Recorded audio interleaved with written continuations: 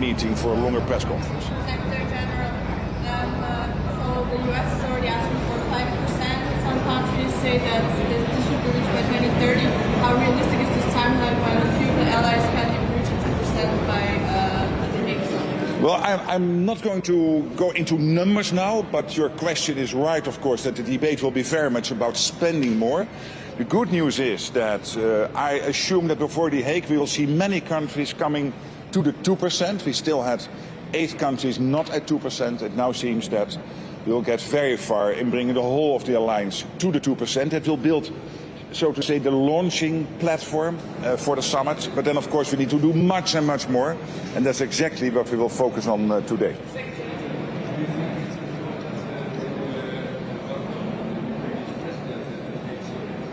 Yes, but when it comes to I saw some rumors on this, but we have no announcements to make yet about partners who will be invited, like the EU or the IP4 or Ukraine, etc. So no announcements yet at the moment. The summit is still about 5-6 weeks away from now, but of course, in due course, we will make all the announcements. A bit louder. Yes, good morning. Please explain why 3.5% plus 1.5%. Well, we are discussing about clear numbers here, but I'm not going to confirm any numbers which are being rumored now. So totally fine, you do this, but I cannot do that because we are still discussing, so you will hear no numbers from me. But it is true that when it comes to the core defense spending, we need to do much, much more. One, because we need all the capabilities in place in time to be able, as we know, the Russians will, between 3 to 5 years from now, have reconstituted themselves. This is what we are hearing all over NATO. So we have to be ready for that. There's also a clear demand from our biggest ally to make sure that we equalize in terms of spending with what the US is doing and what the Europeans and Canada are doing. And next to the Russian threat, there is of course the Chinese build-up, we have terrorism. So taking care of all of this, we have to spend more and we have to think about what we can do to make sure that we have all the defense-related expenditures in place. For example, to make sure that bridges, yes, are there for you and me to drive our cars, but also, if necessary, to make sure that the bridge will hold a tank. So all these expenditures have to be taken into account. Sure. Mr. Secretary General, Putin refuses to come to Istanbul. Do you think Putin really wants to negotiate? Well, clearly, Ukraine is ready. Ukraine is ready to commit to a ceasefire and immediate negotiations. That's absolutely clear. The ball is now clearly in Russia's court. They have to explain what they are doing, why they are here or not, and with what team or whatever. But let's make sure that we all understand that the ball is in their court. Ukraine is wanting to start the negotiations as soon as possible, and As I said before, it is thanks to the Americans and President Trump that the deadlock has been broken.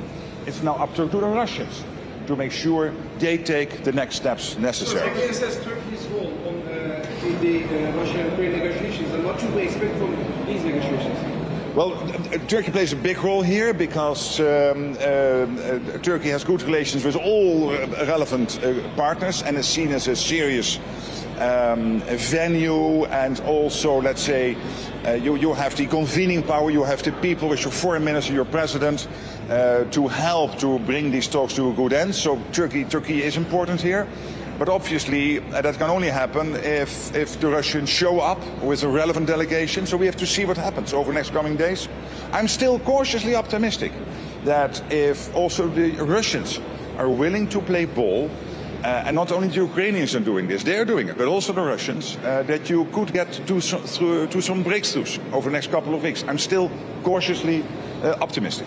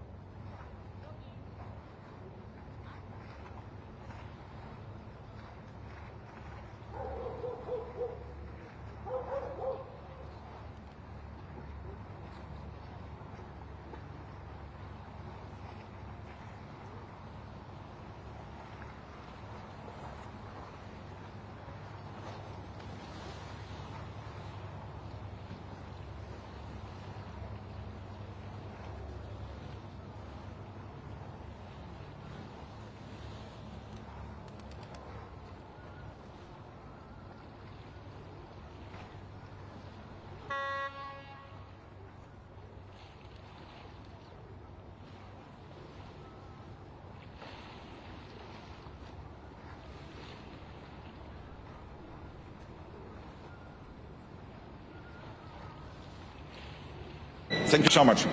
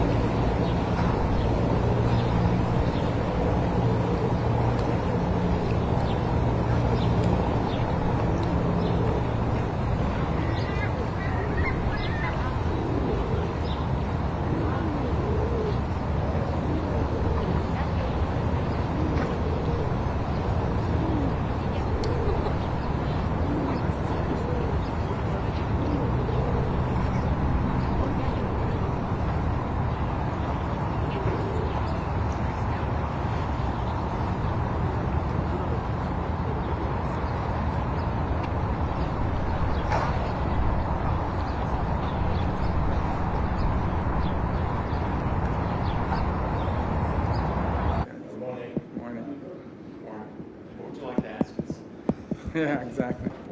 Mr. Secretary, good to see you. I'm Johan. Yes, sir. Good to see Yeah, you. good to see you. Congratulations and welcome.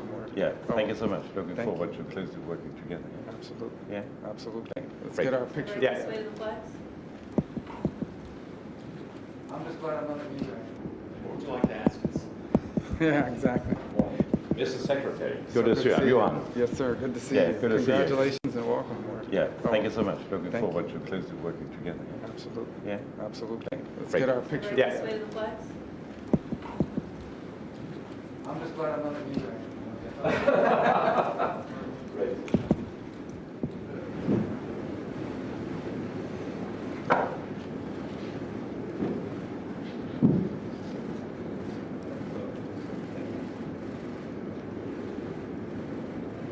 Okay.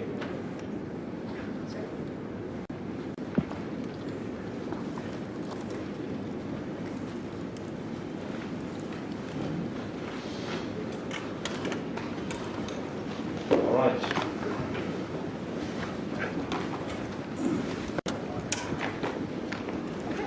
Thank you, guys. Thank you, guys. Thank you. Thank you. Thank you. Let's go. Thank you, press. So,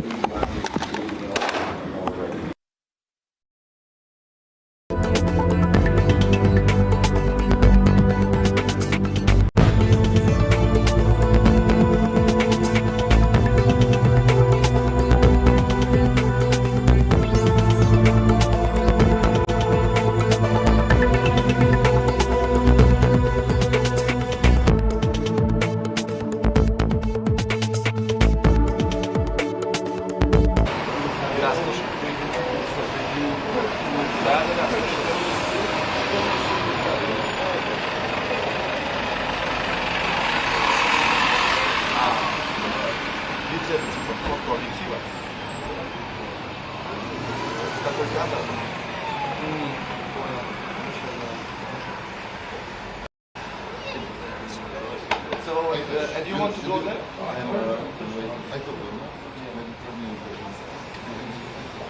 Okay. Yeah, very interesting. No, it's fine. You can drink coffee, Okay. sometimes take chocolates. Okay.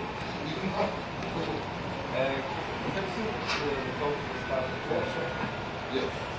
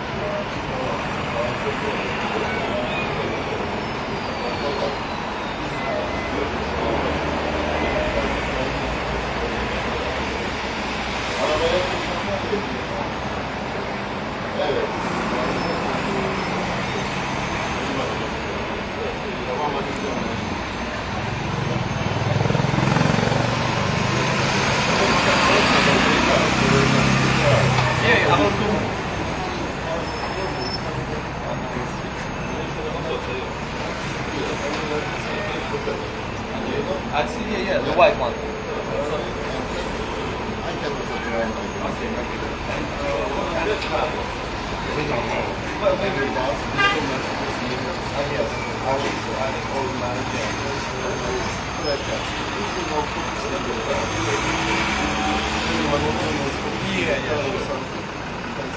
Okay, great. Ready to continue? No, everything is very good. Okay. Yeah, okay. I get some extra batteries here. If you take my light here, so here is This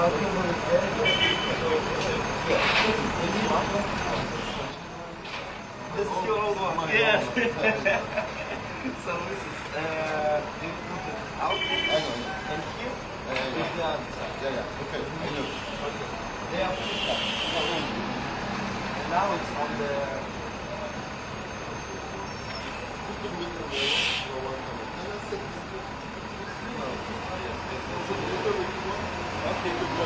yeah, maybe a little bit. The one thing I don't know why we don't want too much. No.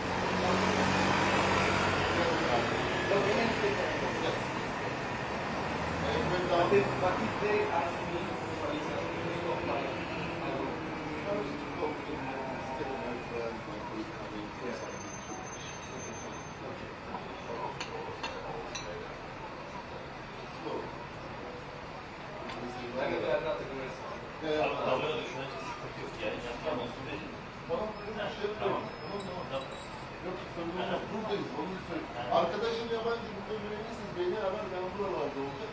Benim size konuşmam. O benim rol istedim.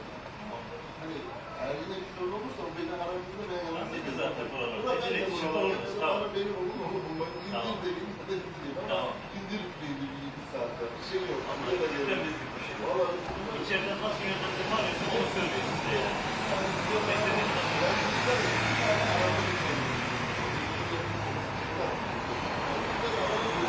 Dedi ki istediğiniz kadar çekmiyorum. İçeriden arıyoruz.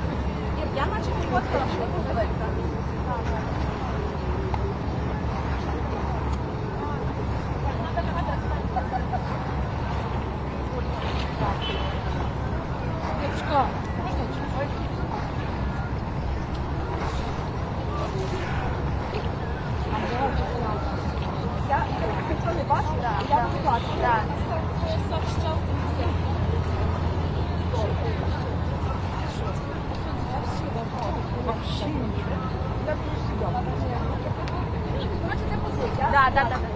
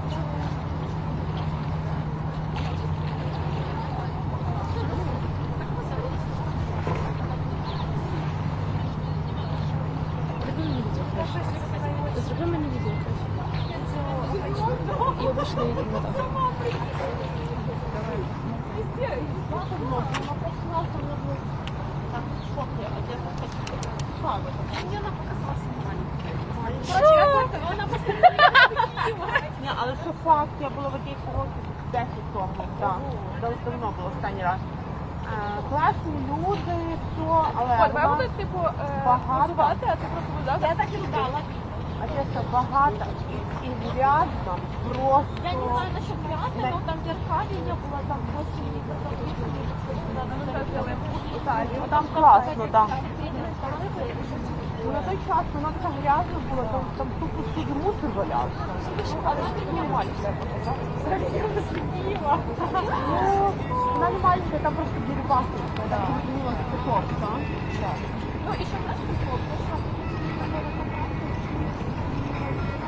а там все пляжненько, да, коробятся, почивают.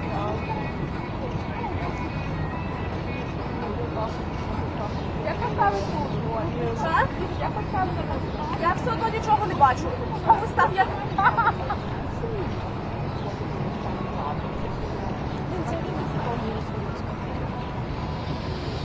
Ой, а куди все?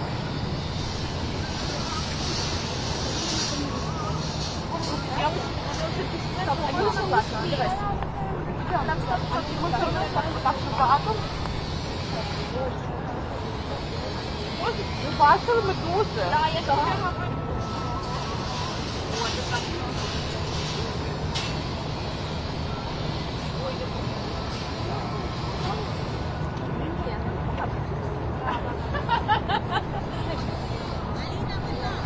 Да, я бачу. Кисло. Ой, і мене. Прямо так. Сейчас. Я бы посмотрел.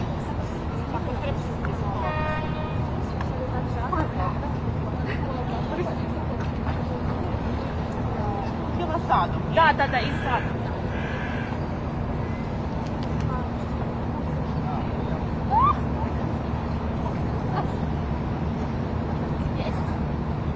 Да. Да.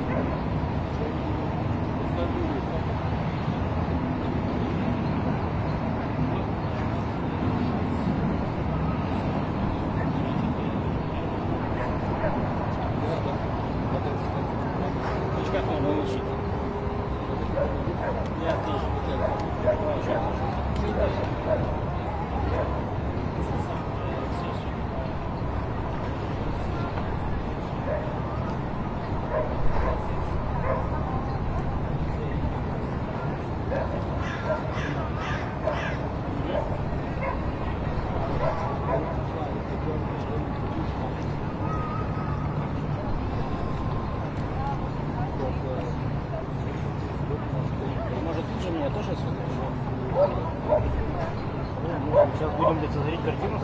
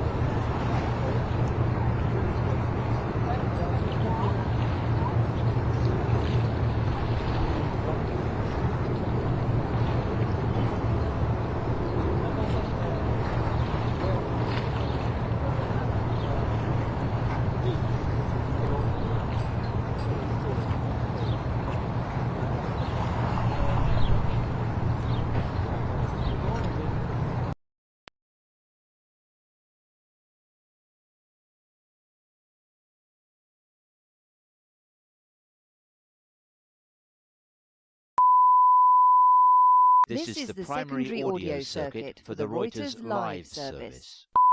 Confirming you guys are hearing audio. To the best of my understanding, the secretary will be standing here. The secretary will stand here? Yes. And on this? Okay. Although I was wrong this morning because you could see that they changed places. I'm still talking to make sure that we've got the audio up, but I can stop talking. Is it okay that they see themselves, or you want me to switch that? Oh. I don't have an issue with that. It's up to you. I would turn it off. Okay. Because I know me and I'm going to look at that the entire time. And I'd hope he looks at that. That's how vain you are. Well, sure. Yikes, I guess that says. Well, it moves. It's a little distracting. Yeah. Unless the Secretary General has a preference, but okay. Then yes, I'd prefer it off, yeah? All right. Are we all set on audio? All set on visuals? Do you need an official white balance? Oh, all right.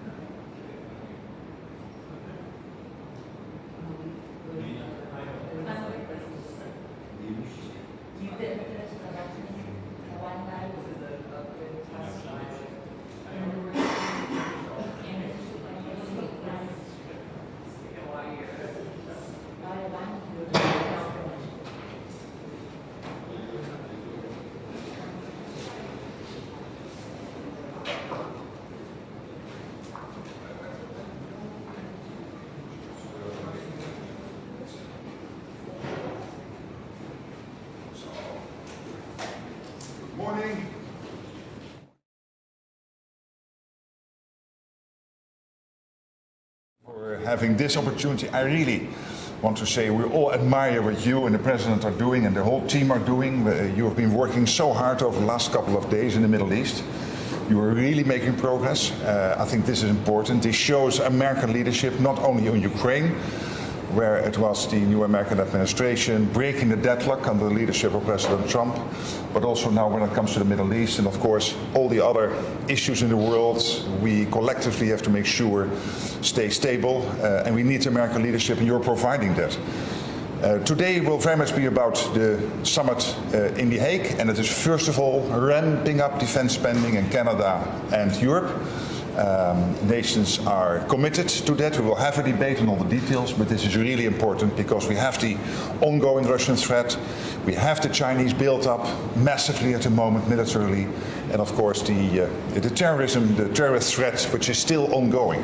But we also have to ramp up the defense industry because with only money we are not there. We also need the defense industrial output to make sure that we can fight off any threat to NATO territory. And of course we will discuss Ukraine, how to make sure that we bring Ukraine to a lasting and durable peace. Again, welcome and thank you for your personal leadership on all of this, Marco. Thank you, and I think today's meeting sets up what I hope will be, I believe, will be a very successful leaders level meeting coming up very shortly. NATO has the opportunity to grow even stronger in the alliance. You know, the alliance is only as strong as its weakest link, and we intend and endeavor to have no weak links in this alliance. So it's setting up nicely, and it's good to see. You know, the President has just submitted a budget for $1 trillion of defense spending, which is unheard of, it's unparalleled. And it's not just spending money, it's spending money on the capabilities that are needed for the threats of the 21st century. All kinds of different threats that look different from the threats in the past. And so I think today sets up that leaders meeting, which will be very productive. I also think, obviously, that the big issue on everyone's mind is what's happening with Russia and Ukraine. The President of the United States has been abundantly clear he wants the war to end. He's open to virtually any mechanism that gets us to a just, enduring, and lasting peace. And that's what he wants to see. He wants to see an end to wars. He wants to keep wars from happening. The purpose of NATO is to prevent wars through its strength. And that's why, you know, we want to see it grow stronger. Spending levels among all partners that allow everyone to be stronger and makes the alliance stronger. And also he wants to end wars, and that's the hope with Russia and Ukraine. We'll see what happens over the next couple of days in that regard, but we want to see progress made in that regard, and whatever mechanism is outlined, whatever the process is that needs to happen, I mean, we are open to being constructive and helpful in any way we can to end the conflict. I will say this, and I'll repeat it, that there is no military solution to the Russia-Ukraine conflict. This war is going to end not through a military solution, but through a diplomatic one. And the sooner an agreement can be reached on ending this war, the less people will die and the less destruction there will be. And ultimately, that's what the President's goal is. He wants, as you've seen through his trip that is currently underway in the Middle East, and he talked about in his speech a couple days ago, I hope you had a chance to watch it. It was a very good speech. It was an important speech. And what it marks is when he's interested in building things, not destroying. He wants economies and countries focused on building things, making things, providing opportunity and prosperity for its people. And he's against all the things that keep that from happening, like wars, like terrorism, and all the instability that comes with that. That's why he's made a bold decision when it comes to Syria, and in the hope that the new authorities there will take this opportunity to rebuild that country and provide and make it take it from being a source of instability to a source of stability. And that's why he wants to see the war in Ukraine end. Because there are people suffering, there are things being destroyed, there are lives being upended. There are millions of Ukrainians that live outside of their borders in their country right now. And the world the President wants to see is one in which people can come back home and begin to rebuild their country and spend their time focused on how to build the economy, not how to fight a war. But obviously we're in a very difficult spot right now, and we hope that we can find the steps forward that provide for the end of this war in a negotiated way and the prevention of any war in the future as a result, meaning a peace that's going to ensure not just that this war ends, but also prevents a new one from starting at some point down the road. So a lot of work. We remain committed to that. Obviously, like everyone else, impatient. We want to see it happen, and but it's difficult. But you know, hopefully progress will be made here soon. Thank you so much. Thank you. Thank you. Thank you. What kind of progress do you expect? Is there a deadline to actually execution to reach the ceasefire?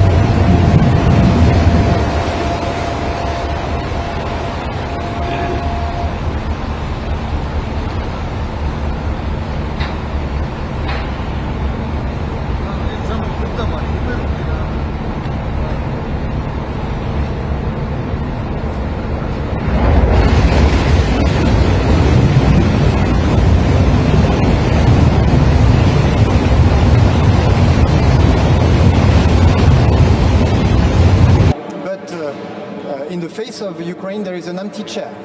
The chair that was awaiting Vladimir Putin, despite of the fact that President Trump has expressed its availability, its willingness to facilitate discussions between Ukraine and Russia.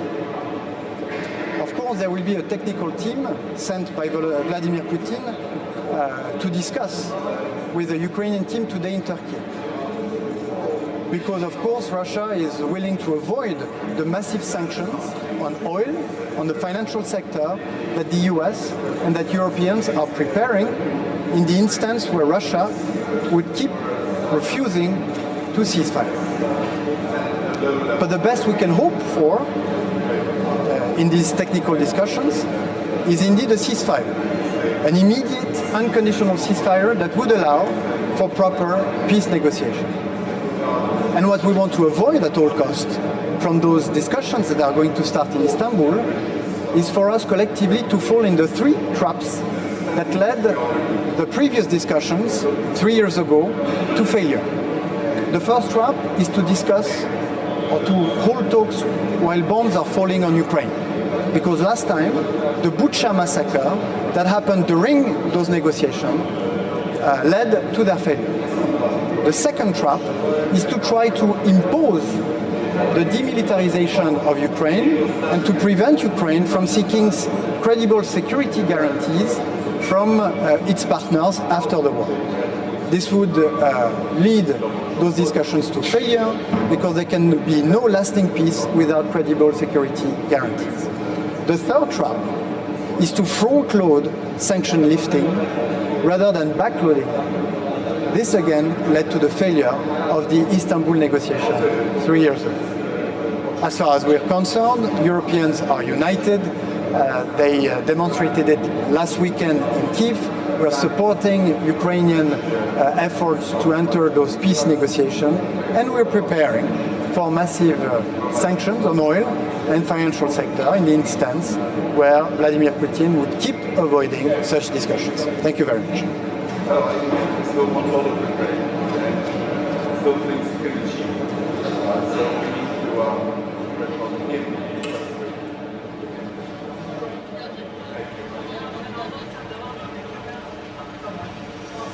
morning, everybody. First of all, I want to announce yesterday Italy achieved the 2% of our GDP for security defense. The document is on the table of Mr. Rutte. The Prime Minister will announce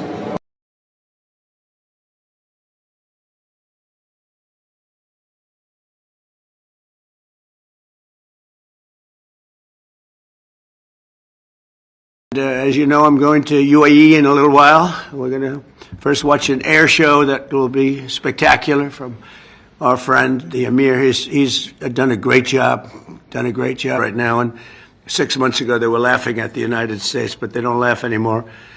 This has been an amazing trip. And as you know, I'm going to UAE in a little while. We're going to first watch an air show that will be spectacular from our friend, the Emir. He's done a great job. And I've met such great people. And as you know, that we're trying to give Yemen a chance, and we're going to give Syria a chance. With Yemen, they have a tremendous Houthi problem. I believe that's a problem for them. You know, you never really know. It's a tricky part of the world. But we were asked to stop firing at the Houthis. And that's something that they've never asked because they're tough and they're good fighters and all, but they're not going to be blowing ships out of the water anymore, so that's what we wanted. And we'll see how that works, but their emissaries were very, very strong on it. So that's a good thing for Yemen because they're trying to help themselves also. And we want them to get along with Saudi Arabia because that's been a big fight. And the other, of course, is Syria. We took out the sanctions, and I didn't even realize it's been many, many years that they've had sanctions. And as you know, there was a very big change at the top. And I thought that we have to give them a chance. They really have no chance with the sanctions. They were very biting. They were top of the line. Nobody could even deal with them. You couldn't make a phone call to Syria. So we did that, and I met the new leader of the country, and he's got a strong past. I'd be very nice. He got a strong past, but I liked him a lot.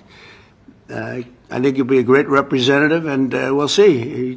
You're going to have a strong past to put that one around. You cannot be a weak person. If you're a weak person, we would just be wasting time. So he's a strong guy, and I thought he was good, and let's see what happens. But we're going to give him a fighting chance by taking off the sanctions. So we've actually been praised for that. The Crown Prince of Saudi Arabia was very strong. Please do that. He wanted it done. President of Turkey wanted it done. President Erdogan called me, said, is there any way you could do that? Because if you don't do that, they don't have a chance. And so I did it, and it's actually been very popular. The Emir liked it a lot. It's been very, very popular. So let's see what happens, but it's my honor to have done it. And with that, we're surrounded by some of the greatest business people in the world. We just had a tremendous order of Boeing. This is Boeing, and this is General Electric. And General Electric, I hear, makes the best large airplane engine in the world by not even a contest. Maybe I'll have to change my engines one day on my plane because they're not General Electric, but it's one of those things. But I hear you make the best engines in the world, Larry. Larry's somehow his people at General Electric. First of all, it's one of the greatest turnarounds that you'll ever see in a company, because when you took it over, it was, I want to be respectful, General Electric was in trouble, to put it, I would say, right? To put it mildly. And now it's a hot company doing great, and it's, I would imagine the hottest thing is what's happened with the engine division, because this engine is incredible. Would you like to say a couple of words, Larry, about that? Because he watches, when he sees Boeing, he's very excited because he supplies, I guess, for the most part, the engines. Would you like to say something? Sure. Well, Mr. President, thank you. And it's an honor to be here.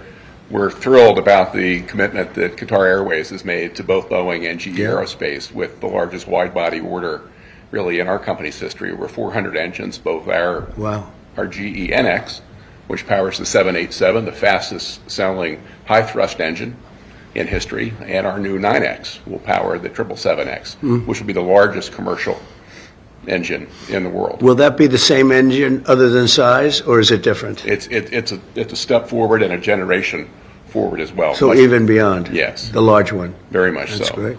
And we think that really helps both Boeing and GE Aerospace continue to support not only our investment in domestic manufacturing, but in turn everything that we're doing to drive the $75 billion annual trade surplus that the aerospace industry enjoys in the U.S. today.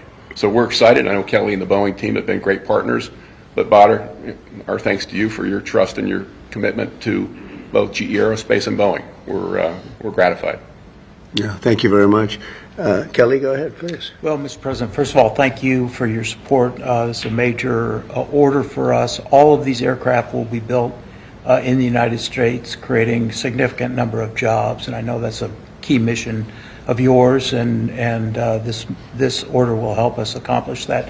Partnership with GE has been great. They do power exclusively our engines, and they're doing a great job here, and we're very pleased to be selected by Qatar for this largest wide-body aircraft order in the history of Boeing. Major accomplishment for us, and thanks to the administration for your support. That's the largest order you've ever had, right? Yeah, for wide-body. So one of the largest orders in history, but it almost has to be, if it's the largest order you've had, has to be pretty close to the largest order ever made, right? Yeah, that's correct. And you also, Boeing also got the jet fighter. We selected Boeing for the jet fighter, the state-of-the-art, highest level. It's an amazing looking plane. If it functions as well as it looks, I think we're going to have a big winner. But we're also looking at some additional jet fighters. We have some really good ones that we have. We're taking a strong look from one of your competitors, I must say, and we're doing something very special. But it's a special country. We were losing the Middle East because the past administration didn't handle the relationship properly, didn't show the kind of respect that they deserve.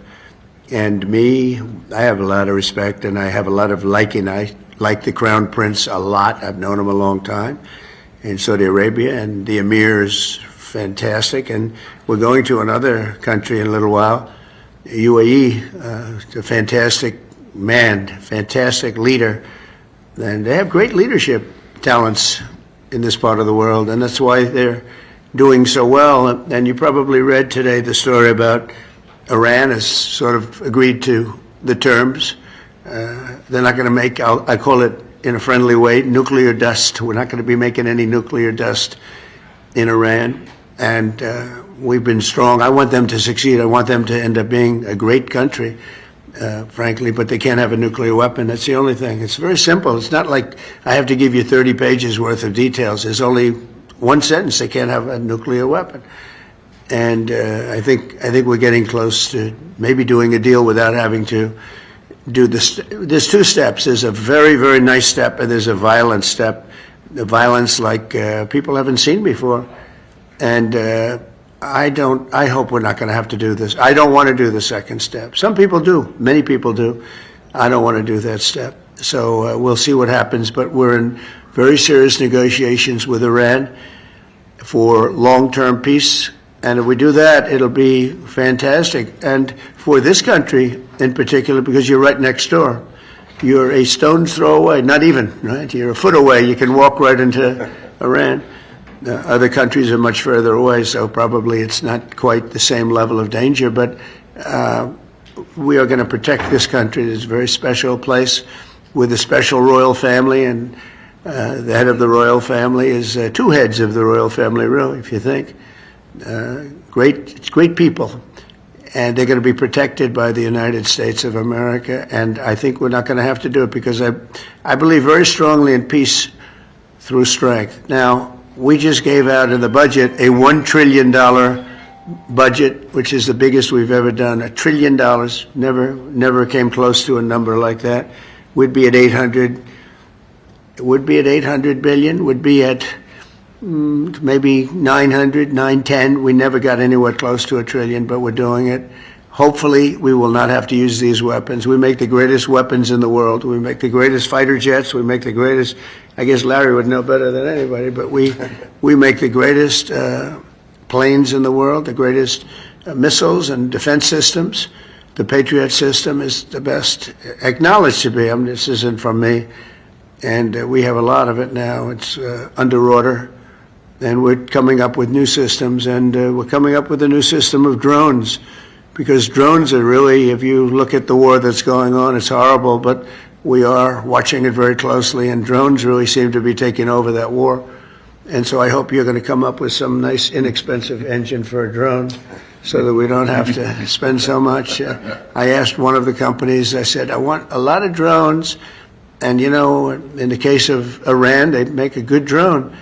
And they make them for $35,000, $40,000. So I said to this company, I want to see it. They came in 2 weeks later with a drone that cost $41 million. I said, that's not what I'm talking about, $41 million. I'm talking about something for $35,000, $40,000 where you send thousands of them up. And that's a great way. And they're very good, too, and fast and deadly. Horrible, actually. When you look at what's happening with Russia and Ukraine, the drone is killing tremendous numbers of people. You hide behind a tree and the drone comes down and it circles you with fire. You don't have a chance. The tree comes down also, by the way. It's so intense. I mean, you see these trees being knocked down like they're being sawed down by a top-of-the-line timberman like, you know, who? Sean Duffy. Do you know that Sean Duffy, the head of the Transportation Department, who's working right now on the airports and getting a system because Biden didn't do a thing for 4 years, and Pete Buttigieg was the head, and he goes bicycling to work. He takes a bicycle to work. Can you believe it? He's running the biggest air system in the world, and he takes a bicycle to work. And they say he's going to run for president. I don't see it. Who knows, right? But I don't see it. But when I look at what they've done, it's so horrible what they've done. And the work they did do, they wasted billions of dollars. They're trying to hook up air systems to copper, and they tried to hook up copper to glass, and the glass doesn't work with the copper. And they had 30,000 different contractors doing 30,000 jobs. And when they put it all together, they spent billions of dollars it didn't even come close to working. And we're going to be giving out a brand new system. It's very important.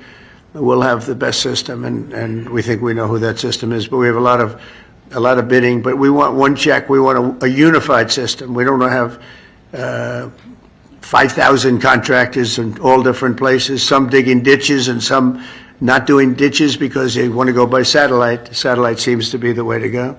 But so we're going to be giving that out pretty soon. But what people don't know about Sean, because I mentioned lumberjacks, that Sean. You probably didn't know this. That I'm not talking about this Sean. This Sean, no, not this is not. This is a different Sean. Sean Duffy, the head of transportation. He's a great Sean, though, I have to tell you. But Sean Duffy was the world champion for 5 years, climbing trees and down, up and down, world champion. So that's what you call a serious lumberjack, and he's doing a fantastic job too. A really respected guy and a terrific guy. And I mentioned the champion because. When somebody's a champion, he's the world champion for a long time. He came down, when you come down those trees, coming down at a rapid, he said that started getting you back. You will often break your back. You miss a shot and you're coming down a lot faster than the human body was meant to come down. But he's doing a fantastic job at transportation. But this has been a very historic trip. I watched some of the people talking about it, and even what I would perceive as enemies of ours, people that are not fair from the press, are saying it's been amazing. We've raised trillions of dollars in investments. There's never been anything like it. And just to finish, we have a country that now has, I think, Howard, we can say that at least $10 trillion of investment and potential investment. And if the past administration did $500 billion, it was like a lot. But we did it in 2 months because it's actually a little more than 3 months. But I always say the first month I had to get a little bit acclimated. So I didn't really do this the first, but when we started, so we've really been doing it, Susie, right, for 2 months. So in 2 months, we're going to have over $10 trillion. No country's ever come close to that. No country. And I want to thank the Emir because he put up a lot, and in terms of investment, it could amount to 2 million, 3 million, maybe even 4 million jobs in the United States. And more importantly, it's really important stuff. It's tremendous refining capabilities. It's capabilities for very high end. AI is a big subject, and it's a big subject over here too. I always say, what are you investing in? It seems one thing everybody seems to have in common is AI. So I don't know if that's a good thing or bad. Maybe you shouldn't do it because too many people are doing it, or maybe you should follow the crowd, fellas. Okay, so you're going to figure it out. We have a man who's here who has been unbelievable, Scott Bessent, who's our Secretary of the Treasury, and who's so respected. When he speaks on television, it's like everyone just says, oh, okay. I had somebody the other day said, well, Scott Bessent said. I said, well, that's pretty good, Scott. You know? So I'm a believer. But when he speaks, the markets really listen. And the big thing is that we have, to me, the most important thing of all is that, forget about the recent stock market being so good. Much more importantly, we have hundreds of different big companies pouring into America now, creating jobs like we have never seen before. Now, the bad news, it takes a little while for that to, you know, when you build your factory and it takes 1.5 years, 2 years, and they're going to build them very fast, and they don't need financing. That's the nice part. They don't need any financing. They have plenty of it. But they're building factories at levels we've never seen anything like it. And these are, you know, 10 billion, 12 billion, 50 billion. I said, how do you spend 50 billion on a factory? We have the chip companies coming in from Taiwan. We have Jensen, as you know, coming in with 600 billion.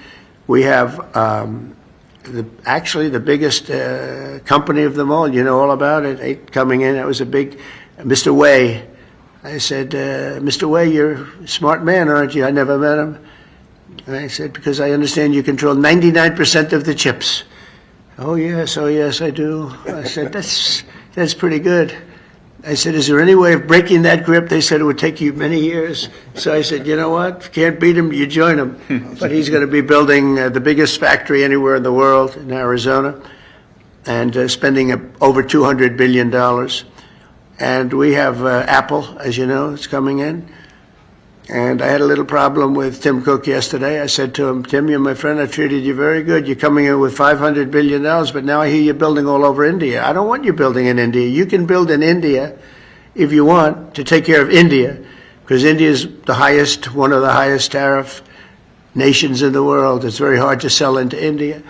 And they've offered us a deal where basically they're willing to literally charge us no tariff. So we go from the highest tariff, you couldn't do business in India. We're not even a top 30 in India because the tariff is so high, to a point where they have actually told us, I assume you too, Scott, you were working on that also, that there will be no tariff, right? Would you say that's a difference? They're the highest, and now they're saying no tariff. But I said to Tim, Tim, look, we've treated you really good. We put up with all the plants that you built in China for years. Now you got to build us. We're not interested in you building in India. India can take care of themselves. They're doing very well. We want you to build here, and they're going to be upping their production in the United States. Apple. So Apple's already in for $500 billion, but they're going to be upping their production. So it'll be great. So I really think we have, we've gone from a laughing stock 6 months ago to the hottest country anywhere in the world. And that's not just in business, that's in everything else, and it's psychologically hot too. And I just want to thank everybody for being here. I want to thank the media. The media, I have to say, has been very fair. They've been very fair. They've been terrific, actually. I was watching some of our, normally they would not say good things, but they're having a hard time saying bad because this is a record tour. There's never been a tour that will raise, it could be a total of $3.5–4 trillion. This, just in this 4 or 5 days, and it's from great people. And our relationship now is very strong with Saudi Arabia. Nobody's going to be bothering that relationship. Nobody would be able to break that relationship because of my relationship with the Crown Prince and the family. The relationship is really strong, and when you talk about Qatar, the relationship is equal. I mean, it's just like nobody's going to break that relationship. We have never had a relationship with Qatar as strong as it is now. You know that better than anybody, and they're very happy, and we're going to protect you. We're going to protect you. That's the one thing you need, maybe, but I don't think you're going to need too much of that. And I said last night, it was a great meeting, great everything. They brought in Lee Greenwood to sing. It was a beautiful evening, and I appreciate it. But I said last night that Iran is very lucky to have the Emir, because he's actually fighting for them. He doesn't want us to do a vicious blow to Iran. He says, you can make a deal, you can make a deal. He's really fighting, and I really mean this. I think that Iran should say a big thank you to the Emir, because the Emir is fighting very much that we don't. And there are many people that want me to go the other route. They say, just knock it out, because nobody can beat us. We have the strongest military in the world by far. Not China, not Russia, not anybody. We have the best military equipment in the world, and we have the strongest military in the world. If you remember ISIS, General Raisin Kane, right? We knocked it out in 3 weeks. Remember they said it would take 4 years to knock out ISIS? We did it in 3 weeks. That's because you had the right leader. With a stupid person, you'll do it in 4 or 5 years. You won't even do it. You'll fight for 4 years and then you'll leave. Like we always do. You fight. We had a president that blew up half the Middle East and then he left. That was it. It was like spent $10 trillion on blowing up the Middle East and then he left. Just said, let's leave now. We're left with nothing. And we don't do that. We take care of our friends. And so you have a great ally in us, and there's nobody even close. In terms of military power, there's nobody close. And I'm not only talking about nuclear. I don't like to mention the word because the nuclear is so destructive that it brings you into a different category. But we're number one in nuclear. I rebuilt our military, by the way, in my first term. We had a really successful first term. Then the election was rigged, and I had to wait, and it became more historic, and I was able to watch and see. And the good news is although it's bad news in another way, but the good news is that Biden was so bad, worst president we've ever had by far. There was never a president like this. This man was grossly incompetent, and now that's been proven. But people were able to see how bad it is, and it gave me a mandate. We won all 7 swing states. We won the popular vote by a lot. We won the counties by 2,725 to 505.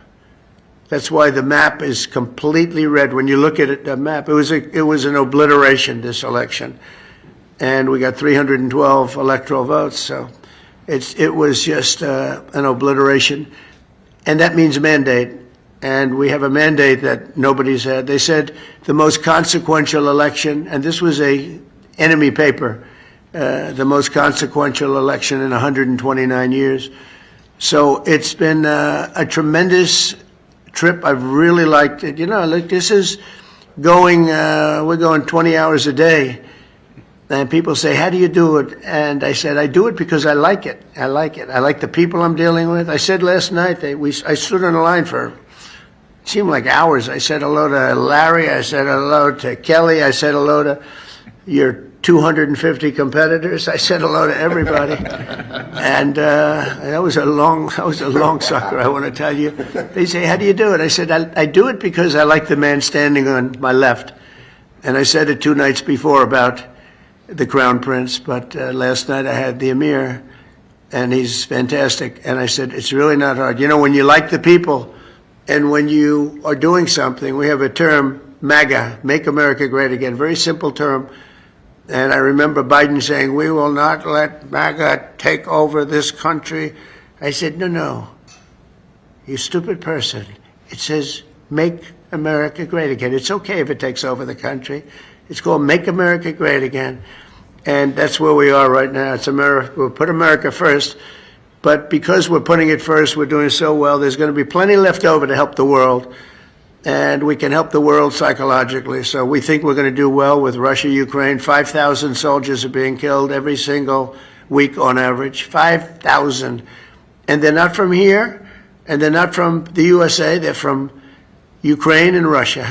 So some people would say, why are you bothering? Because these are 5,000 young people. Well, they're getting older because they've gone through so many that they are actually getting older. But these are 5,000 people that leave their home, wave goodbye to their parents. Their parents are so proud of them, their sisters, their brothers, and that's the last they ever see them. They're wiped out. And if you would see the satellite pictures, I get satellite pictures of that battlefield, and I want to tell you, I've never seen anything like that. I wish I never saw it. You have heads and arms and legs strewn all over the field, and you just take a look at that, and, you know, when you think 5,000 a week on average, and that's actually a low number. So we're going to see if we can end that. I was thinking about going, but it's very tough because of what we're doing today and tomorrow. But, you know, if something happened, I'd go on Friday if it was appropriate. But we have people right now negotiating, and I think that I just hope that Russia and Ukraine are able to do something, because it has to stop. Not only the money, we spent $350 billion there, just handed. Nobody even knows where the money, they just send them a check. There's no accounting, there's no one, just give him money. Every time he came, I have to hand it to him. I think he's the greatest salesman maybe in history. Every time he came to the United States, he'd walk away with $100 billion, you know. That's a good salesman, right? Even by your standards. This is a big standard right here. But that's a pretty good set. No, he'd walk in, leave with $100 billion. Last time he didn't do as well. He only got $60 billion. And it was so easy. It was like taking candy from a baby. That was the last administration. This administration has been a little bit tougher. But would like to see it end, and I think we're going to have a chance at doing it. And would like to see if we could solve the Iran problem in an intelligent way as opposed to a brutal way. There's only two, intelligent and brutal. Those are the two alternatives. So I want to thank everybody for being here very much, and we're going to take some questions, and perhaps now we'll ask the press to leave, and we're going to see you at the airfield. We're going to have a display of American equipment, okay? Yeah. Jennifer, go ahead. Mr. President, no Putin's address. No Putin's address. Are you disappointed by that? No, I didn't anticipate. I actually said, why would he go if I'm not going? Because I wasn't going to go. I wasn't planning to go. I would go, but I wasn't planning to go. And I said, I don't think he's going to go if I don't go. And that turned out to be right. But we have people there. Marco, as you know, is doing a fantastic job. Marco's there, Secretary of State, and we have people there. But I didn't think it was possible for Putin to go if I'm not there. Jennifer? Do you have an update, sir, on the Sovereign Wealth Fund, your proposal for the Sovereign Wealth Fund? That we're planning on doing? Yeah. Well, look, Howard likes the idea. I want to really make a lot of money, pay off debt, and just get it, and then you do a fund, you know. These people have no debt. It's nice to have a fund. I say to Howard, we're a little early because we have debt, and really, it sounds like a lot, but relative to the kind of income and everything that we have, it's not really that much, but it's still a lot, and I'd rather pay the debt off and then do the fund after the debt's paid off. And, you know, to me, the fund is just pay off debt. We're making a lot of money. We had a situation 6 months ago. We were losing $5 billion a day on trade. Now we're making money on trade. Don't forget, we were losing $1 trillion to China, so we essentially went cold turkey with China for a period of a month. Therefore, we weren't losing $1 trillion. You know, I think that's pretty simple, Scott, right? Scott did a great job over there. They made a deal. They have great relationships with China. You might want to speak about that while the press is here for a second, Scott, the relationship we have with China.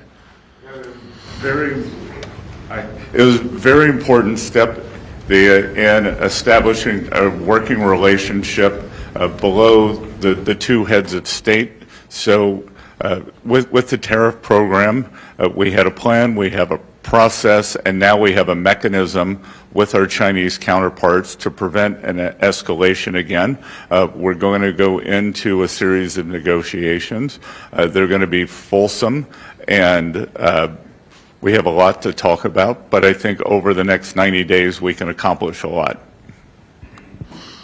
We're going to be, I think I can mention, I'm not sure if the press will understand this, but I've devoted, I find it, number one, I find it fascinating. If you don't like things, you're not going to do well, but I do. I find it amazing. So I'm so looking forward to watching some of the power that they purchase at great price.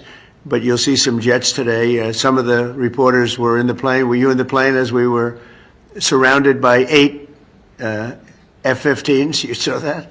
Were you concerned at all? It was a little bit spooky, right? It's a little bit different when I'm reading the name of the pilot from I'm seeing the name, Regraw. I look at his helmet, and he's got his name, and he's waving to us, and he's like where you are. And so I'm not sure I feel great about it, but we certainly had a lot of firepower surrounding, and as we were coming in, it was beautiful. And then just before we landed, boom, they took off, and nobody's ever seen it. They circled the plane, 8 of them, and we're landing, so now we're there.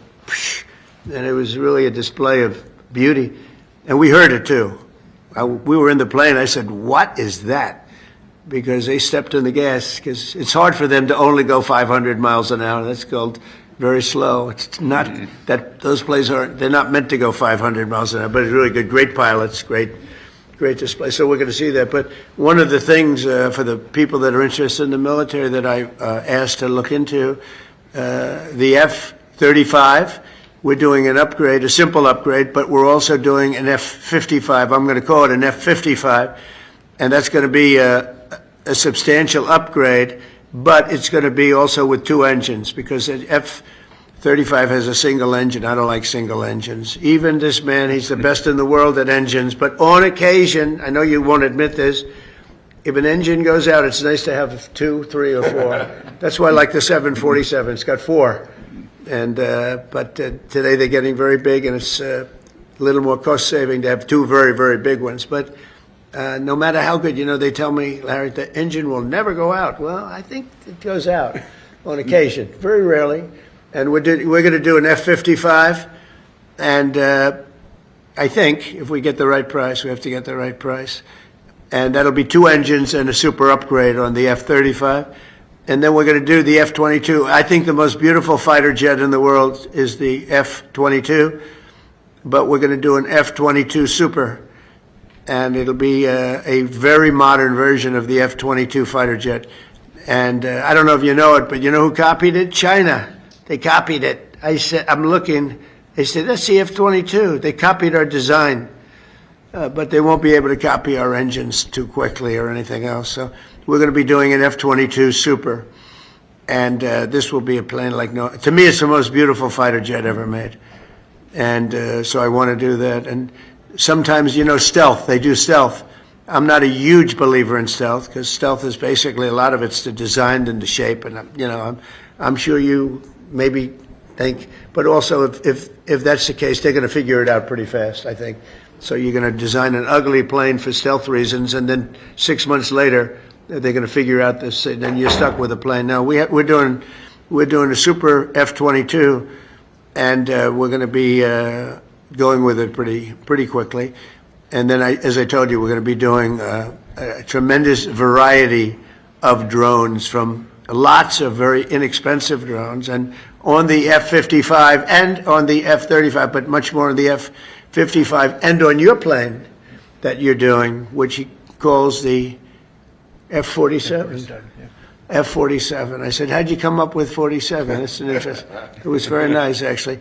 But you said there's a tremendous capability for, it travels with many, potentially hundreds of drones, right? Do you want to talk about that? Because it's very interesting to people. Well, the F-47 is the first sixth-generation fighter in the world. We're very excited to be developing that, and we'll be bringing that into production in the near future. There's not much I can say about that for security reasons, but we're very pleased to be in the development process of that airplane. Yeah, it's going to be great. It's got a beautiful weapon, as you say.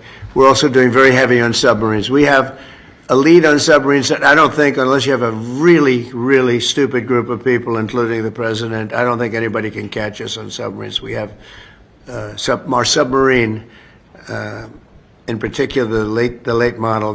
We're 15 years advanced on the submarine. Nobody can even come close. It can stay underwater for 30 years. Think of it. The only reason it has to come up is for food. It doesn't need water because they have their system of water, which is, they can stay forever. The only reason it has to come up is for food. Can you imagine? It could stay underwater for years, going at fast speeds, to very fast speeds, but it has to come up once every couple of months for food. There's something about that. I don't know if we're going to be able to solve that problem, but hopefully it's not going to be a problem we have to worry about. But the submarine, we are so far advanced in the submarine. So we're very proud of it, and we've taken a country that was scoffed at, and we're the hottest country in the world right now. We're going to keep it that way. And just in finalizing that, the military was having 6 months ago, and you wrote about it, Jennifer, I saw an article, but the military was having a very hard time recruiting people, our military, and they were not able to meet even come close to their goals. That was only 6 months ago. And now, as you also have written, we have a military that we have so many people want to get in. We've never had anything. They say 30 years plus because they only go back, but probably ever. We have never had such excitement to join the military. So we went with a military that couldn't recruit very easily and was really way behind, to a military where we're actually picking the people we want. And it's very hard to get in. It's actually hard to get in. And that goes for the police force and the firefighters. I always mention the firefighters. They're incredible. But the police force and the firefighters, we're having a very hard time getting people to become policemen like we had never had before. That was 6 months ago, Biden, because the country had no spirit. It was like just had no heart. It was a dead heart. Now we have the liveliest heart you've ever seen. So I just think it's such a great contrast to think 6 months ago you couldn't get, and now we're setting records. Who would think that could have happened? Thank you very much, everybody. Thank you.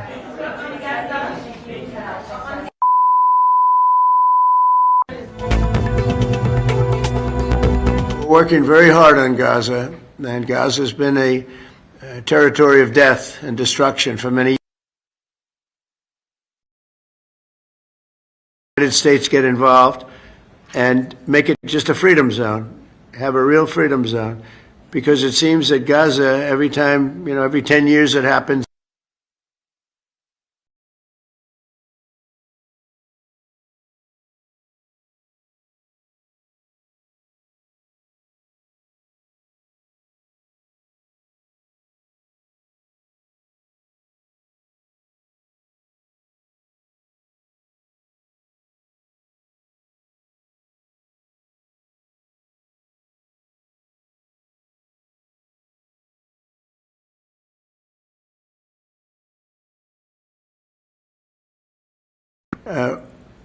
put people in homes where they can be safe, and Hamas is going to have to be dealt with. You got to remember, October 7th was one of the worst days in the history of the world, I think, not just local to this region. It was one of the worst, most atrocious attacks anyone's ever seen. But now we're dealing with Hamas, and we're dealing with Iran, and we're dealing with a lot of other things. We're dealing with the Houthis, and that was, I think, very successful. But maybe tomorrow an attack will be made, in which case we go back on the offensive. So it's good. It's good. We have a lot of things happening, a lot of very positive things happening. Okay? Thank you. We'll take care of the guy.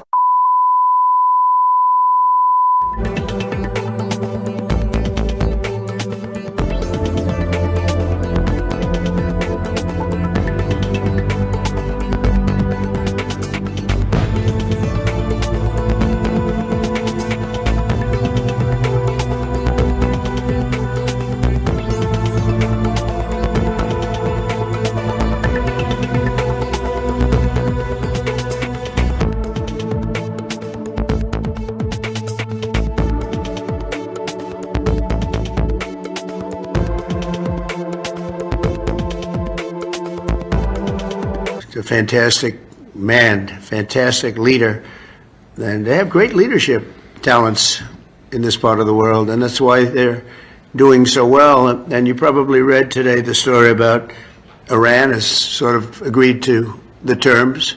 They're not going to make, I call it in a friendly way, nuclear dust. We're not going to be making any nuclear dust in Iran, and we've been strong. I want them to succeed. I want them to end up being a great country. Frankly, but they can't have a nuclear weapon. That's the only thing. It's very simple. It's not like I have to give you 30 pages worth of details. There's only one sentence: they can't have a nuclear weapon. And I think we're getting close to maybe doing a deal without having to do this. There's two steps. There's a very, very nice step, and there's a violent step. The violence like people haven't seen before. And I hope we're not going to have to do this. I don't want to do the second step. Some people do. Many people do. I don't want to do that step. So we'll see what happens. But we're in very serious negotiations with Iran for long-term peace.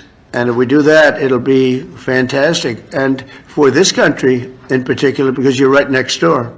You're a stone's throw away, not even, right? You're a foot away. You can walk right into Iran. Other countries are much further away, so probably it's not quite the same level of danger, but we are going to protect this country. It's a very special place with a special royal family, and the head of the royal family is two heads of the royal family, really, if you think. Great people, and they're going to be protected by the United States of America, and I think we're not going to have to do it because I believe very strongly in peace through strength. Now, we just gave out in the budget a $1 trillion budget, which is the biggest we've ever done. $1 trillion, never came close to a number like that. We'd be at 800. It would be at 800 billion. Would be at maybe 900, 910. We never got anywhere close to $1 trillion, but we're doing it. Hopefully, we will not have to use these weapons. We make the greatest weapons in the world. We make the greatest fighter jets. We make the greatest. I guess Larry would know better than anybody, but we make the greatest planes in the world, the greatest missiles and defense systems. The Patriot system is the best, acknowledged to be. I mean, this isn't from me, and we have a lot of it now. It's under order, and we're coming up with new systems, and we're coming up with a new system of drones, because drones are really, if you look at the war that's going on, it's horrible, but we are watching it very closely, and drones really seem to be taking over that war. And so I hope you're going to come up with some nice, inexpensive engine for a drone so that we don't have to spend so much. I asked one of the companies, I said, I want a lot of drones. And, you know, in the case of Iran, they make a good drone. And they make them for $35,000, $40,000. So I said to this company, I want to see it. They came in 2 weeks later with a drone that cost $41 million. I said, that's not what I'm talking about, $41 million. I'm talking about something for $35,000, $40,000 where you send thousands of them up. And that's a great way. And they're very good, too, and fast and deadly. Horrible, actually. When you look at what's happening with Russia and Ukraine, the drone is killing tremendous numbers of people. You hide behind a tree and the drone comes down and it circles you with fire. You don't have a chance. The tree comes down also, by the way. It's so intense. I mean, you see these trees being knocked down like they're being sawed down by a top-of-the-line timberman, like you know who? Sean Duffy. Do you know that Sean Duffy, the head of the Transportation Department, who's working right now on the airports and getting a system because Biden didn't do a thing for 4 years, and Pete Buttigieg was the head, and he goes bicycling to work. He takes a bicycle to work. Can you believe it? He's running?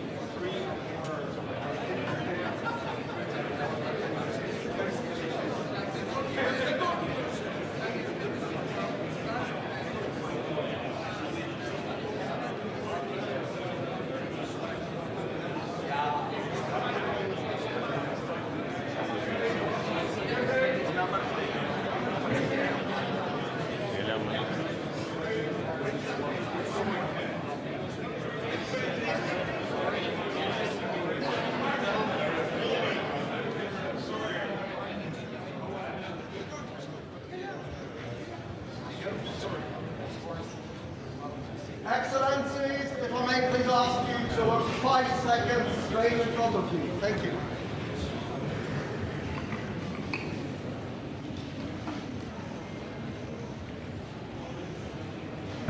Thank you very much. Thank you.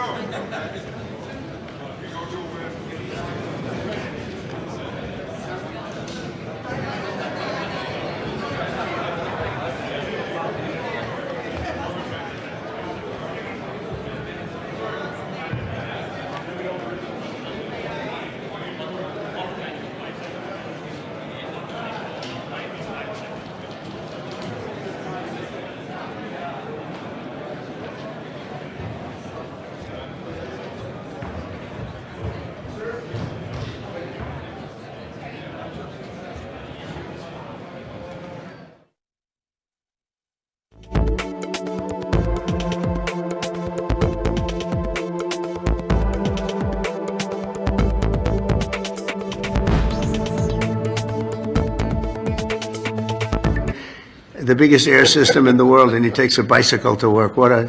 And they say he's going to run for president. I don't see it. Who knows, right? But I don't see it.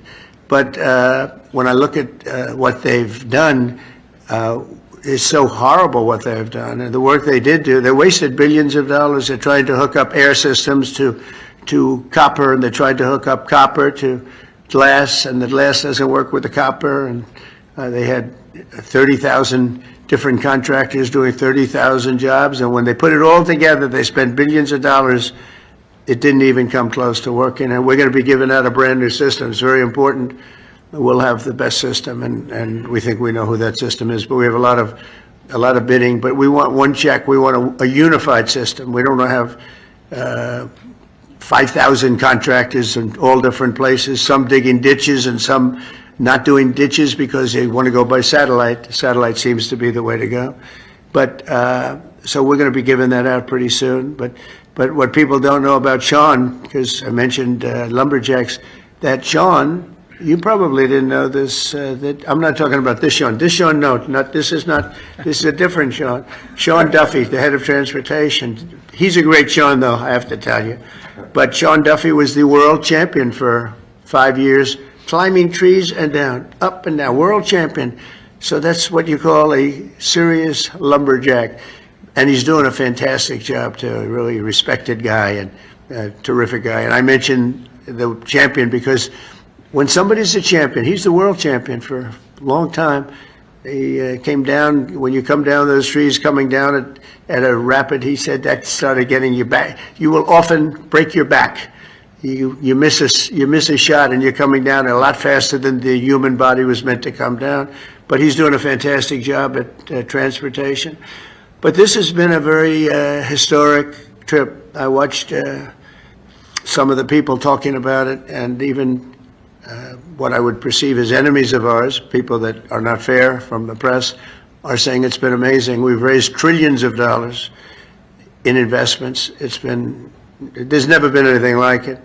And just to finish, we have a country that now has, I think, Howard, we can say that at least $10 trillion of investment and potential investment.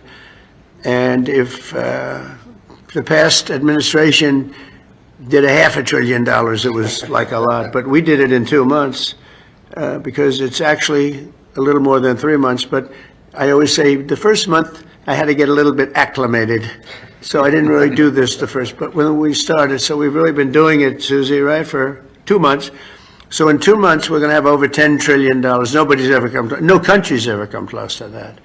No country. And I want to thank the Emir because he put up a lot, and in terms of investment, it could amount to 2 million, 3 million, maybe even 4 million jobs in the United States. And more importantly, it's really important stuff. It's tremendous refining capabilities. It's capabilities for very high-end. AI is a big subject, and it's a big subject over here, too. I always say, what are you investing in? It seems one thing everybody seems to have in common is AI.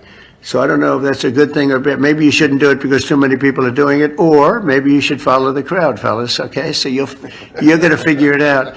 We have a man who's here who has been unbelievable, Scott Bessent, who's our Secretary of the Treasury, and who's so respected. When he speaks on television, it's like everyone just says, oh, okay. I had somebody the other day said, well, Scott Bessent said. I said, well, that's pretty good, Scott. You know? So I'm a believer. But when he speaks, the markets really listen. And the big thing is that we have, to me, the most important thing of all is that, forget about the recent stock market being so good. Much more importantly, we have hundreds of different big companies pouring into America now, creating jobs like we have never seen before. Now, the bad news, it takes a little while for that to, you know, when you build your factory and it takes 1.5 years, 2 years, and they're going to build them very fast, and they don't need financing. That's the nice part. They don't need any financing. They have plenty of it. But they're building factories at levels we've never seen anything like it. And these are, you know, 10 billion, 12 billion, 50 billion. I said, how do you spend 50 billion on a factory? We have the chip companies coming in from Taiwan. We have Jensen, as you know, coming in with 600 billion. We have actually the biggest company of them all. You know all about it. Coming in, that was a big, Mr. Wei.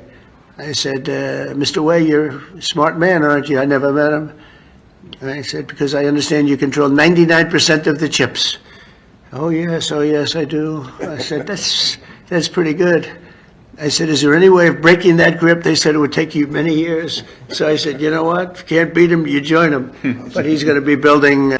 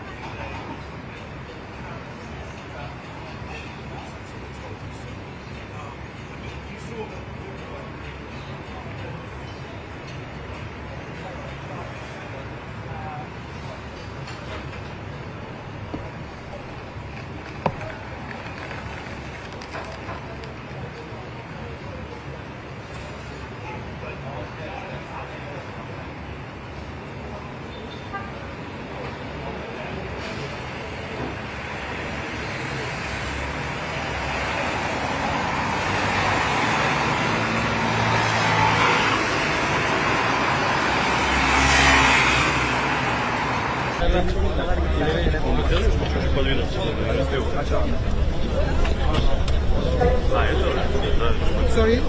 Yes? Yes, sir. Yes, sir. He?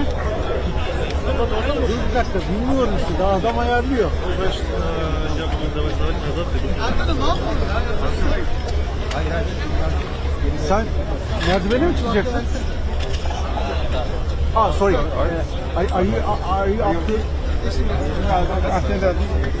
Are you working this situation, yeah? Okay, no problem. Memur Bey, yarım adım ileri alabilir miyiz bu bölgede? Onu da çekeceğim. Tamam.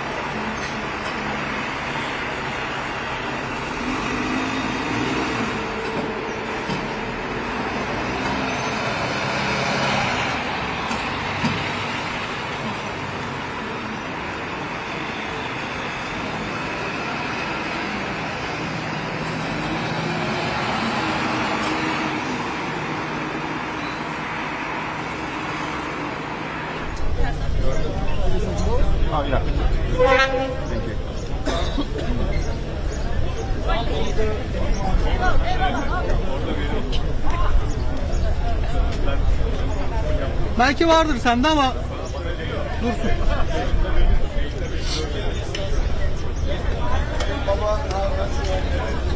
Bu kayacak böyle kanka. Sen rahat ol. Tabii. Öyle dedi abi, öyle anlaştık. Alo. İlya.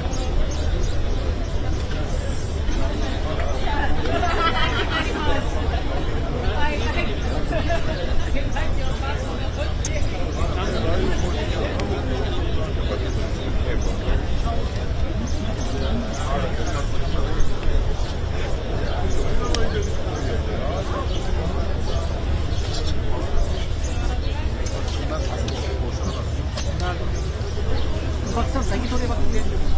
O şeyler sen gel. Yok kanka. Burası. Abi bizim gibi değiller işte. Baksana Koreli. Bu da Rus. Bu Koreli. Where are you from? Kore. Japan. Japanmış kanka bu. O Japonmuş. O da Rusya. Ortada Türk fıkra gibi altı. Yerleşim dersen hemen şey yapalım. O bak kırmızı ceketli kadın var ya. Şimdi bunu da deneyim. Pozitif koymaya çalış. Zaten yerim zaten Mavili. 2 minute. 2 dakika sonra yayındayım. Tamam mı? He? Evet açık abi. Evet ses provası veriyorum abi. Pazartesi, salı, çarşamba, perşembe, cuma, cumartesi, pazar. 1001, 1002, 1003, 1004, 1005, 1006, 1007.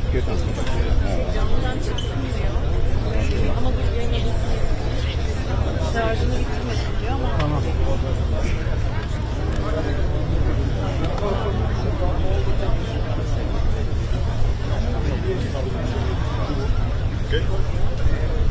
Adam.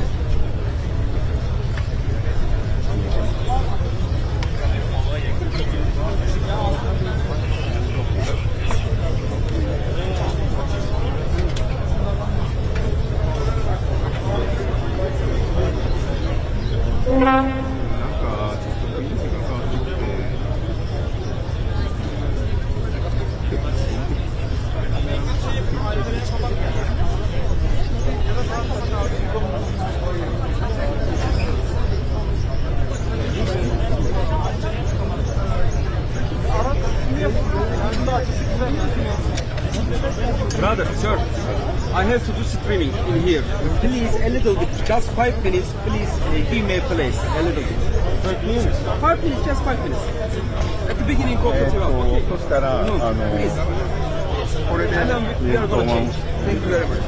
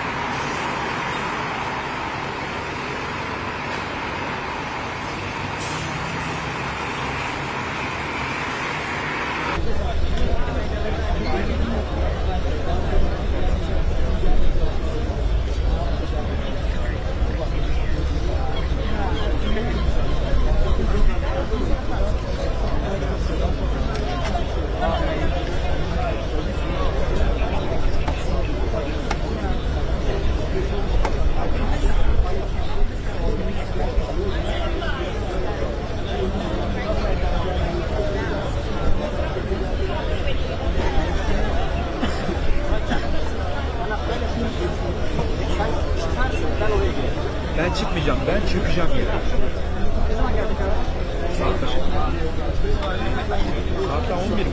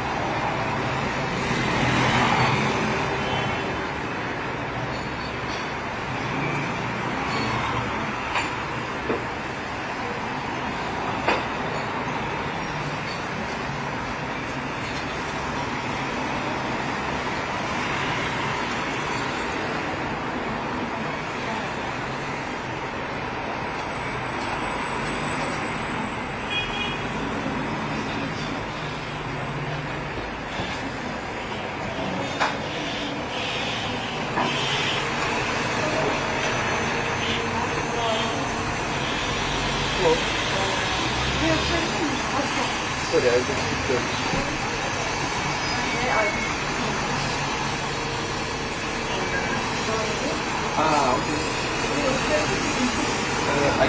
can come closer. I'm still. Canlı.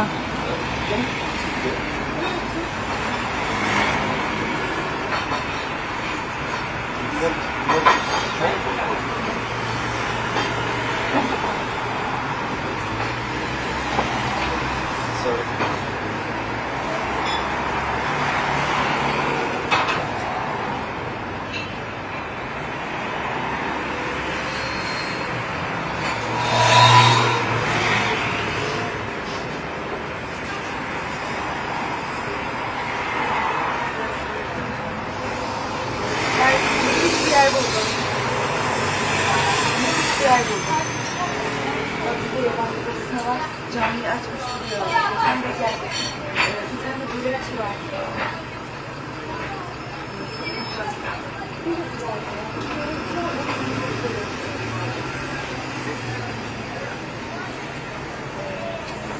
Ben aşağı ineyim o zaman.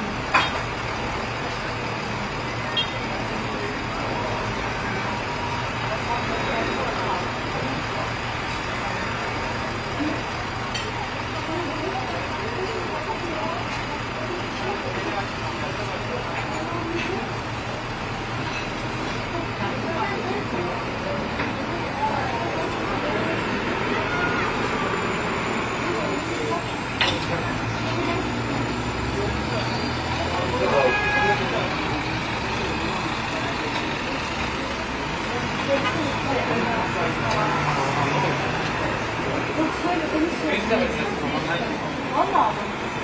Kenar boş mu? Ben bileyim senaryo.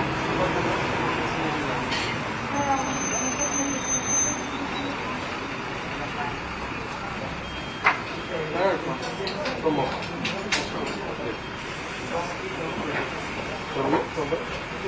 Ah.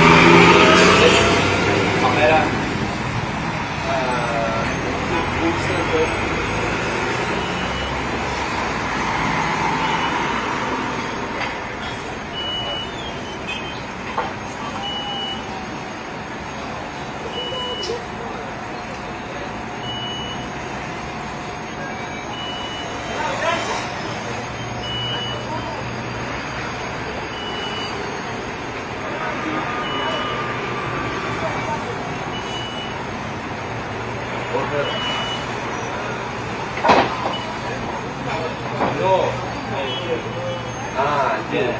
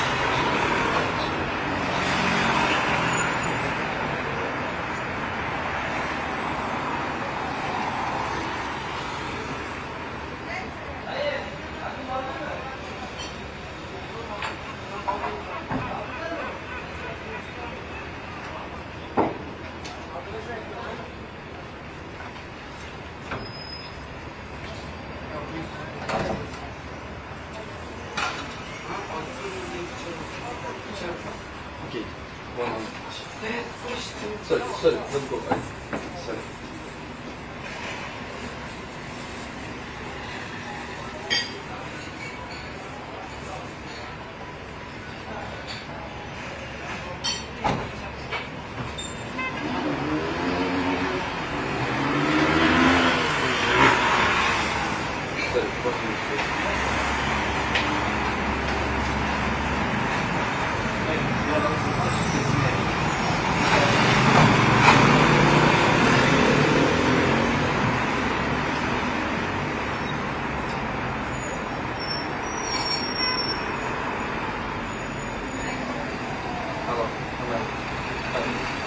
So if you become the owner of the hotel, then he asks me to leave because customers misunderstanding what is happening. He's not speaking English. Maybe I can give him. I told him, but he didn't have the phone. I can go. I can leave a phone to him. Maybe you can stay on the phone, or better than anything. Okay.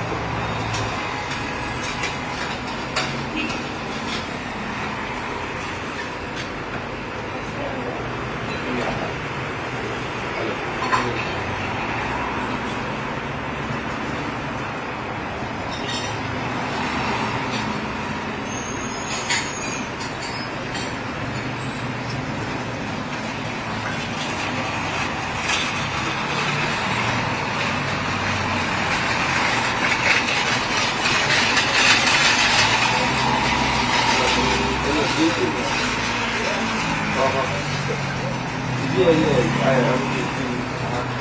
Yes, I will give it to you. So, it's good. Hello. Merhaba, teşekkürler.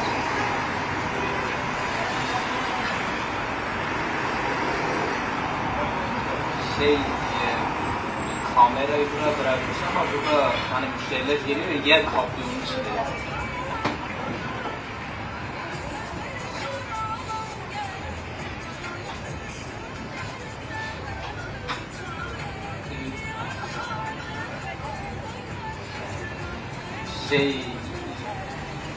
Ne zaman gelirsiniz tahmin? Ha.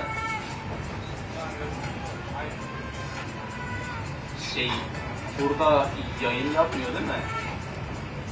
Ha.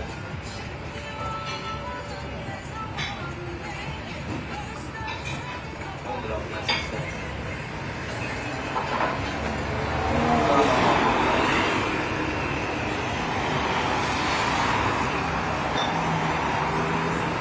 Abi sen söyleyemiyorsun.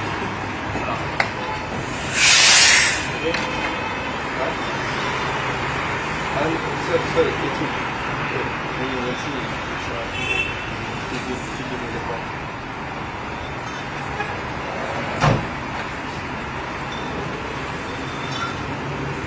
yes, sure.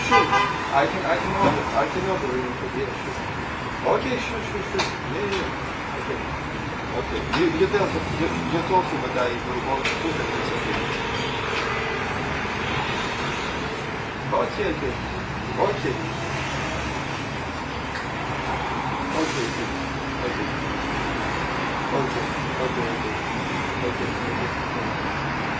Okay.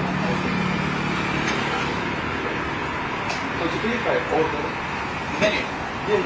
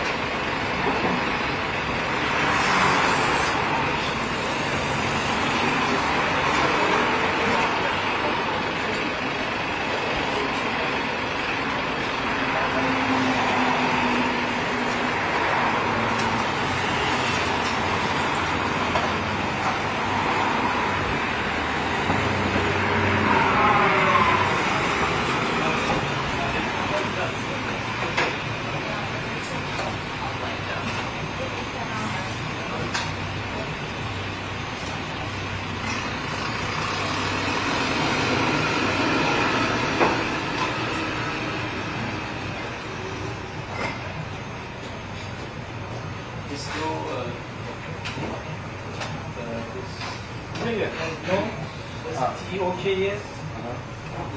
Yes. No. Okay. I would like this coffee. Yes, Turkish coffee. Turkish coffee or nice coffee or Turkish tea? Turkish coffee. This and this one. Yes, maybe later on. Okay. No sugar, maybe you? Yes. It's small Turkish coffee. Let's go. Okay.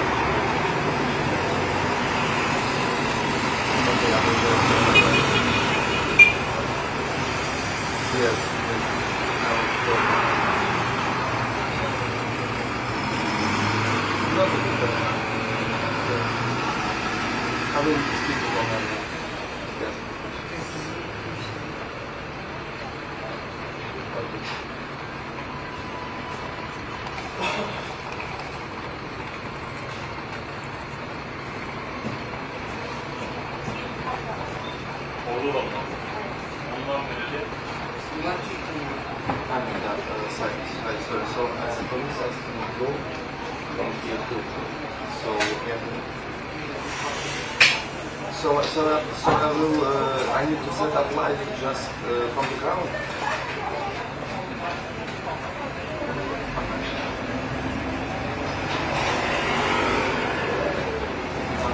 So we don't need my live for now.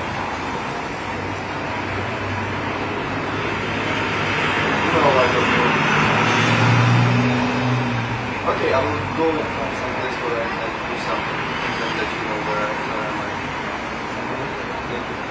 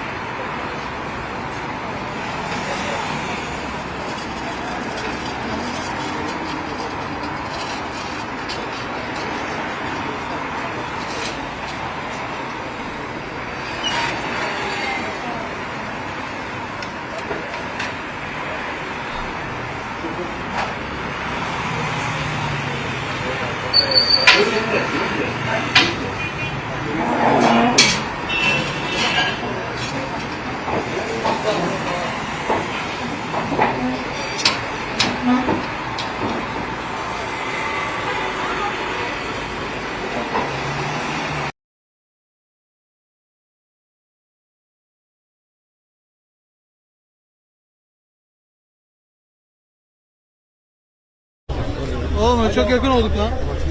Tamam şimdi gel bir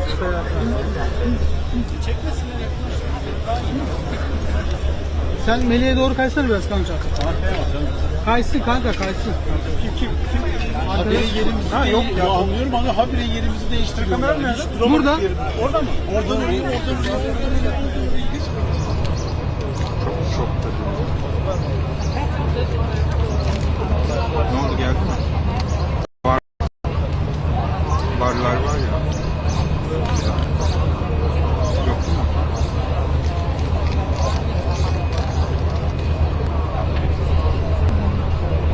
Tam kursak vardı.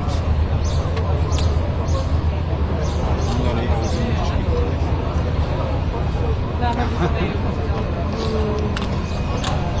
Vallahi Defne bir üniversiteyi kazansın ama bir dakika düşünüyorum.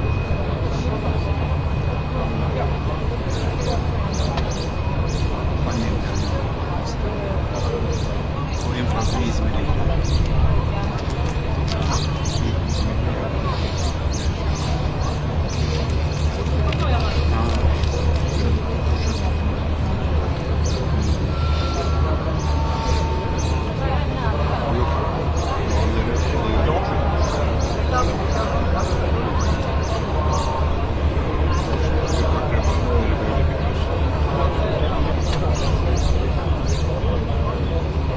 Kim girmiş içeri? Madem başka. Çağla'yı yollamamışlar.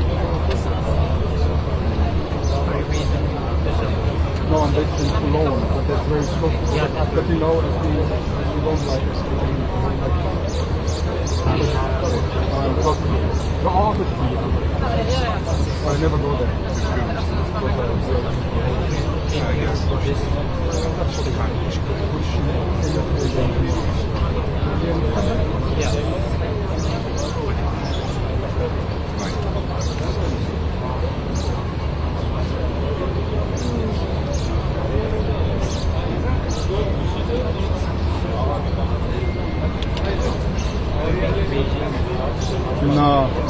No, we just get the backpack. We're not, I think,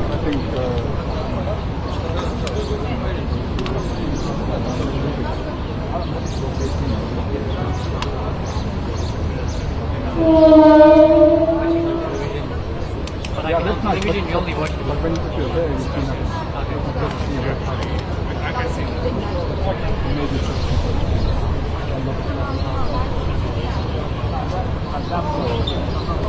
oh, this backpack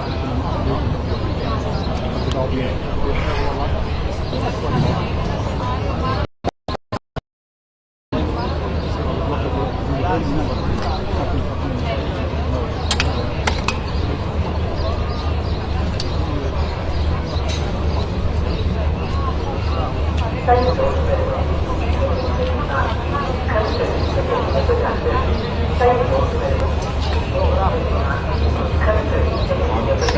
Bunlar düşünüyormuş. Kimse yakıştıramıyor diye çekmiyor.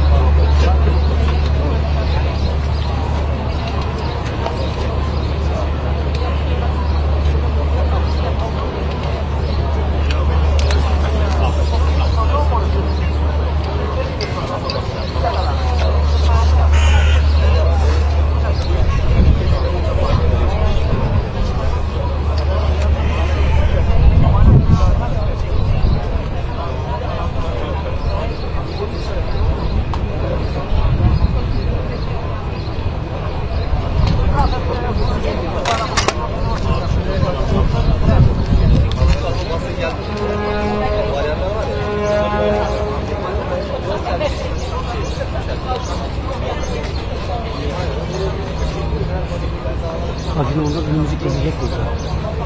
Vallahi inşallah öyle bir... Kıyamet kopar.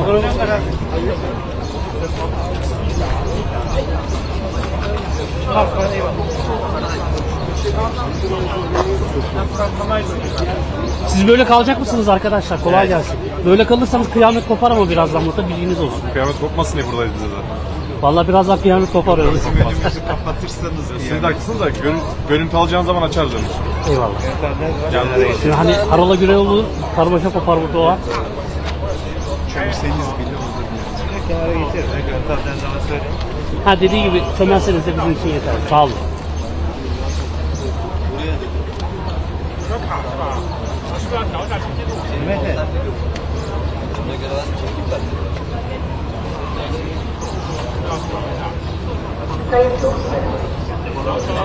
它有超轻高层，还有标签。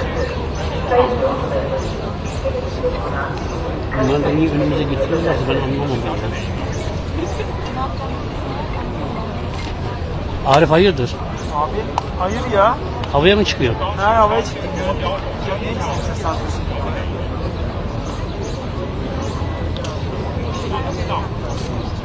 Alperen su almaya gittiydi ama. Ha bir şeyler almaya gitti. Murat! Murat! Murat! Şşş! Buradayım gel. Sana demiyorum kanka. Sen bas. Ha ben aynı. Ben gidip kapatacağım kanka. Tamam abi. Dubai'den sonra burada ne işi var oğlum senin? İyi kanka sen ne yapıyorsun? Dubai'den sonra burası sarmaz mı? 3'e kadar beklemeyin gelen yok. 3'ten sonra gelecek. 3 mü? Yok 5. Yok o toplamda 4 gibi olacak. Zaten.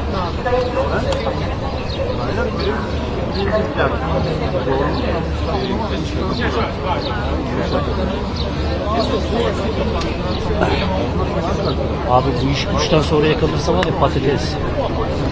Abi de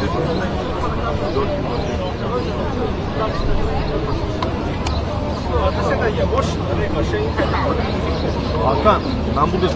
Tamam kanka.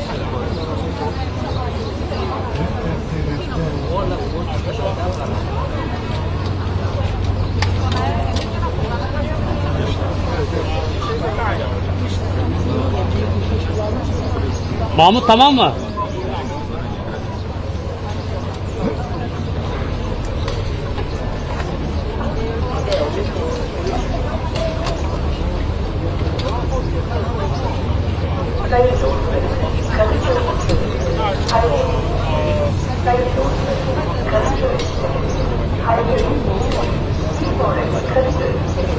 Kadıköy seferiyle gitseydik keşke ya Kadıköy'e.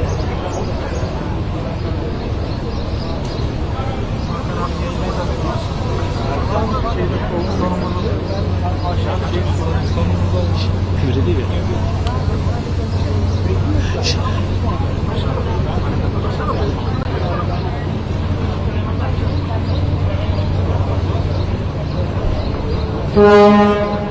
Kanka genel misin yoksa?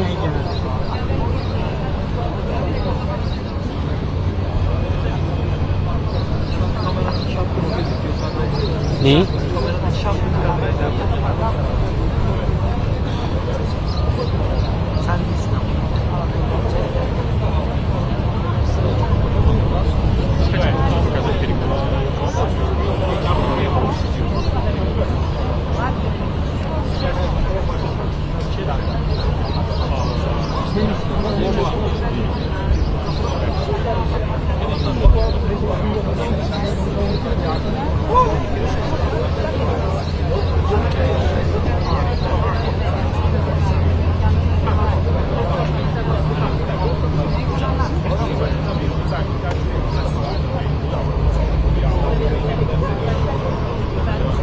Senin kameraman mı da Arif? Ha? Senin kameraman mı? Hani? Ha, sen kurmadın.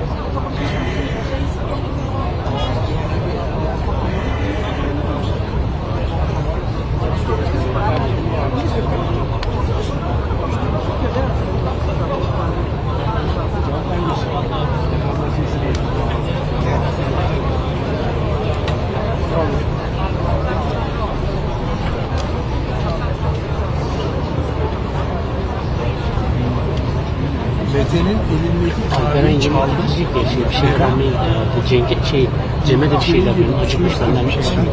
Sizin Cem. Meryem İskele'nin güvenlik görevlisi. Bardağın varsa vereyim diyor.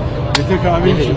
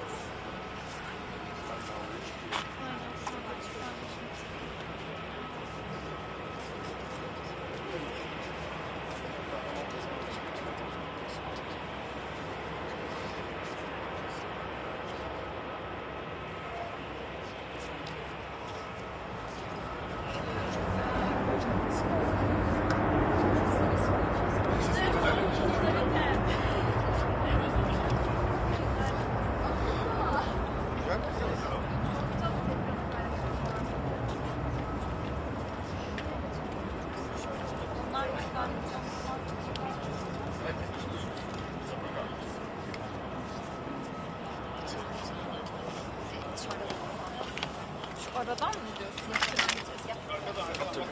Дякую. Я вже сподівався, що мене ззаді по кадру зараз буде серйозним родобой.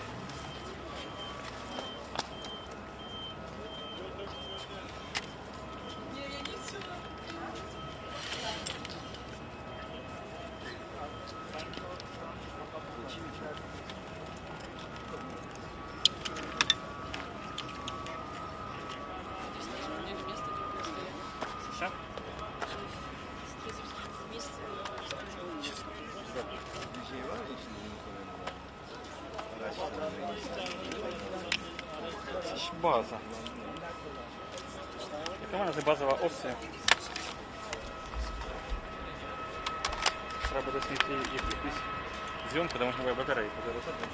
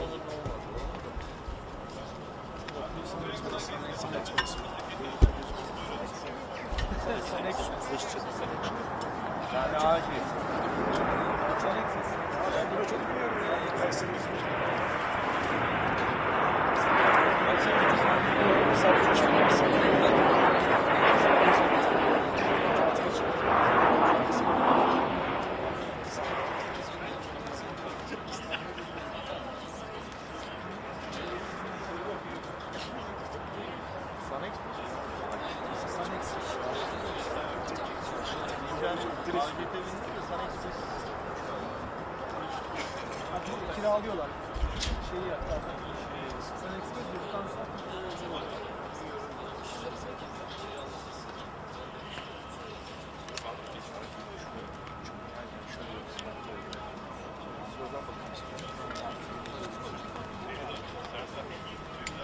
Чтобы Wi-Fi включила? Там усім дозволила. Мене вчора включили. Так, а Wi-Fi може добавити, воно буде ще стабільніше. Що там мене трясінки?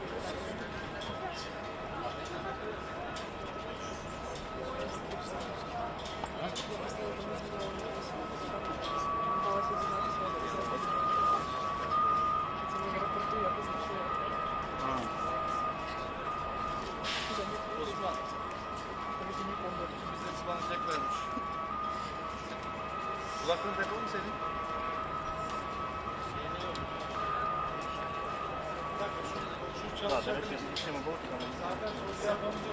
Sen yakın alacaksın değil mi? Evet.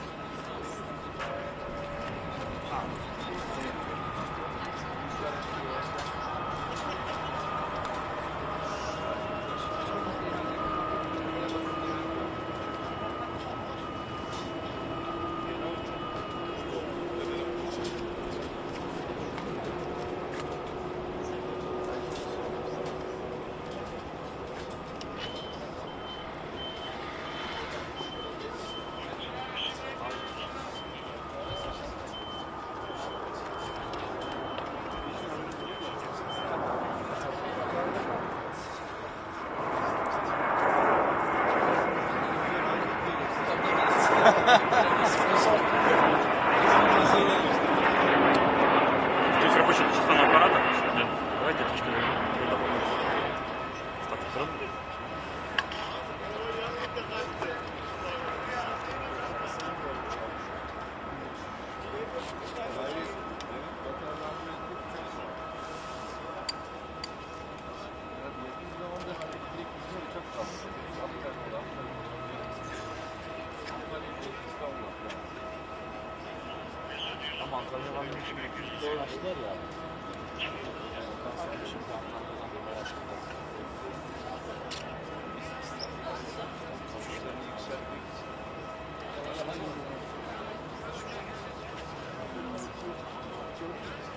Распротив, я люблю это очень просто.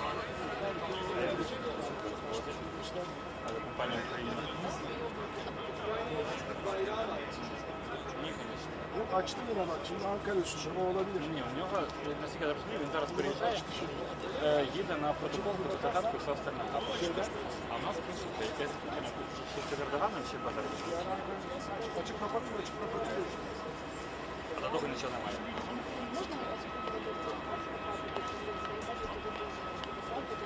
Там, ми там знімали років... Знімали порох.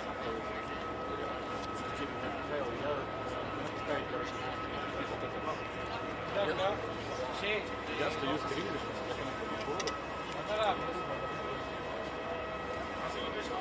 А там по протоколу все мають писати так, больше не все.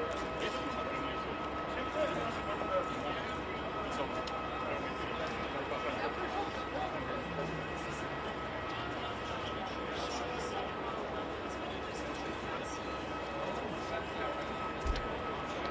They said like less than 10 minutes. Ah, just now.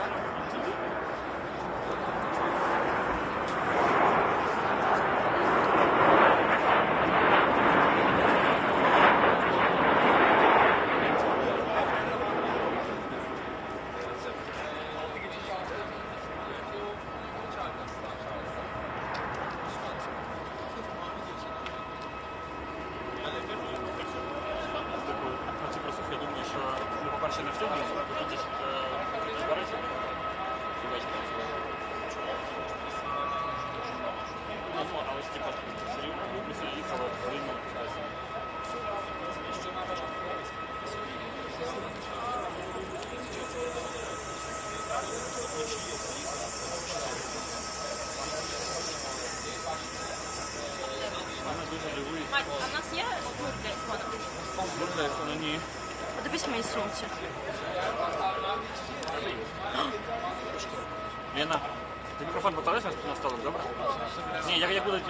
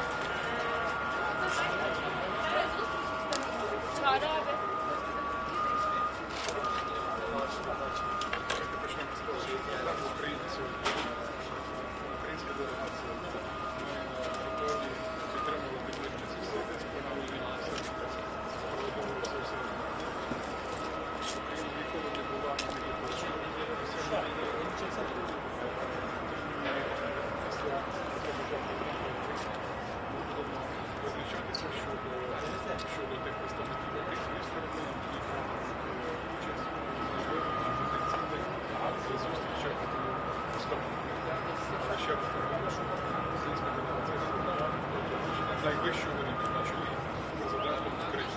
Присутній Андрій Єрмак, присутній міністр Мера, присутній міністр Ми показуємо, демонструємо ще раз нашу відкритість. Телефон індустрії, бачите, киза.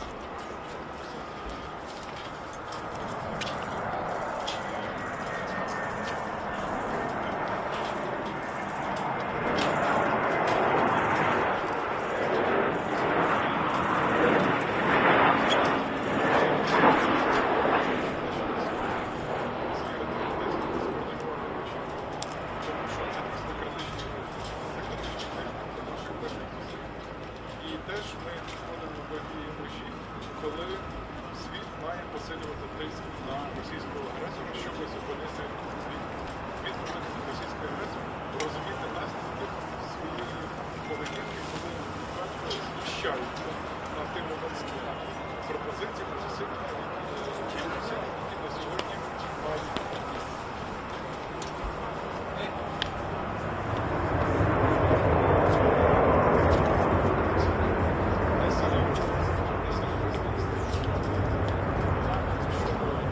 TRT.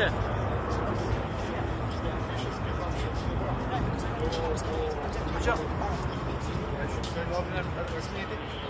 Hüseyin Bey, kamera.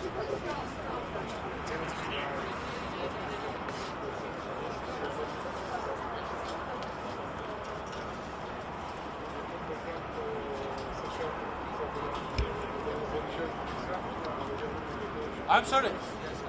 Adam. Hayır. Önümü kapattı.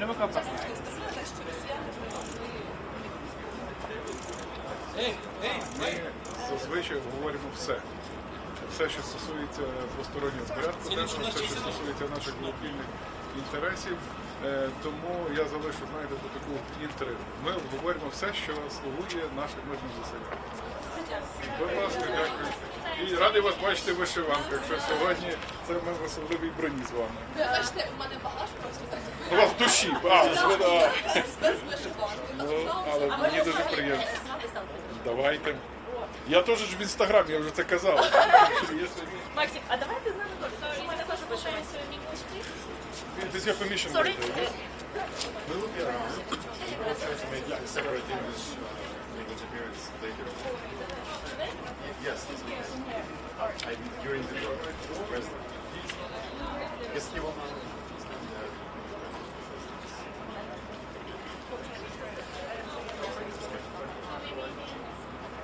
We will see.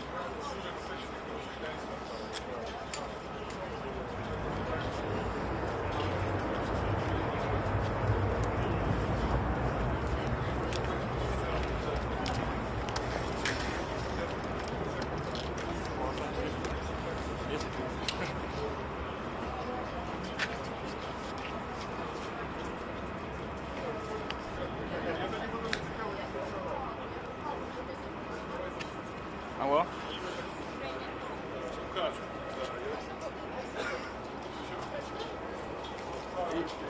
Я вам наберу через годинку буквально. Зараз не звучить. Дякую.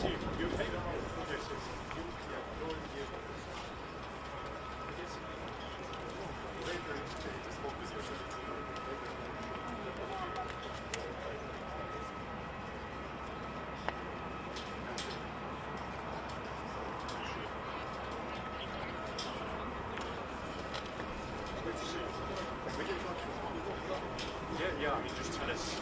Tennis. You can just tell me what. Yeah.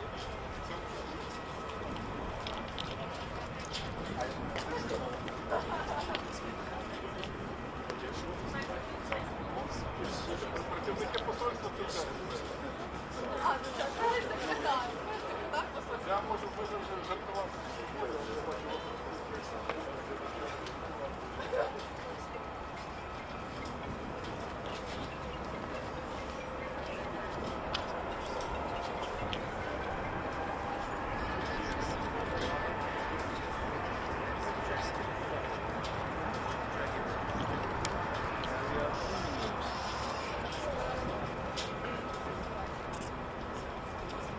Büşra.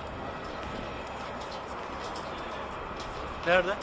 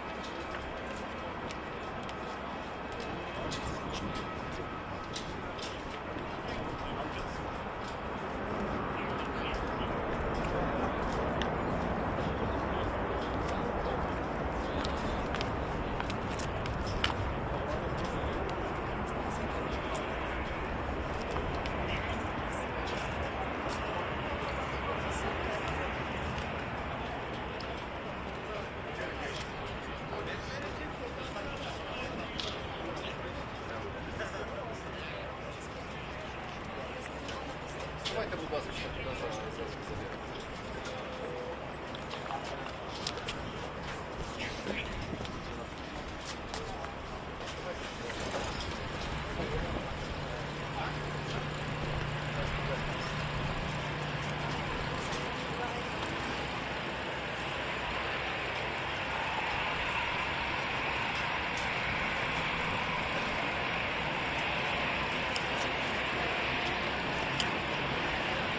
Gracias.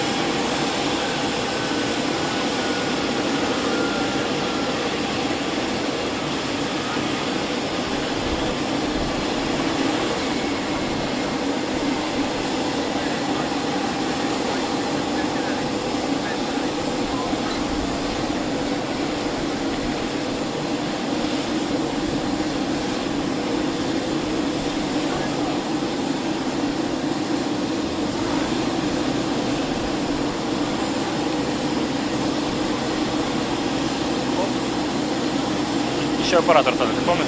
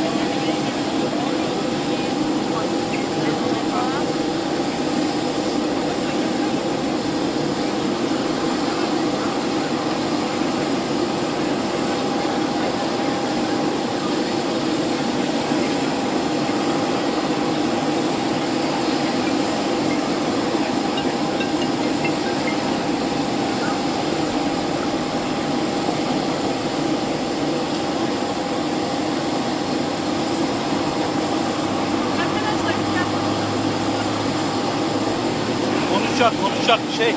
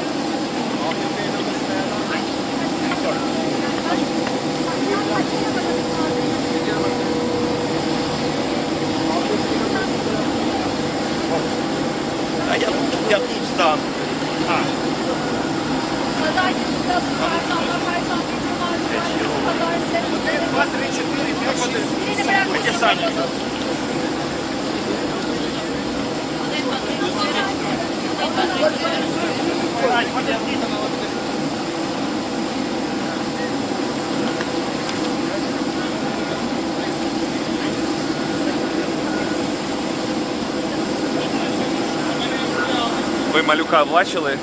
Гнатова бачили? Хто там ще? Поклад був, бачили? Зняли це все? Так.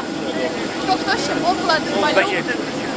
Ну ви що, на кадрах було? Все зняли, все зняли. Все встиг.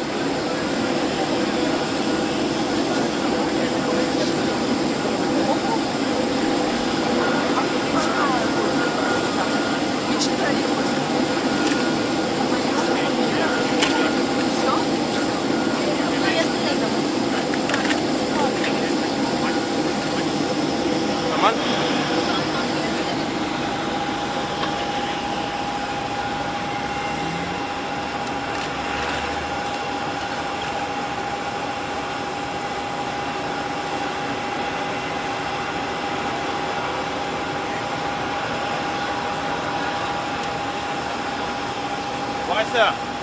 Вась! Що, а ти поставив?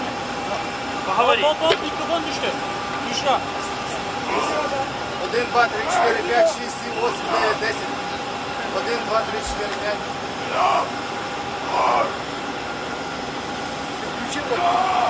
Там включи. Есть? Я сейчас включу.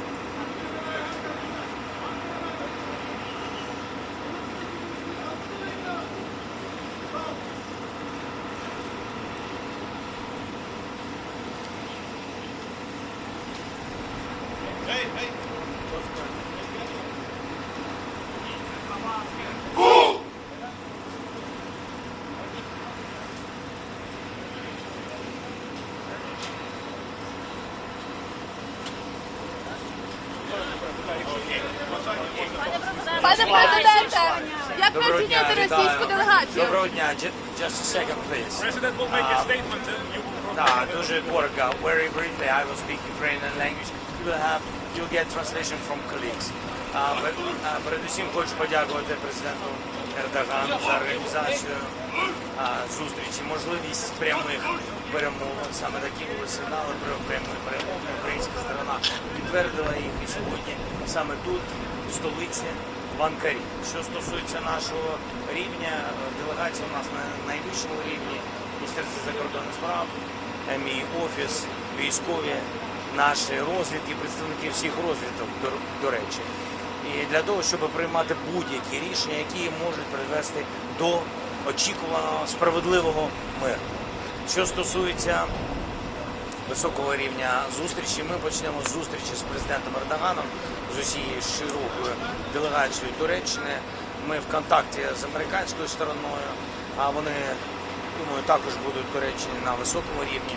Подивимось, але рівень русських поки що мені офіційно невідомий, але із того, що ми бачимо, більше схоже на бутафорський рівень. Ми подумаємо, що будемо робити, які будуть наші кроки після розмови з президентом Ердоганом. Я думаю, у нас буде кілька годин для важливої розмови, дуже важливих рішень. Ми повинні розуміти, що за рівень російської делегації, який у них мандат, чи спроможні вони хоч щось самі приймати. Тому що нам всім відомо, хто в Росії приймає рішення.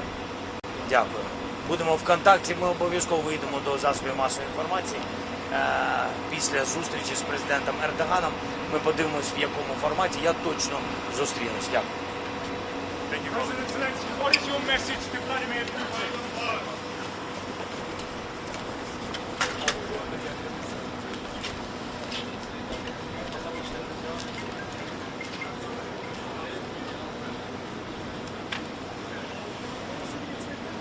Tabii ki.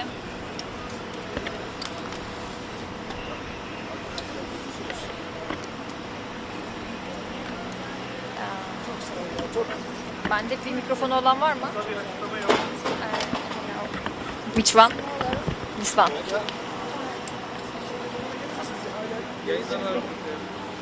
This one, I guess.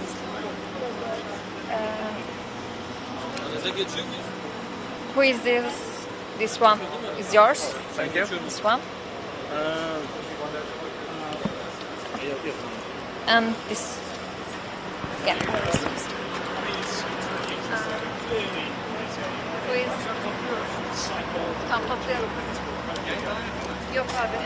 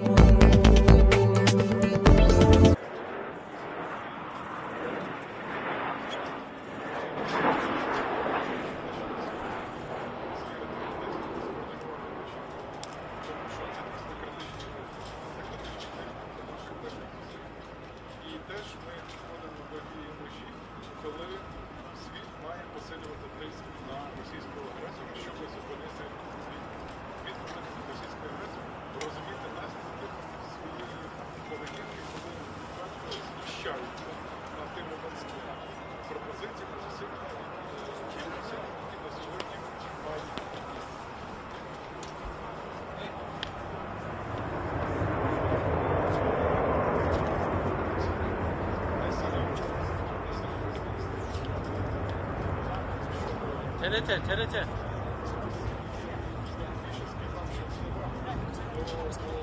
Hocam.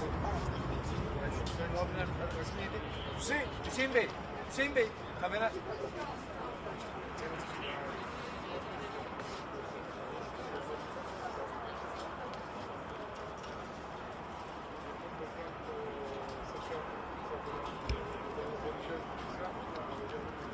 I'm sorry.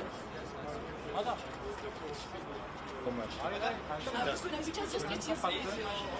Önümü kapattı.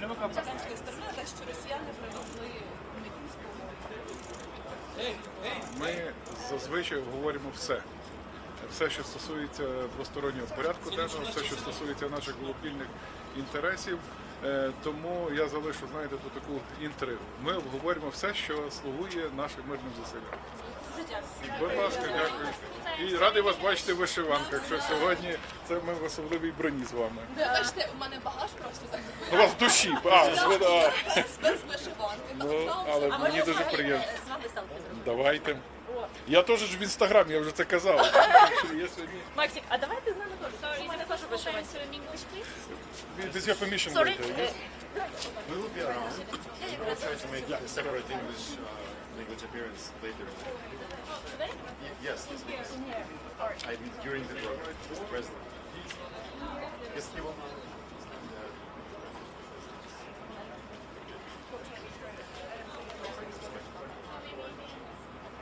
We will see.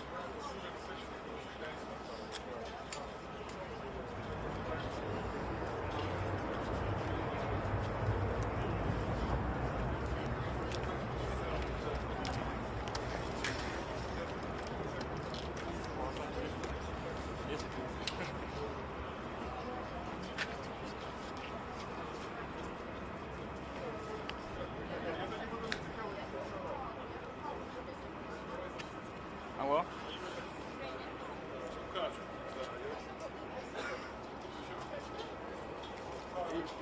Я вам наберу через годинку буквально. Зараз підвищу. Дякую.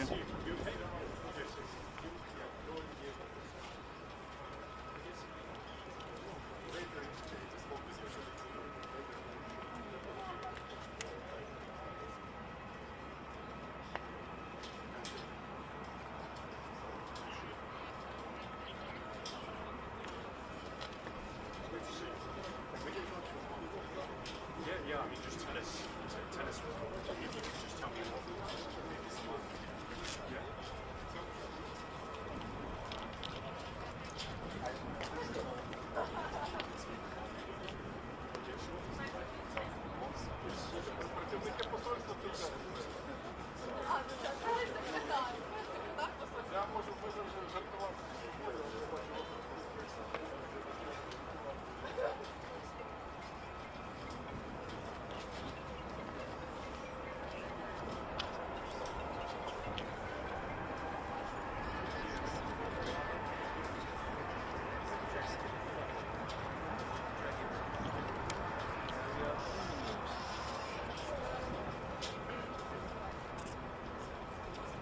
Büşra. Nerede?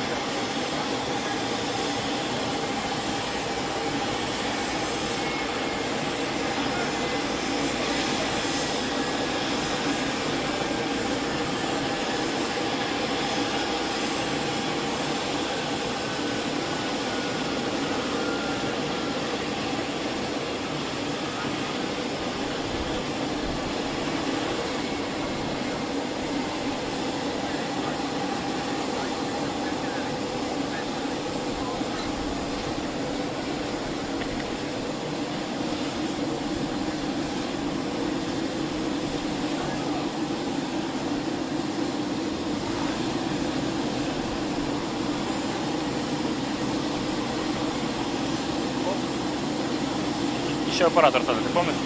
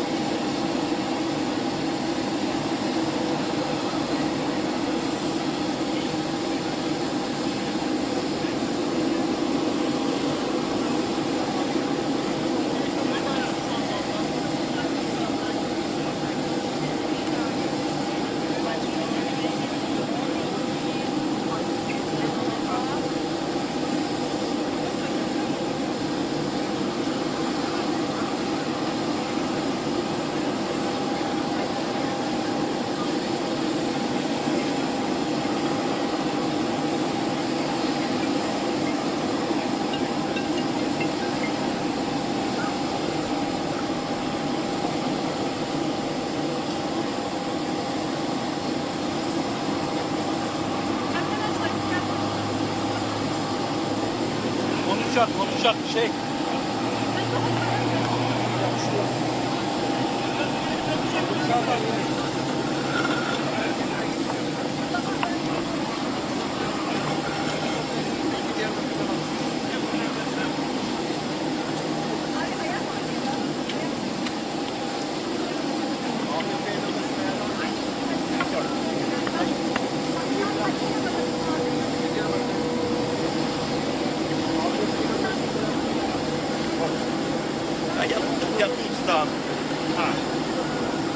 Pazartesi, salı, çarşamba, perşembe, cuma, cumartesi, pazar, birini bırakmışsın mikrofonu. Один, два, три, чотири. Один, два, три, чотири.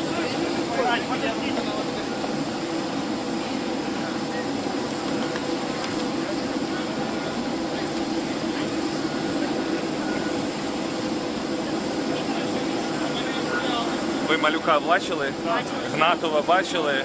Хто там ще? Поклад був, бачили? Зняли це все? Так. Хто ще поклад, Малюк? Ну ви що, на кадрах було? Було. Все встиг.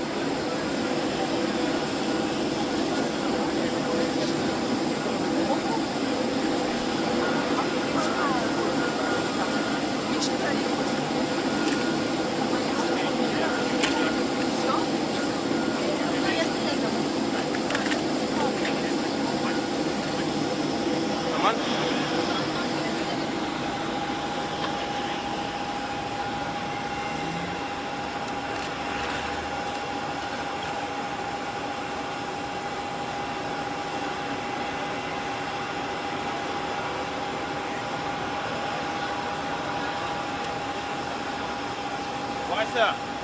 Вась! А ты поставил? Поговори. Микрофон düştü. Düştü. 1, 2, 3, 4, 5, 6, 7, 8, 9, 10. 1, 2, 3, 4, 5. Включи его. Есть? Я сейчас слышу.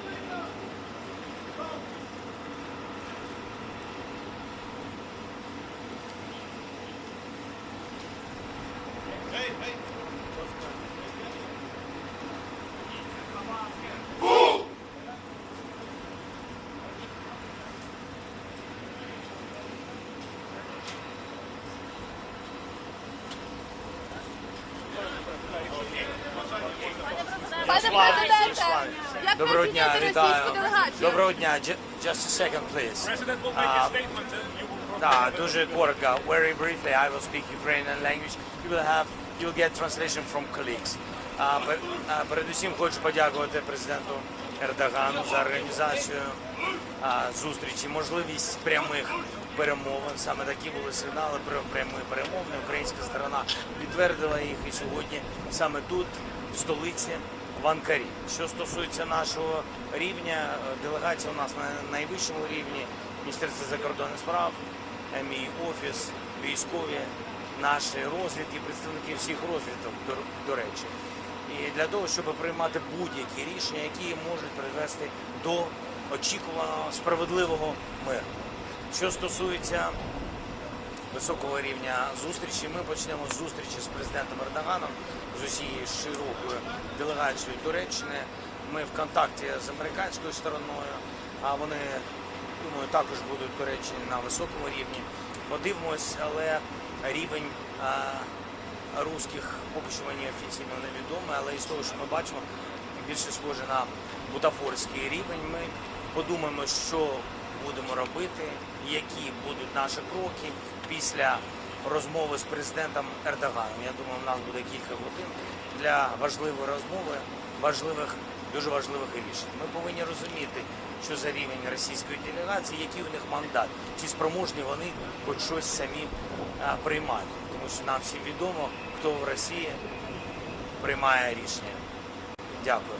Будемо в контакті, ми обов'язково вийдемо до засобів масової інформації.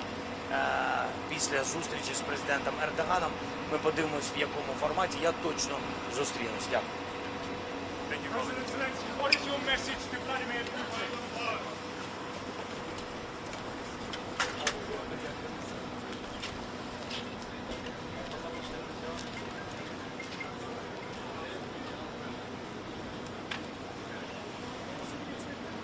Tabii ki.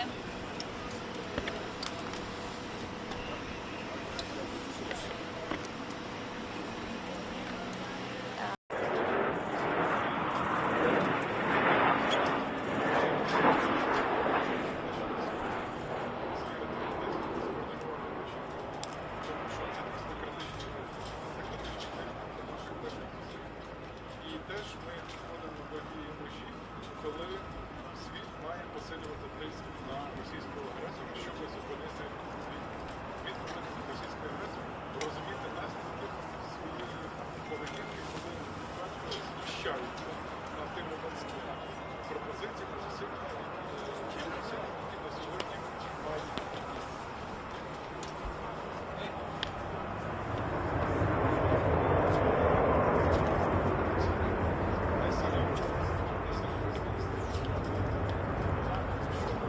TRT.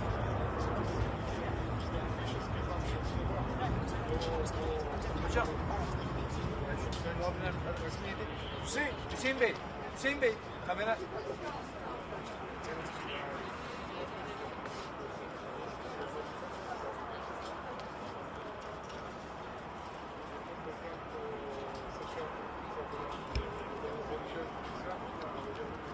I'm sorry. Adam.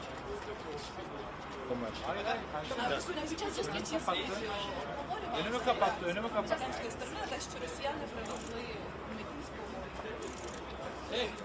Ми зазвичай говоримо все. Все, що стосується двостороннього порядку денного, все, що стосується наших глобальних інтересів.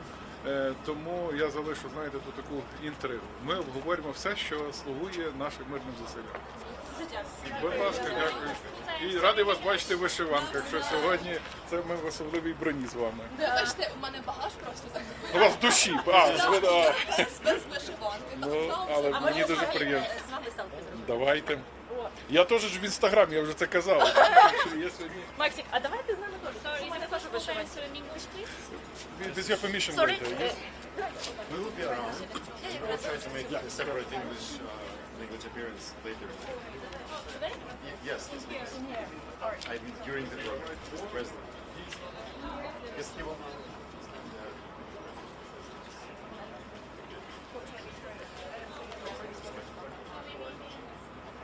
We will see.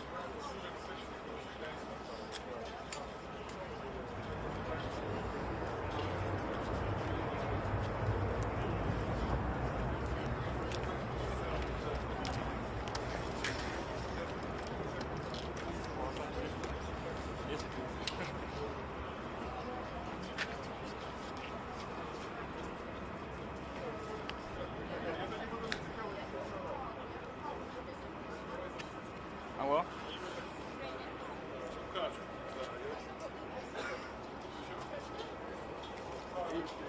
Я вам наберу через годинку буквально. Зараз не звучить. Дякую.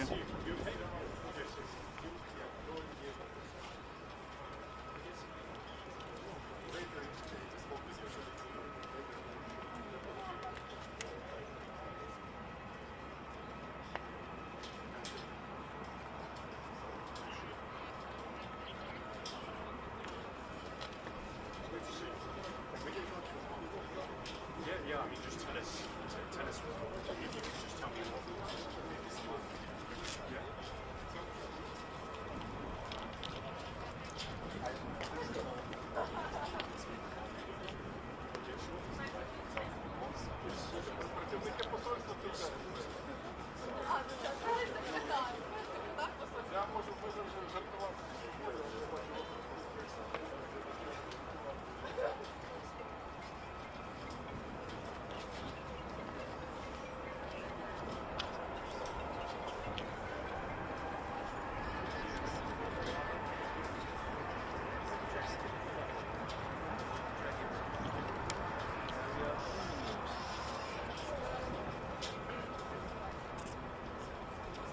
Büşra.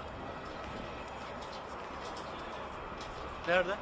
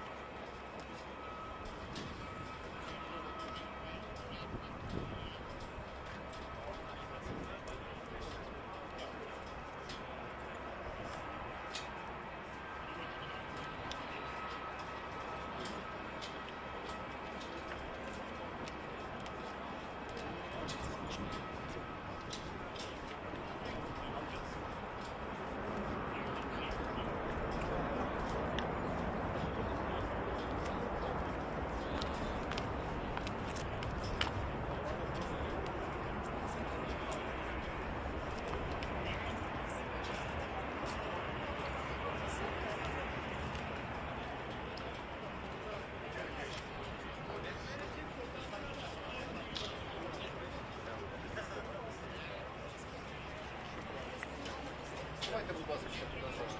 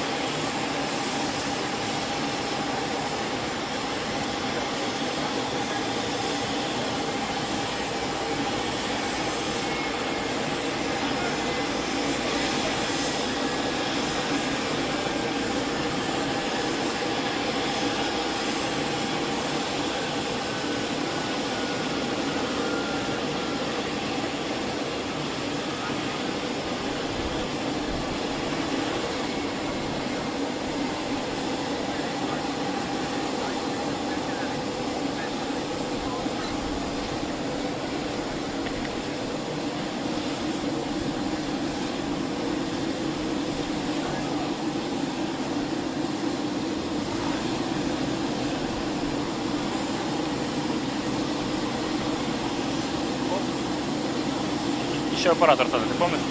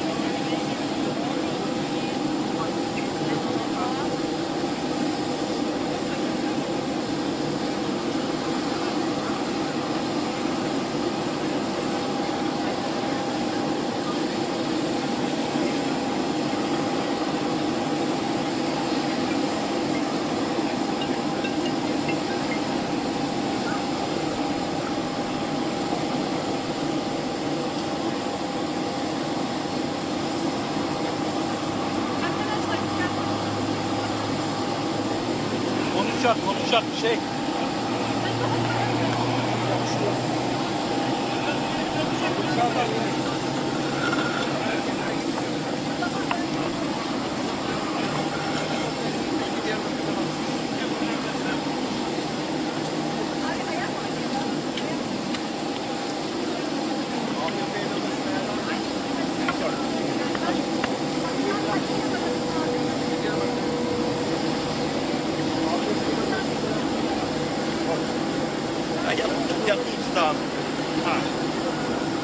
Pazartesi, salı, çarşamba, perşembe, cuma, cumartesi, pazartesi, birini bırakmışsın telefonu. Один, два, три, чотири. Один, два, три, чотири.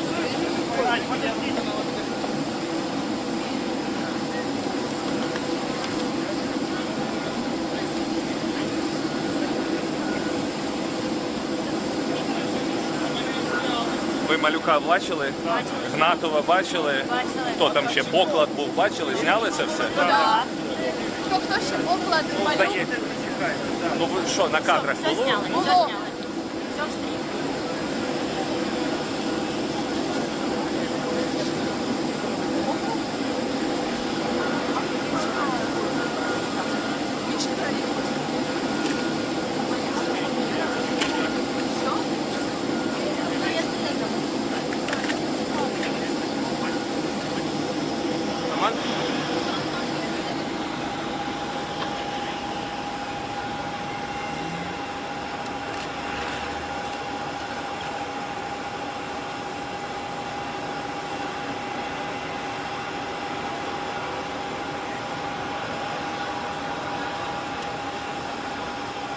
Вася!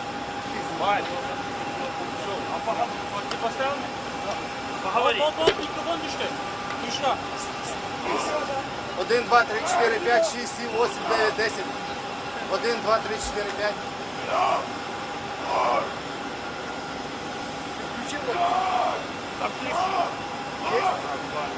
Я сейчас слышу.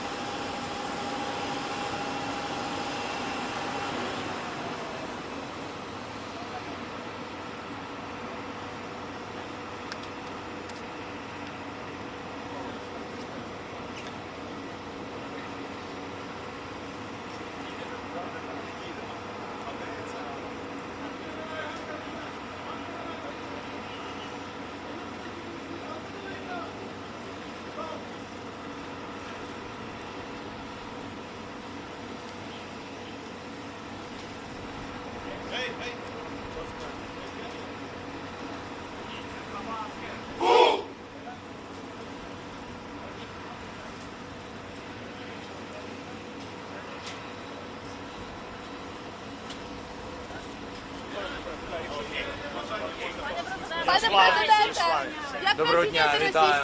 Доброго дня. Just a second, please. Да, дуже коротко. Very briefly, I will speak Ukrainian language. You'll get translation from colleagues. Передусім хочу подякувати президенту Ердогану за організацію зустрічі, можливість прямих перемовин. Саме такі були сигнали про прямі перемовини. Українська сторона підтвердила їх і сьогодні саме тут, в столиці, в Анкарі. Що стосується нашого рівня, делегація у нас на найвищому рівні, Міністерство закордонних справ, мій офіс, військові, наші розвідки, представники всіх розвідок, до речі. І для того, щоб приймати будь-які рішення, які можуть привести до очікуваного справедливого миру. Що стосується високого рівня зустрічі, ми почнемо з зустрічі з президентом Ердоганом, з усією широкою делегацією Туреччини. Ми в контакті з американською стороною, а вони, думаю, також будуть в Туреччині на високому рівні. Подивимось, але рівень русських поки що мені офіційно невідомий, але із того, що ми бачимо, більше схоже на бутафорський рівень. Ми подумаємо, що будемо робити, які будуть наші кроки після розмови з президентом Ердоганом. Я думаю, у нас буде кілька годин для важливої розмови, дуже важливих рішень. Ми повинні розуміти, що за рівень російської делегації, який у них мандат, чи спроможні вони хоч щось самі приймати. Тому що нам всім відомо, хто в Росії приймає рішення. Дякую. Будемо в контакті, ми обов'язково вийдемо до засобів масової інформації. Після зустрічі з президентом Ердоганом ми подивимось, в якому форматі. Я точно зустрінусь. Дякую.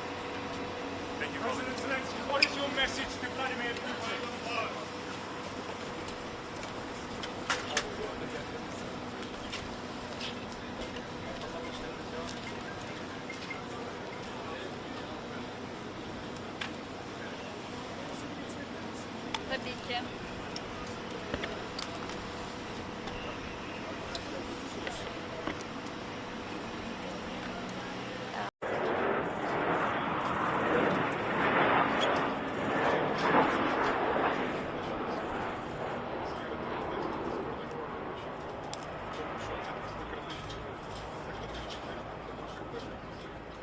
І теж ми входимо до тієї межі, коли світ має посилювати тиск на російського агресора, щоб зупинити відповідь російської агресії, розуміти наслідки своєї поведінки, коли вони знущаються над тими пропозиціями, засилення чимось, які на сьогодні мають.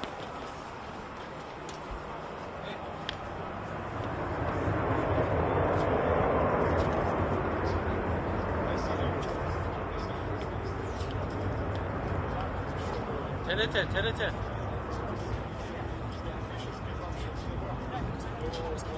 Hocam. Hüseyin Bey, kamera.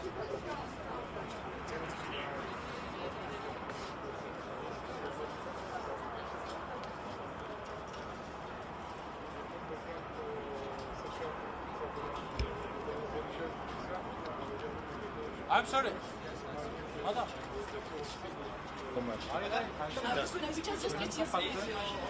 Önümü kapattı.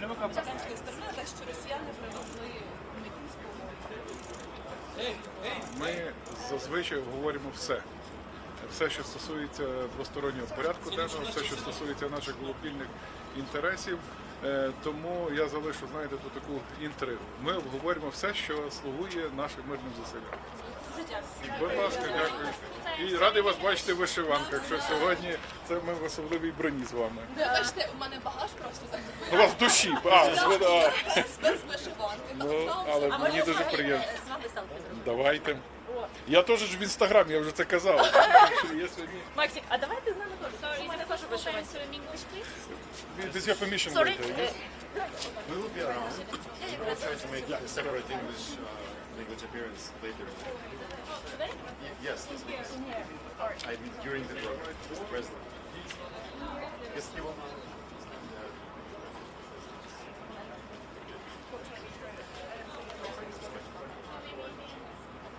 We will see.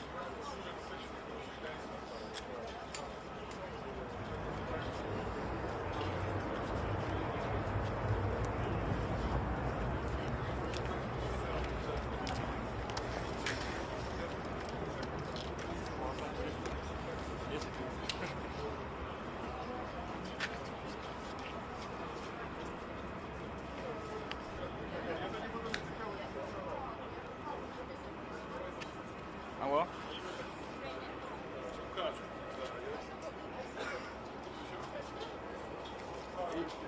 Я вам наберу через годинку буквально. Зараз не звичайно. Дякую.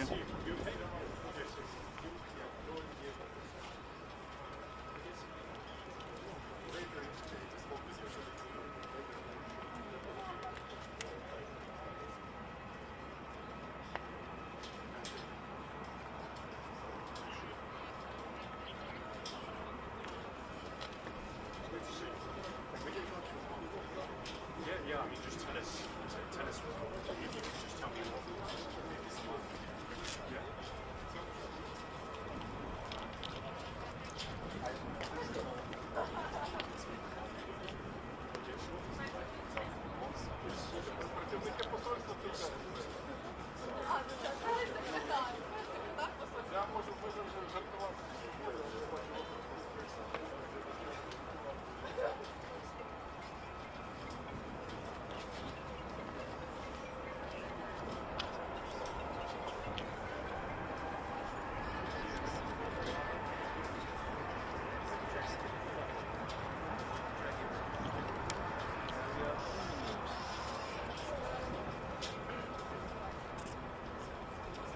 Büşra. Nerede?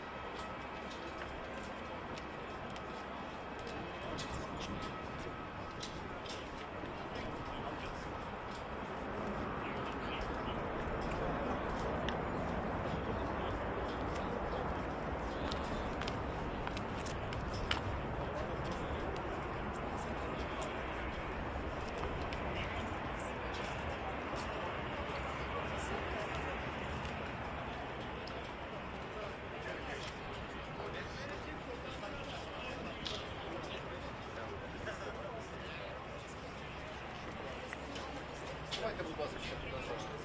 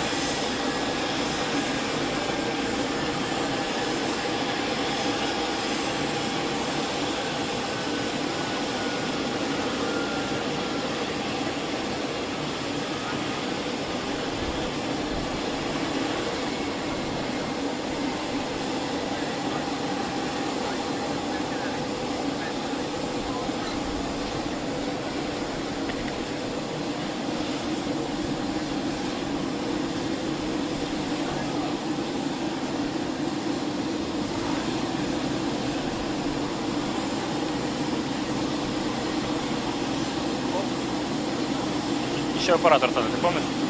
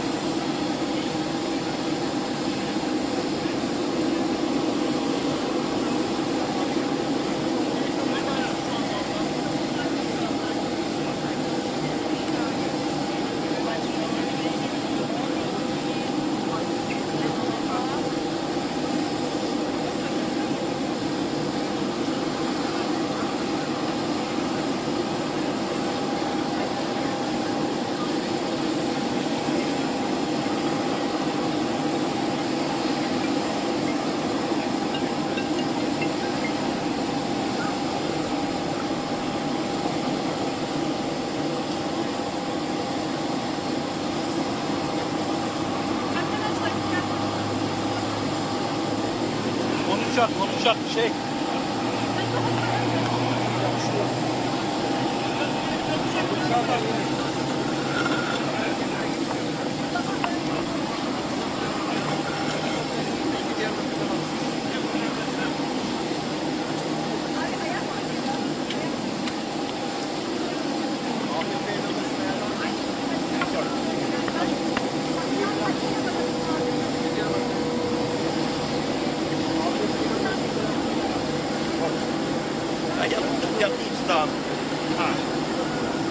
Pazartesi, salı, çarşamba, perşembe, cuma, cumartesi, pazartesi,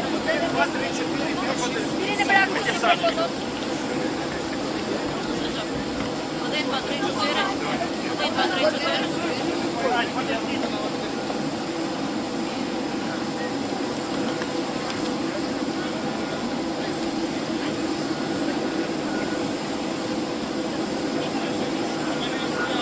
Ви Малюка бачили?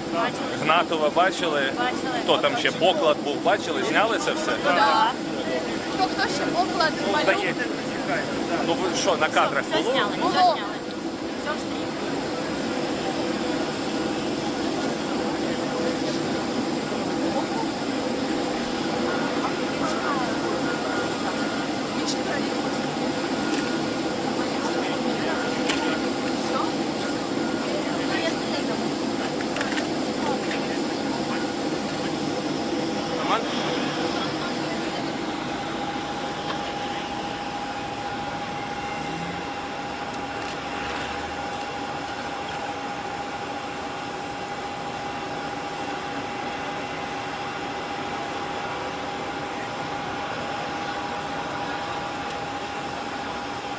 Вася! Вась! Ты поставил?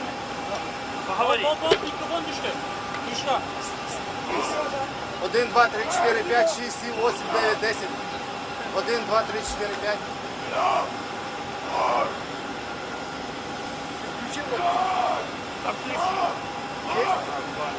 Я сейчас слышу.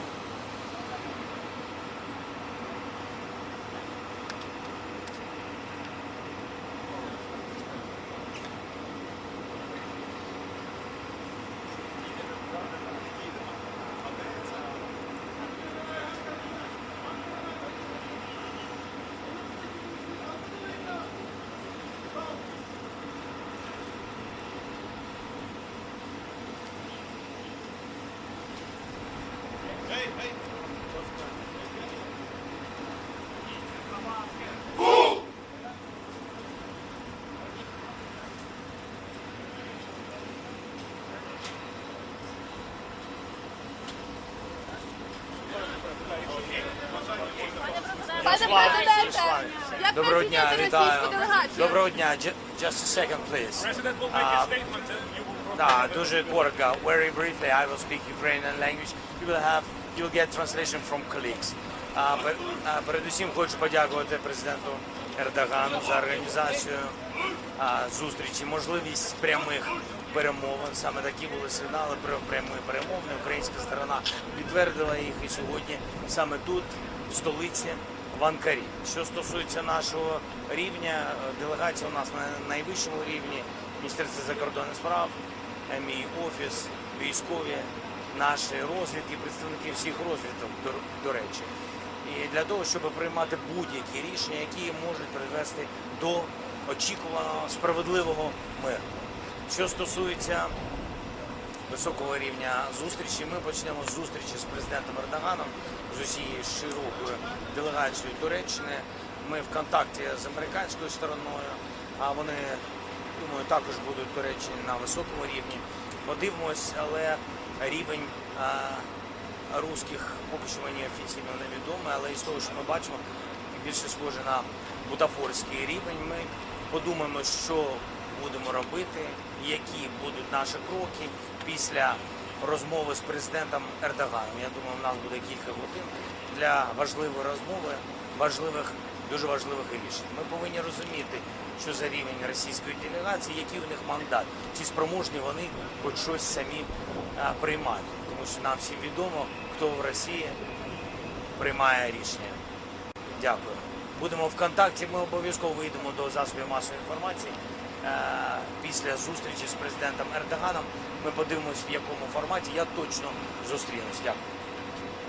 President Zelensky, what is your message to Vladimir Putin?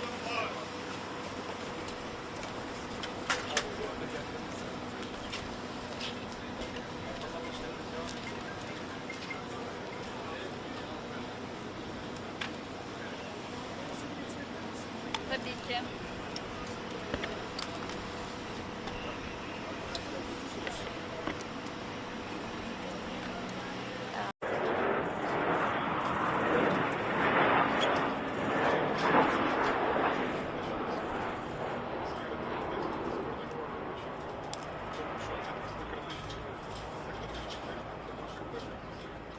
І теж ми входимо в тій межі, коли світ має посилювати тиск на російського агресора, щоб зупинити відповідь російської агресії, розуміти наслідки своєї поведінки, коли знущаються над тими пропозиціями, зусиллями і росіян, які на сьогодні мають.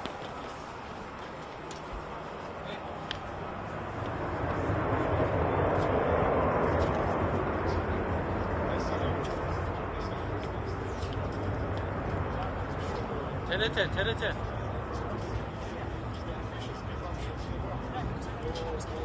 Hocam. Hüseyin Bey, kamera.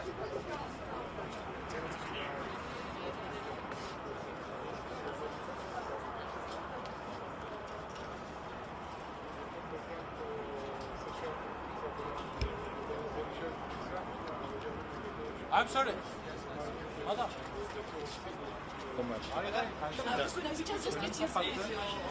Önümü kapattı.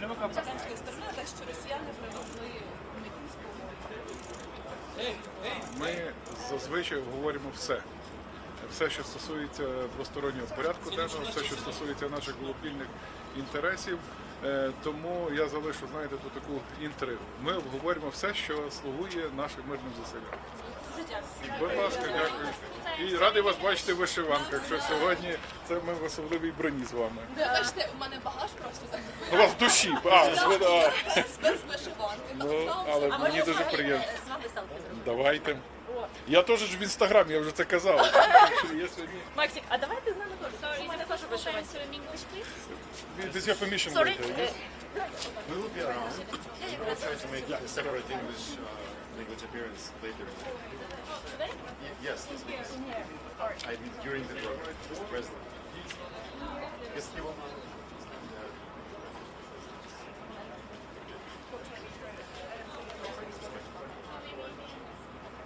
We will see.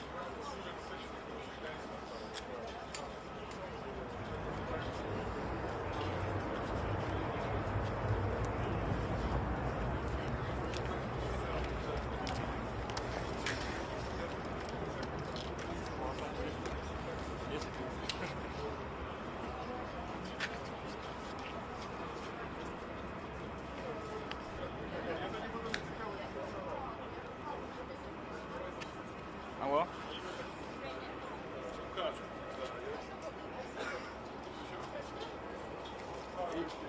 Я вам наберу через годинку буквально. Зараз підключу. Дякую.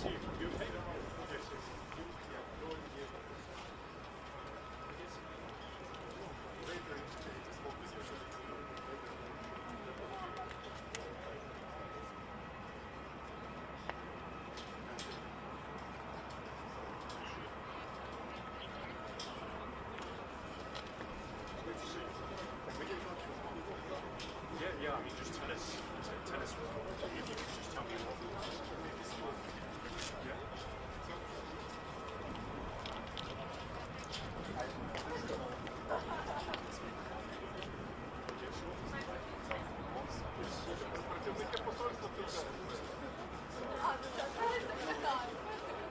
Я можу жартувати.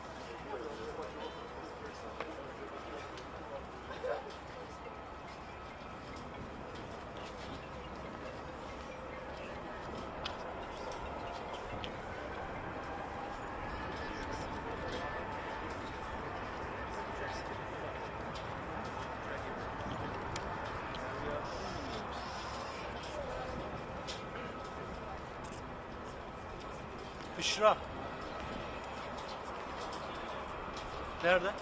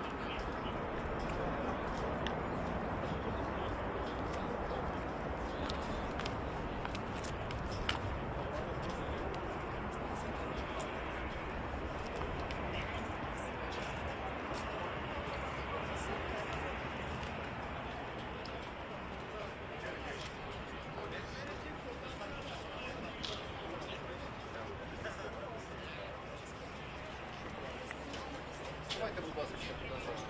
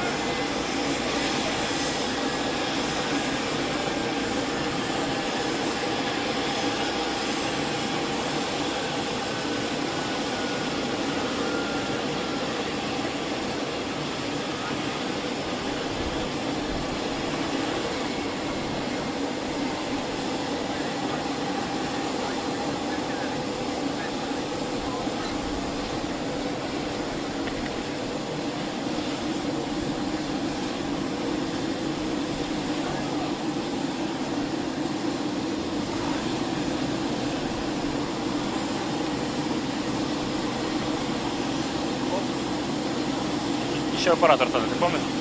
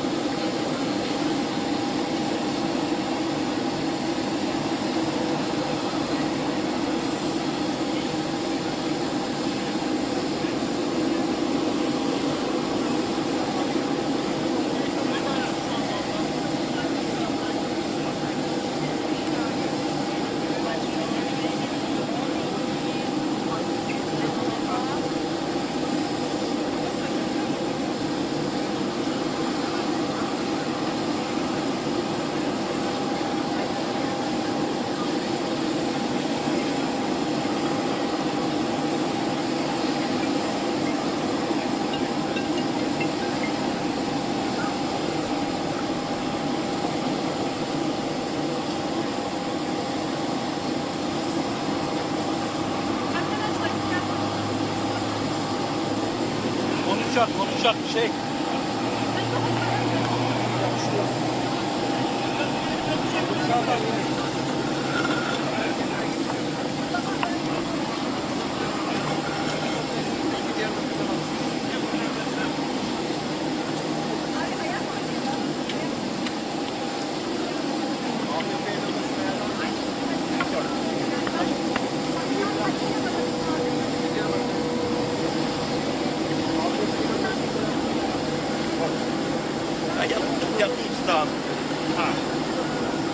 Pazartesi, salı, çarşamba, perşembe, cuma, cumartesi, pazartesi, birini bırakmış mikrofonu. Один, два, три, чотири.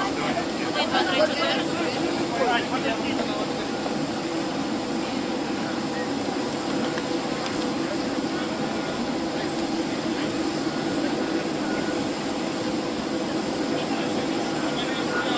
Ви Малюка бачили? Гнатова бачили? Хто там ще? Поклад був, бачили? Зняли це все? Так. Хто ще Поклад, Малюк? Ну ви що, на кадрах було? Було.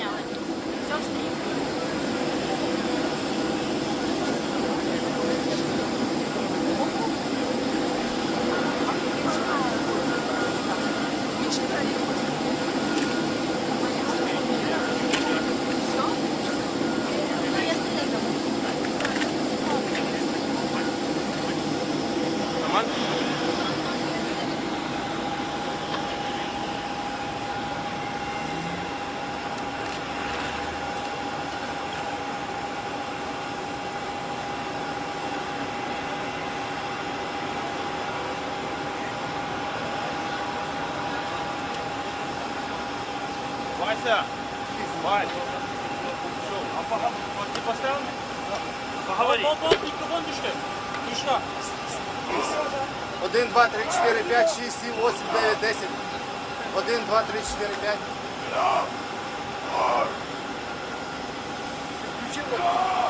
Там есть? Есть?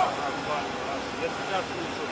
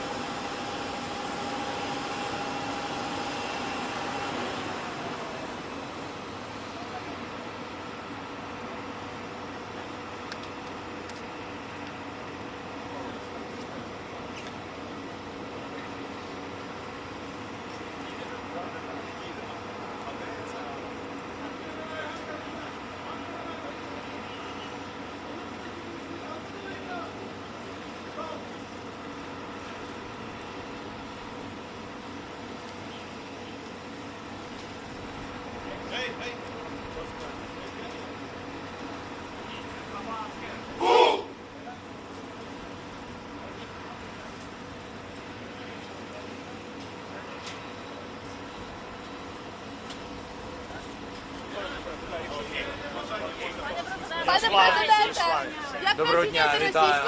Доброго дня. Just a second, please. President will make a statement and you will Да, дуже коротко. Very briefly, I will speak Ukrainian language. You'll get translation from colleagues. Передусім хочу подякувати президенту Ердогану за організацію зустрічі, можливість прямих перемовин. Саме такі були сигнали про прямі перемовини. Українська сторона підтвердила їх і сьогодні саме тут, в столиці, в Анкарі. Що стосується нашого рівня, делегація у нас на найвищому рівні, Міністерство закордонних справ, мій офіс, військові, наші розвідки, представники всіх розвідок, до речі. І для того, щоб приймати будь-які рішення, які можуть привести до очікуваного справедливого миру.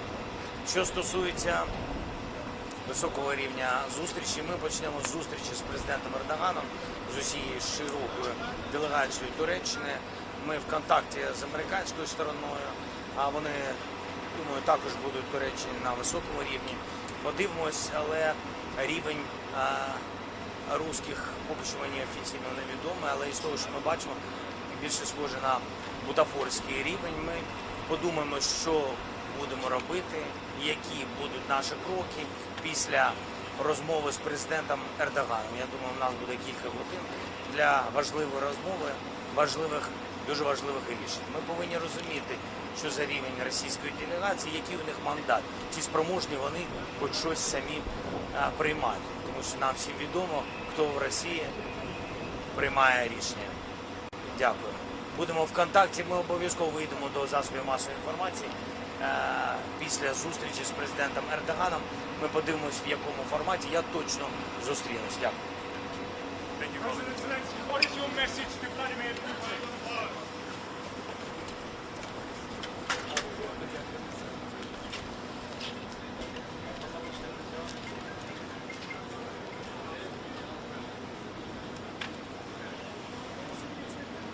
Tabii ki.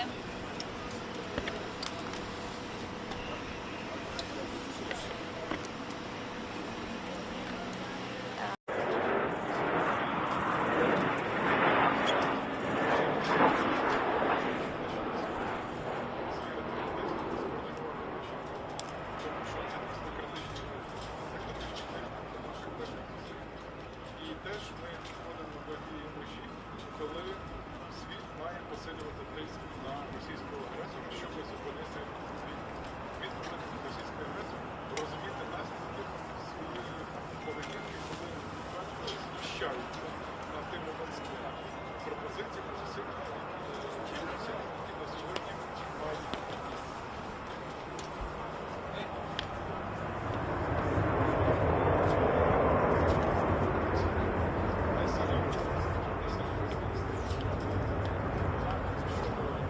TRT.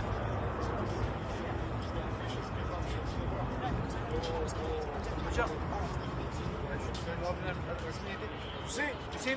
Hüseyin Bey, kamera.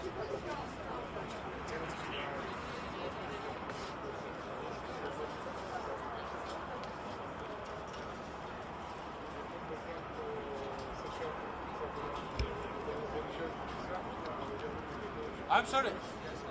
Madam.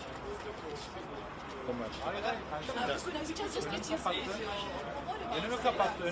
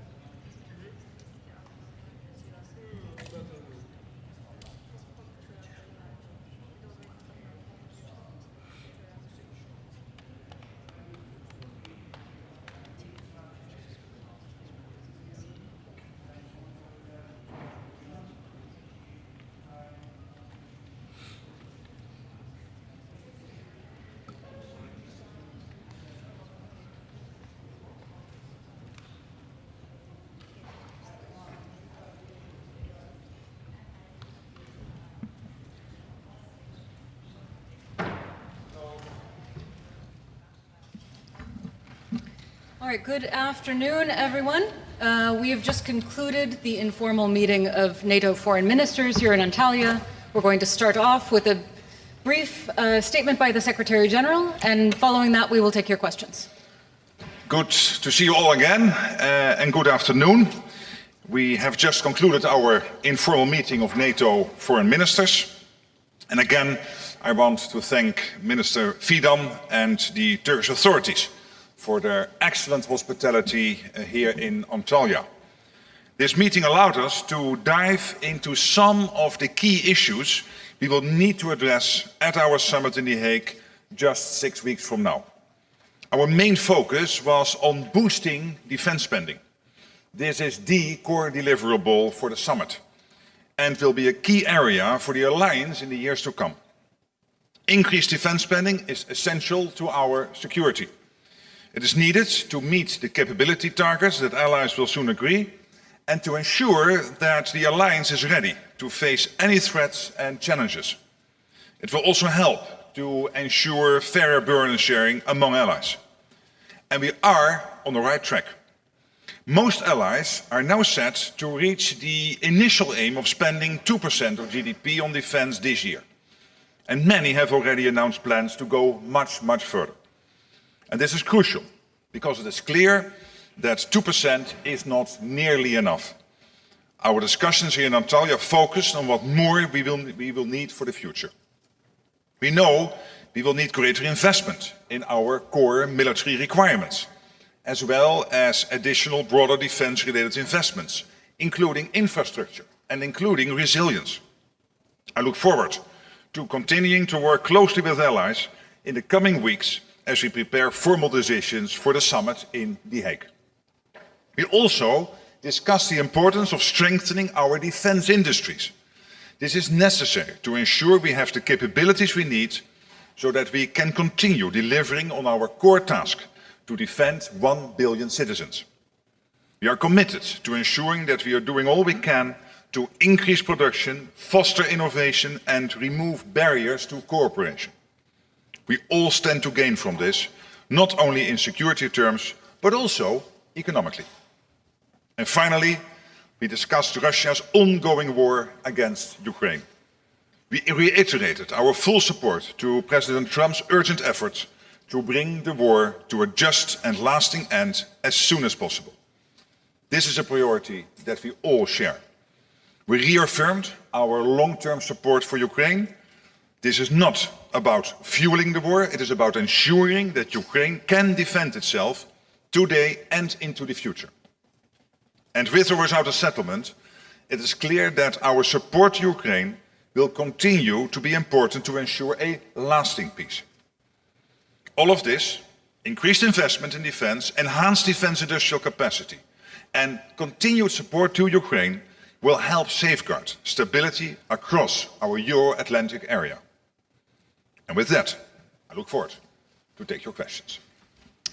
All right, we'll start with the front row all the way on my right. Is it working? Thank you. It's Sabine Siebold with Reuters. Good to see you. Thank you. SecGen, do you see the incident in the Baltic Sea off the Estonian coast, which involved a Russian fighter jet, as an escalation? And what does NATO intend to do about this? And how will the alliance react to it? Yeah, because of these developments, and we have seen more of these over the last 6 to 12 months, of course we have the Baltic Air Policing Mission, we have Baltic Sentry, which is working particularly at protecting our undersea critical infrastructure.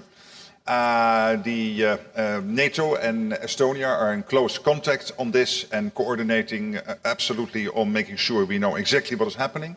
But again, this is why we are active in this region collectively, of course, Estonia and the other nations on the Baltic Sea, but also as NATO collectively making sure we keep this part of NATO territory safe. All right, we'll go to the woman in blue in the center. Ma'am. Mr. Secretary General, I want to ask a question regarding Turkey. In such a turbulent and unpredictable period, it's crucial for Turkey to strengthen its defense as it protects the southeastern flank of the alliance. And while Turkey is in talks with European countries to purchase Eurofighters, it also engaging with the United States on issues such as acquiring F-35s, also potentially rejoining the F-35 program, and the lifting of Qatar sanctions. So as NATO Secretary General, how do you encourage the parties involved not to place obstacles in Turkey's way? Thank you. NATO encourages its allies not to have limitations on arms sales from one ally to another. And when it comes, for example, to the Eurofighter, you have seen this coming up in the meeting I had with Chancellor Merz last Friday, because he referred to that in the presser we had after this at NATO headquarters in Brussels. And obviously it is for the German government to decide on next steps.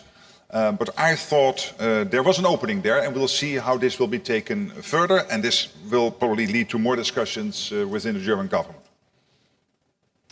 All right. On the center aisle, gentleman in the fourth row.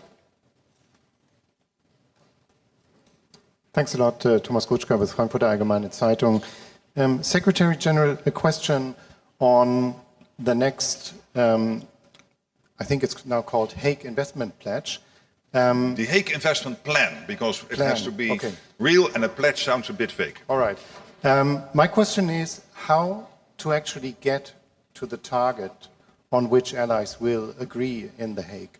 In your view, does it need to be underpinned by a clear and credible path for each member state, which would then also mean that NATO would review progress annually and report back where member states are, which is the procedure where we are now, but that was not how, for instance, it started with the Wales investment pledge from 2014, where no path was set. So what's your view on this? As you are from Germany, let me start by saying that Germany is really taking the lead here. Also today, it is clear that the German government has committed to spend much more on defense, and really wants also, when it comes to this debate, how collectively as NATO we will be able to face all our threats and challenges, that Germany is clearly taking the lead on this. And I'm very happy about this, because it is the biggest economy. It's the biggest economy in Europe and the second biggest economy in NATO after the United States. Of course, these discussions are still ongoing, but my assumption is, and I'm quite confident, that in The Hague we will commit to an ambitious spending target. It might be a target on the core defense spending, but also a clear commitment on defense-related investments. Obviously, just saying that we will have to get there in a couple of years and then doing nothing is not helpful. So there has to be a credible path to get to that target, but you cannot get there in 1 year. That's impossible, because we know there is an issue of absorption capacity. You need to order the defense industrial output from our defense industrial industries. You need to hire the necessary people to fill all the vacancies within the military. That will take some time. So there is a absorption capacity issue here, which we have to take into account, but we have to have a credible path together. Absolutely. And again, through you, thank you to the German government for clearly taking the lead on this. All right, we'll go just in front of him in the third row. Hello, Secretary General. Max Delaney, AFP. Just to follow up on the new target, the new plan. By now expanding it to include defense-related spending as well, aren't you just doing a sort of a budgetary sleight of hand to allow countries to convince President Trump that they're reaching the target he wants? And aren't you just playing smoke and mirrors with the figures to try and pad them out? What we are doing is, first of all, to make sure that we have the money necessary to fill all the capability gaps we have at the moment. We will agree at the defense ministers meeting our capability targets for the coming years, and we know already that with the 2% we can never fill all those gaps. We have to spend much, much more, as I've said consistently since October, November last year. So that's number one. And that has to do with the core defense spending. But we also know that when it comes to defense spending, we have to make sure that we have all the enablers in place, everything related to defense spending in place. As I said this morning, at the doorstep, sometimes when you cross a bridge in Europe, you hope with your own car that you safely cross it, get across it, but let alone with a tank. So this whole issue of military mobility, how can we make sure that we are able to move our land forces from one place to another, but also when it comes to resilience, when it comes to support for partner countries and so many other issues and areas, we have to make sure that we not only concentrate on the core defense spending, but also making sure that we do these defense-related investments. I know there are many rumors about numbers out there. I respect, of course, what you think you have found out so far. That's your job, but I'm not commenting on the concrete numbers, but I do acknowledge that there is a discussion on core defense spending and a discussion on defense-related investments. All right, gentleman in the front row in the purple tie. Doğan Can Aksoy, TRT Haber. Turkey's defense industry has made a significant progress in recent years, and NATO countries have shown increasing interest in Turkish products. Just yesterday, an agreement was signed with Spain for the producement of Hürjet trainer aircraft. And Turkey's effective defense production has gained even more prominence with the Russia-Ukraine war. In this context, how do you assess Turkey's role on the defense industry? Thank you. It's very important because Turkey has an impressive defense industrial base. It is already working in close conjunction with industries and countries all over Europe and the United States. As I said before, there is this problem we are facing. When it comes to deterrence and defense, there is an issue around spending, yes, but there's also an issue around, are you able to credibly produce the defense industrial output you need to keep ourselves and all of us, all 1 billion people living in NATO territory, safe. Russia, in some calculations, is producing in 3 months in terms of ammunition what the whole of NATO is producing in a year, and Russia is only 5% the size of the overall NATO economy. So that's not sustainable. And that's why I'm very much pleading with allies not to have barriers between countries and between European nations within the EU or outside the EU and Canada and the US. We all have to work together on this. And the good thing for industry is that industry now will know the capabilities we need and the gaps we still have. That will inform them, and including the Turkish defense industrial companies, to produce what is needed. And they know that the money is there, because almost all allies, hopefully all allies, will be at 2% before the summit. Beginning this year, we still had 8 not on 2%, but now we are getting in all the messages last Monday from Luxembourg, last Friday from Slovenia, earlier from Spain, from Belgium, from Italy, from others, that they are committing to the 2%. And they also know that in The Hague we will decide about a much more ambitious target going forward. So the money is there, they know what to invest in, and that will help the defense industrial base to do what is necessary. And we need that, because deterrence and defense is not only about money, but also about having a credible defense industrial base able to defend ourselves going forward. All right. In the very center, gentleman in the light gray jacket.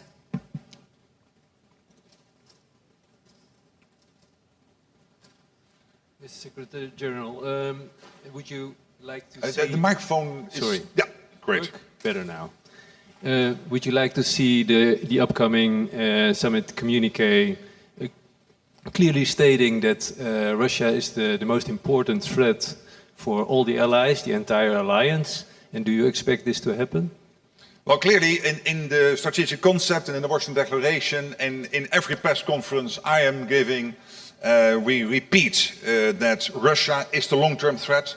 We repeat that China is rapidly building up its armed forces, which is, of course, a big concern. They will have 1,000 nuclear warheads by the end of the decade. And we repeat that terrorism is also one of the areas NATO is focusing on, because terrorism is a core task for NATO to fight terrorism. And we are here in Turkey. Turkey, this country, has been hit by terrorism, but also other countries in NATO have had their share of terrorist attacks over the last decades. And so all these threats are there. I will keep on repeating them based on the language we have agreed.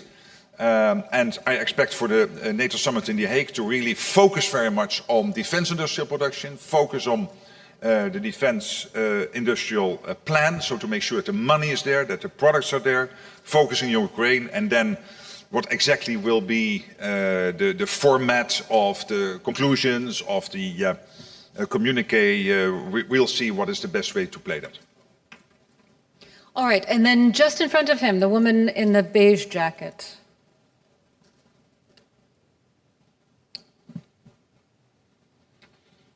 Thank you, Secretary General.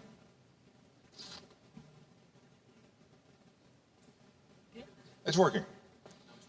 Sorry. Yeah, it's working. Thank you. My name is Mizuho Morioka from Asahi Shimbun, Japan. And according to some report, NATO has decided to invite IPEF leaders to the summit. And what kind of discussion do you expect in Hague with this region?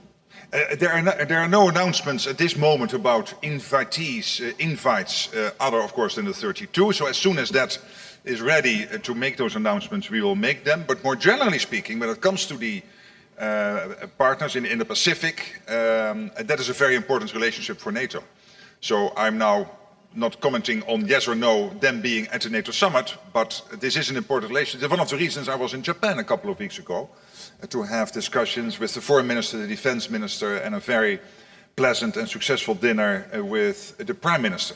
Because there is a close cooperation between NATO and South Korea and Japan, Australia and New Zealand. We share our insights on what is happening. There is a strong defense industrial base which is further being developed in all those countries. We can work together on innovation and getting things out there. Particularly now with the Chinese build-up, it is more and more important that we have that close coordination, particularly because it is increasingly difficult to say that the Euro-Atlantic area and the Indo-Pacific area are totally separate. They are not. They are clearly interconnected. All right, we have time for one or two more questions. I'll come to this side of the room, the woman in the second row on the aisle. Secretary General, Maria Ortega from TRT Spanish. Turkey is hosting two big meetings today, here at NATO, and as we all have our eyes also in Istanbul. So two questions. What does this say about the role of Turkey in the alliance? And there are any efforts among the other countries in the alliance to ramp up these efforts of bringing peace to the region and other parts that it's so much needed? Yeah, clearly Turkey is playing an important role here, and basically the events you are mentioning are evidence of this, and also the meeting we have here with the foreign ministers, which has been very well organized by the foreign minister and his team, and we really want to thank him for that. And the convening power of Turkey is clearly there. We can see it every day. And I think that is important. That does not mean that other countries are not also involved. We have, of course, the coalition of the willing, in which Turkey is participating, which originally was brought together by the French and the Brits, but which is now much bigger. And we have other initiatives to make sure that whenever a ceasefire or a peace deal is done on Ukraine, that it is lasting, that it is durable. That we will have no repeat of what happened in 2014-15 with the Minsk agreement, which was basically challenged still when the ink was not dry, by which this agreement was written. So we cannot have a repeat of that. It has to be lasting. It has to be durable. And then to this week, the ball now is clearly in Russia's court. The Russians are sending a low-level delegation now and not taking up the opportunity President Zelensky has been providing. He said, I'm willing to sit with Putin. As soon as a ceasefire is there, we are willing to negotiate a peace deal. So Ukraine is clearly ready to play ball. But that ball is now in the Russian court. And I'm really thankful for the fact that the United States is laser focused. The president and his whole foreign policy team, including Marco Rubio, on bringing peace to Ukraine. All right, thank you so much. That's all we have time for today. Thank you. Safe travels.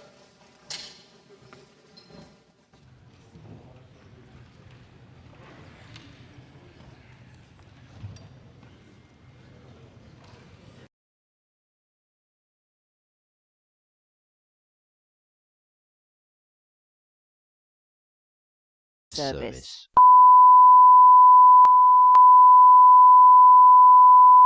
This is the primary audio circuit for the Reuters live service.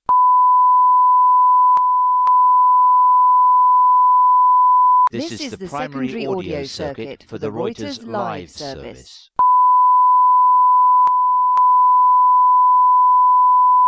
This is the primary audio circuit for the Reuters live service.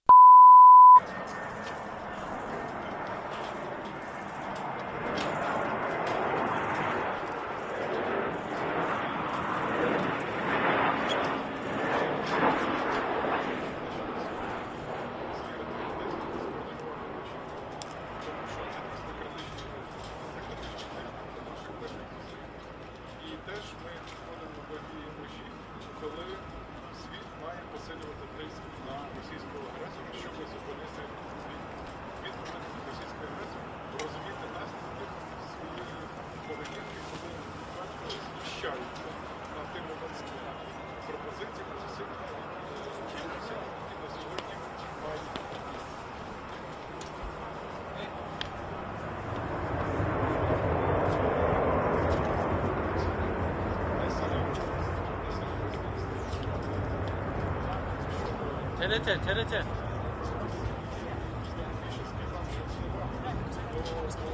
Hocam. Hüseyin Bey, kamera.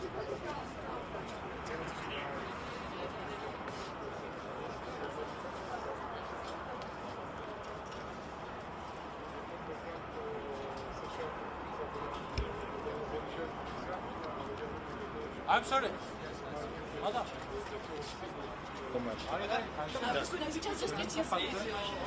Önümü kapattı.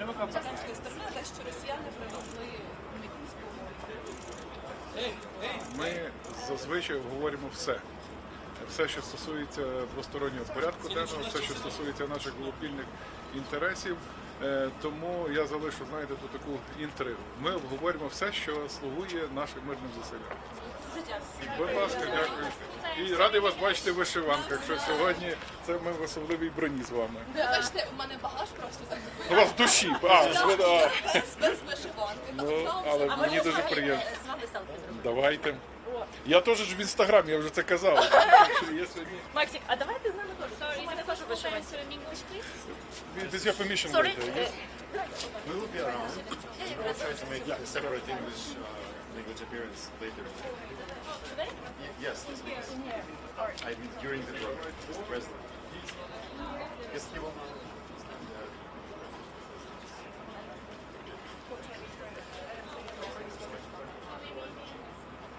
We will see.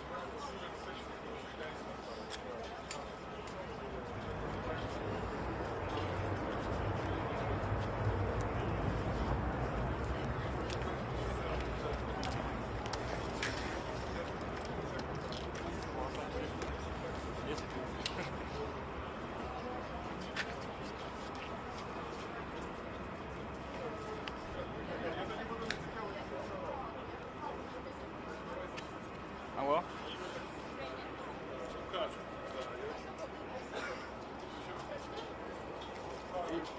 Я вам наберу через годинку буквально. Зараз не звучу. Дякую.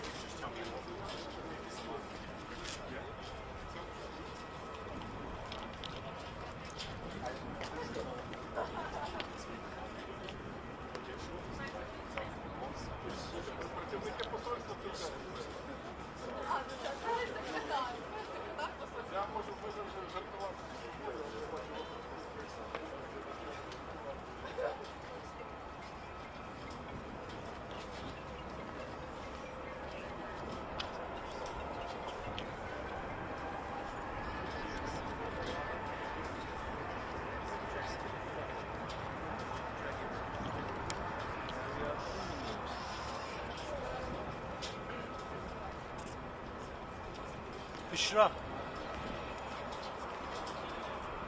Nerede?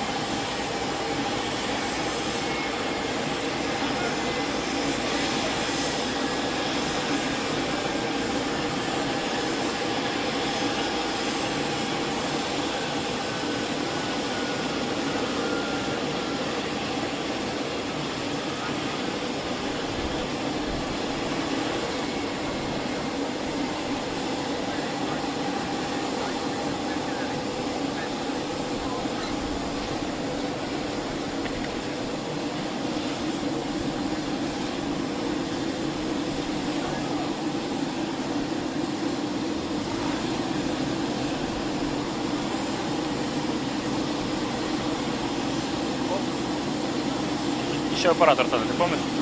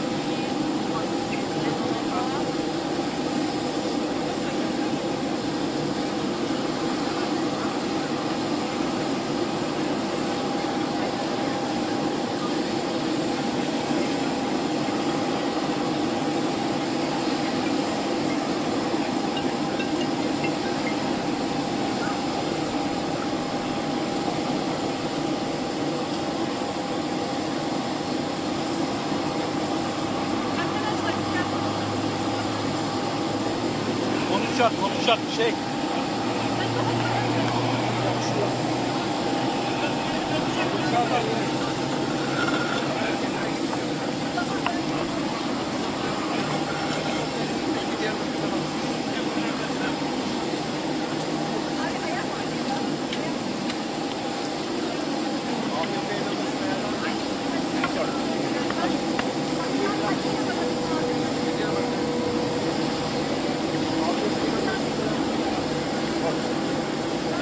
Я тут стану.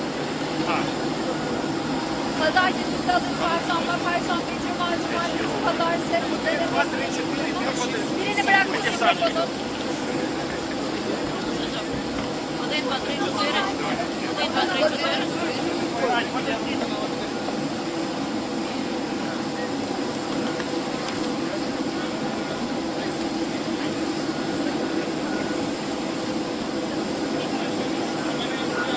Ви Малюка бачили?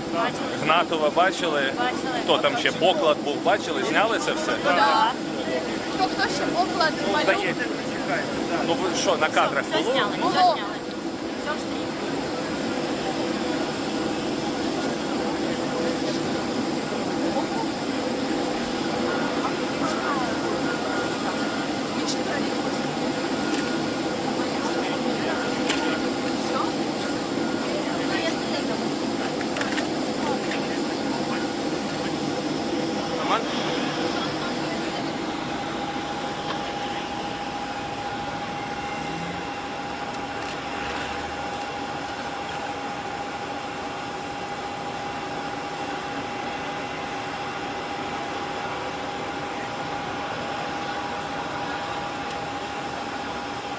Вася!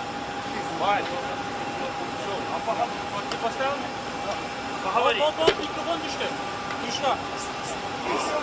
1, 2, 3, 4, 5, 6, 7, 8, 9, 10. 1, 2, 3, 4, 5.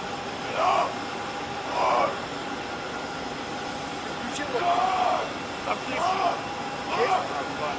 Я тебя слышу.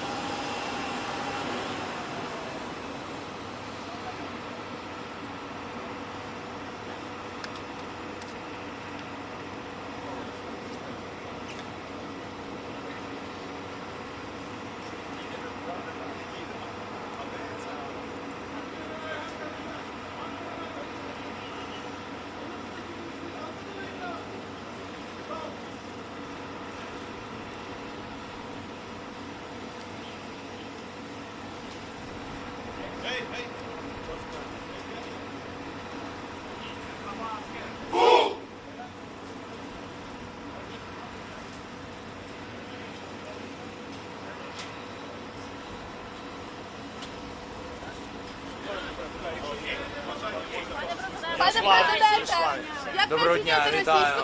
Доброго дня. Just a second, please. Да, дуже коротко. Very briefly, I will speak Ukrainian language. You will get translation from colleagues. Передусім хочу подякувати президенту Ердогану за організацію зустрічі, можливість прямих перемовин. Саме такі були сигнали про прямі перемовини. Українська сторона підтвердила їх і сьогодні саме тут, в столиці, в Анкарі. Що стосується нашого рівня, делегація у нас на найвищому рівні, Міністерство закордонних справ, мій офіс, військові, наші розвідки, представники всіх розвідок, до речі. І для того, щоб приймати будь-які рішення, які можуть привести до очікуваного справедливого миру. Що стосується високого рівня зустрічі, ми почнемо з зустрічі з президентом Ердоганом, з усією широкою делегацією Туреччини. Ми в контакті з американською стороною, а вони, думаю, також будуть в Туреччині на високому рівні. Подивимось, але рівень русських поки що мені офіційно невідомий, але із того, що ми бачимо, більше схоже на бутафорський рівень. Ми подумаємо, що будемо робити, які будуть наші кроки після розмови з президентом Ердоганом. Я думаю, у нас буде кілька годин для важливої розмови, дуже важливих рішень. Ми повинні розуміти, що за рівень російської делегації, який у них мандат, чи спроможні вони хоч щось самі приймати. Тому що нам всім відомо, хто в Росії приймає рішення. Дякую. Будемо в контакті, ми обов'язково вийдемо до засобів масової інформації. Після зустрічі з президентом Ердоганом ми подивимось, в якому форматі. Я точно зустрінусь. Дякую. President Zelensky, what is your message to Vladimir Putin?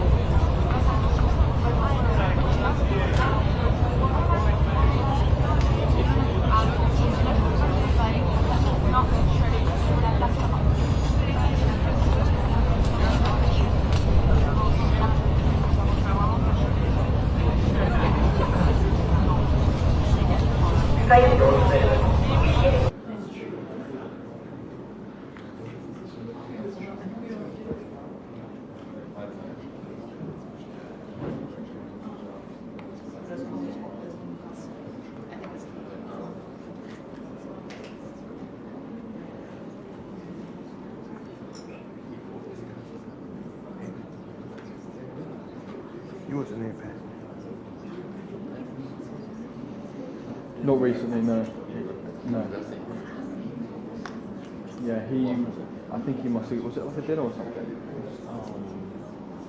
We have a program. Yeah, I think he went. Okay. He definitely went, but some of those things they go, oh, he'll go, but like there's not enough content for you to go out and shoot. So.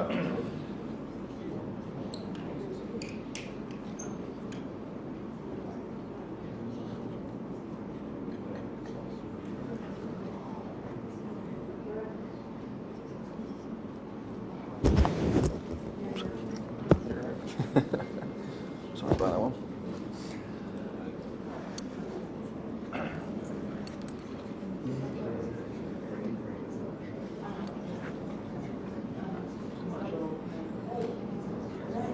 Hello. Oh, there he is. MT.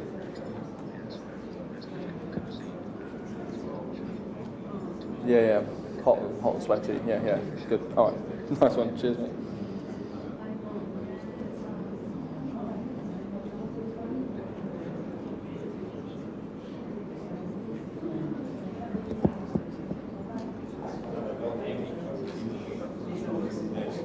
Yeah, I had that, and then I had to get. Oh yeah, Yeah, look.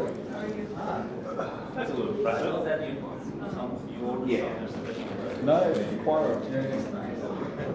Keep it hidden so I can wear it out of the jacket. What? Oh yeah.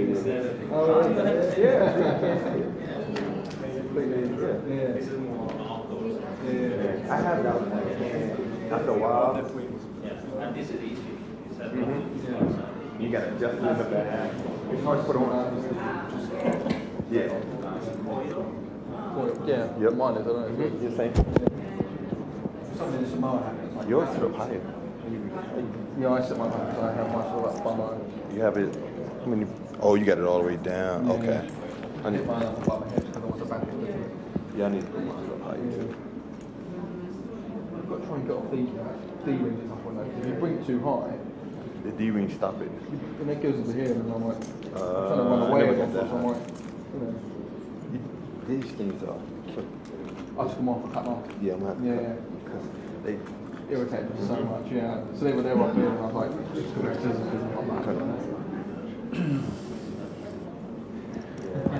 I stopped wearing them. It's so easy just clipping. Yeah. Go get one of these. Amazon. But it's like really softened up quite nice. Yeah, It's mine's really still, stiff. mine's still kind of stiff. Yeah. And I don't wear it that much. Yeah. Only on travel. Yeah. So. It's a bit thicker than mine. I don't know if I feel like a cheap version. That's the same brand though. Yeah. Oh yeah, there's thicker. I bought a belt. Yeah. I bought a. I was in Panama, and this guy had a belt with. He had a lens. Oh yeah. Well, I didn't even know. He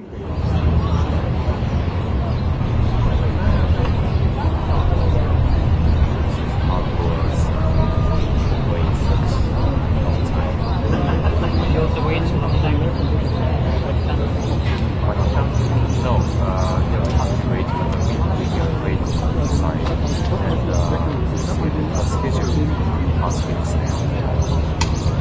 Just can't go there when you have to come by. But here,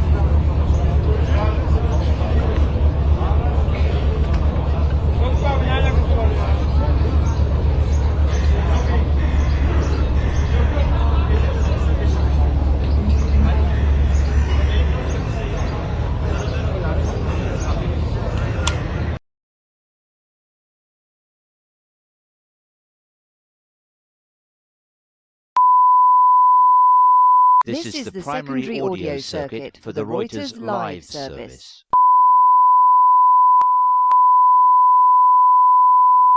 This is the primary audio circuit for the Reuters live service.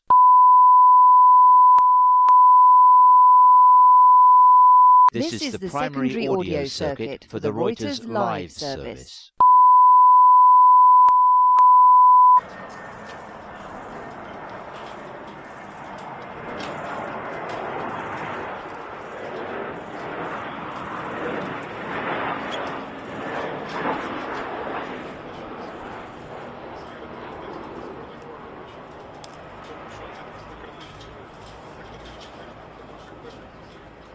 І теж ми входимо в тій межі, коли світ має посилювати тиск на російського агресора, щоб зупинити відповідь російської агресії, розуміти наслідки своєї поведінки, коли знущаються на тим моментом пропозиціями, зусиллями, які на сьогодні мають.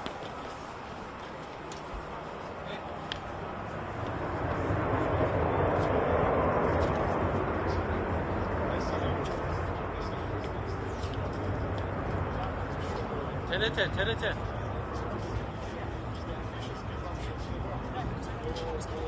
Hocam. Hüseyin Bey, kamera.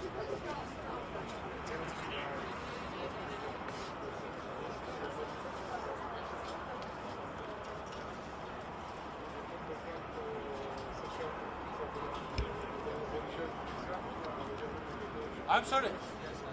Madam.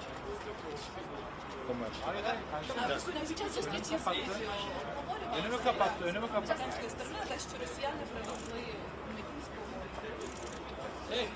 Ми зазвичай говоримо все. Все, що стосується двостороннього порядку денного, все, що стосується наших глобальних інтересів. Тому я залишу, знаєте, тут таку інтригу. Ми обговорюємо все, що слугує нашим мирним зусиллям. Будь ласка, дякую. І радий вас бачити в вишиванках, що сьогодні це ми в особливій броні з вами. Бачите, у мене багаж просто так У вас в душі, без вишиванки. Ну, але мені дуже приємно. Давайте. Я теж ж в інстаграмі, я вже це казав. Максик, а давайте з нами теж. У мене теж вишиванка. With your permission Sorry. later, yes? We will be around. We will try to make a separate English language appearance later. Today? Yes. I mean, during the program, the president. Yes, he will.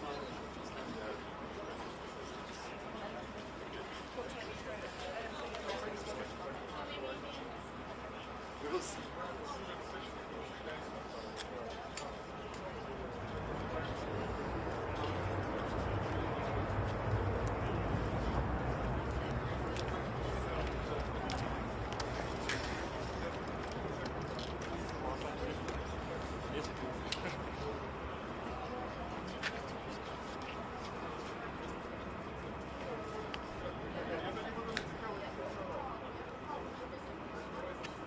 Алло?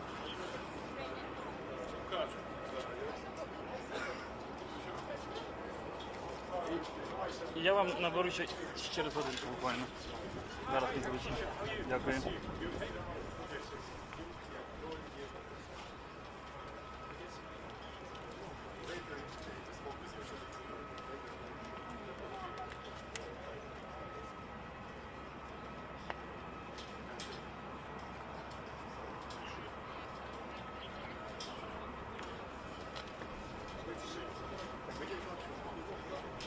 Yeah, I mean, just tennis. If you just tell me what.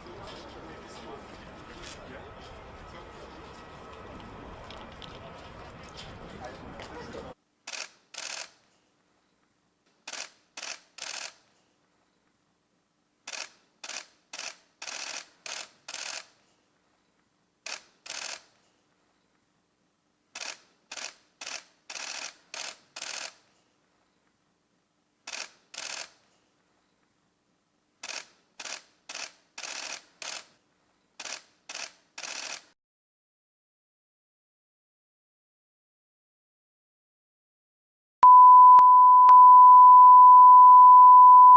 This is the primary audio circuit for the Reuters live service.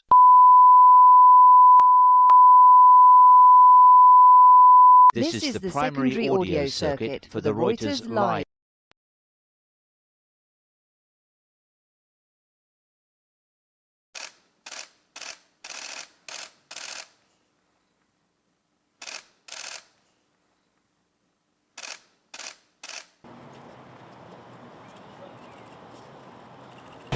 How are you? Thanks. How are you? Good. Good.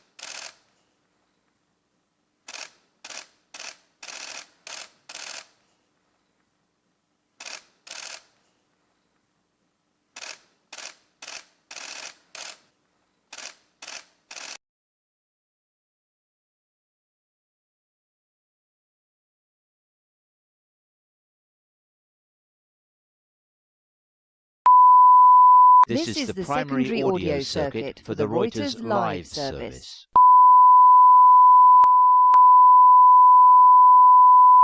This is the primary audio circuit for the Reuters live service.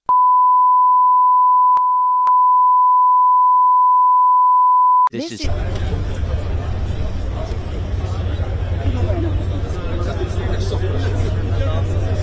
Мы здесь ровно 3 часа. Ожидание как-то совсем нет. То есть, смотрите, час мы переходим. Нормы как-то пропустили. Нет, я отмечал час 10, то есть час надо проходить. Надо готовить новый материал, но вот уже на будущее практически. Чтобы они как нам помилуют решили, как они сделали. Как они так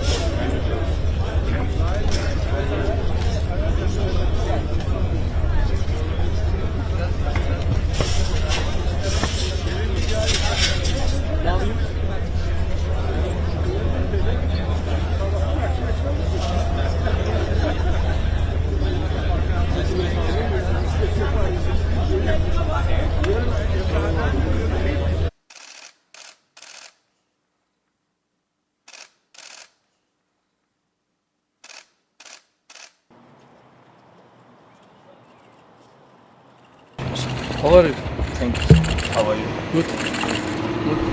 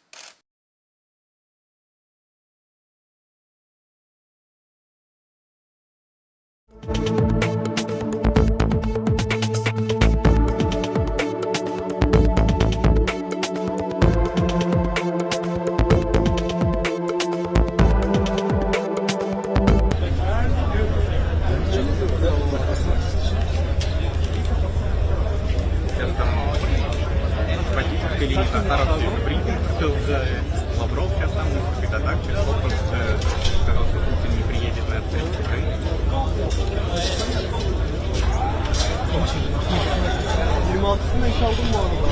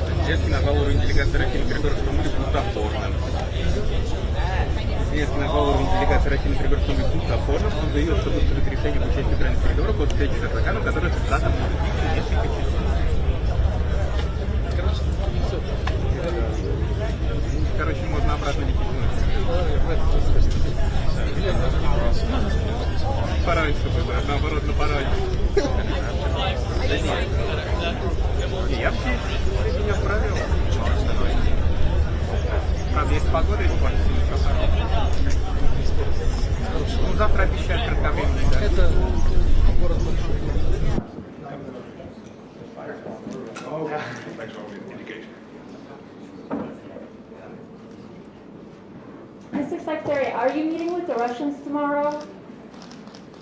Mr. Secretary, if President Putin isn't showing up, what's your plan? What's your plan for the one meeting? What is your expectation of progress tomorrow?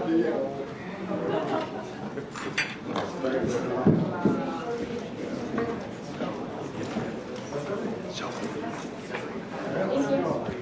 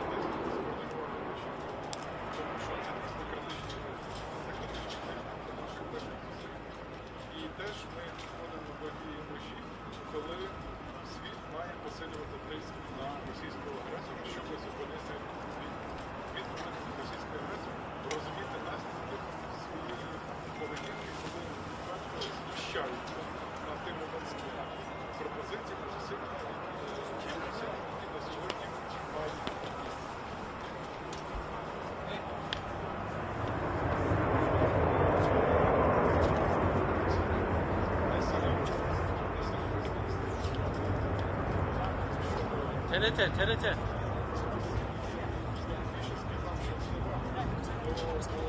Hocam.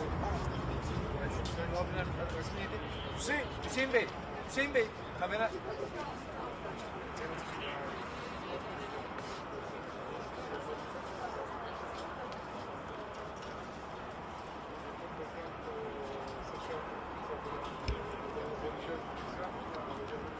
I'm sorry.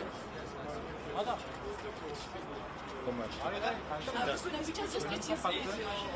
Önümü kapattı.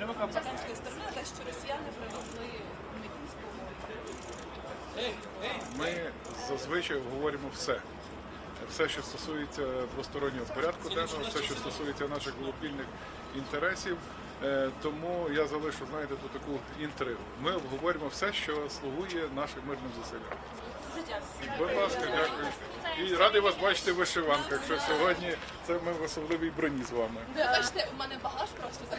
У вас в душі, Без вишиванки. Ну, але мені дуже приємно. З вами селфі. Давайте. Я теж ж в інстаграмі, я вже це казав. Максик, а давайте з нами теж. У мене теж вишиванка.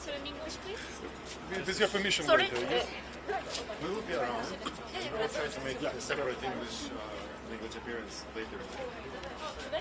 Yes, yes. I mean, during the program, Mr. President. Yes, you will.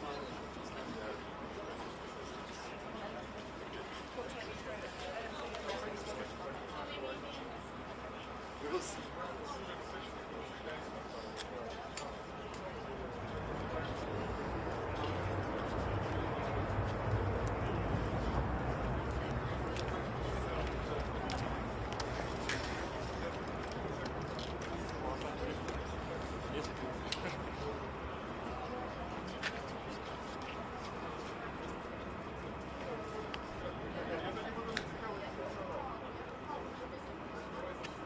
Алло?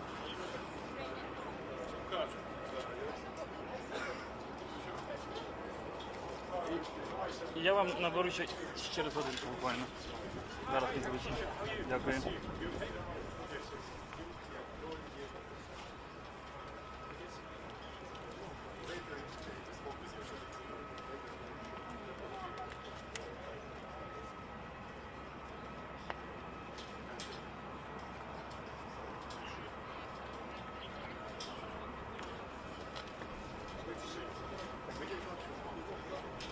Yeah, I mean, just tennis. If you could just tell me what yeah.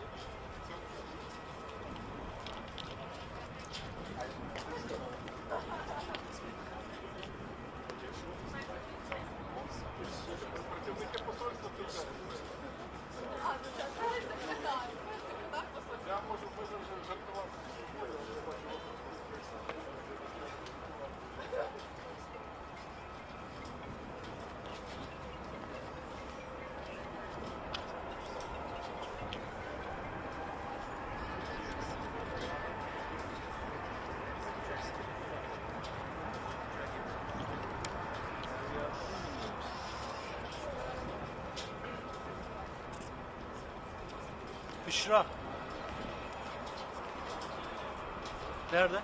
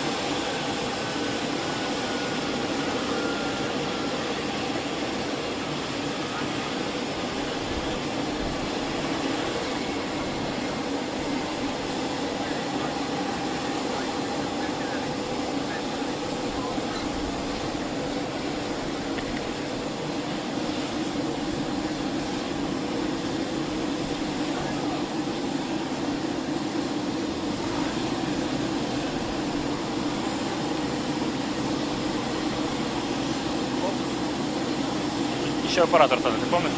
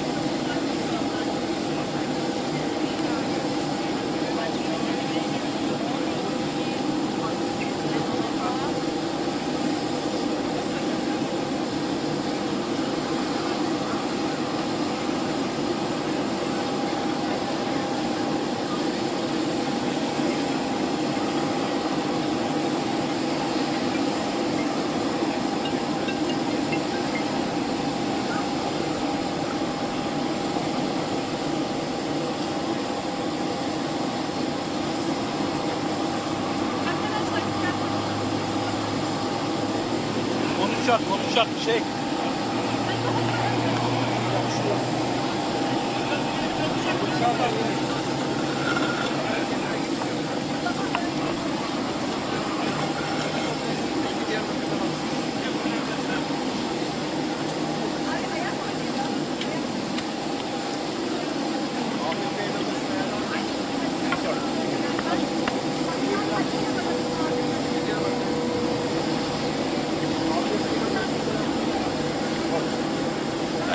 Я тут стану. Pazartesi, salı, çarşamba, perşembe, cuma, cumartesi, pazar, birini bırakmışsın mikrofonun. Один, два, три, чотири. Один, два, три, чотири.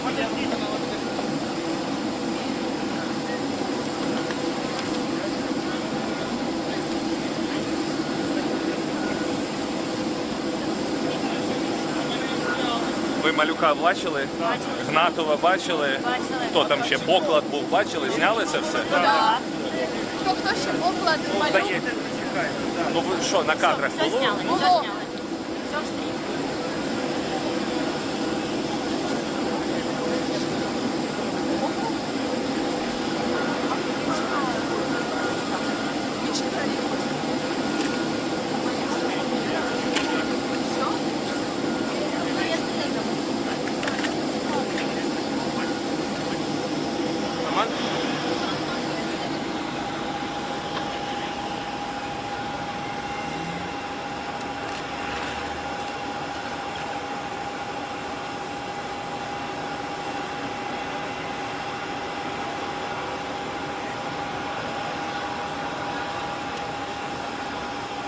Вася!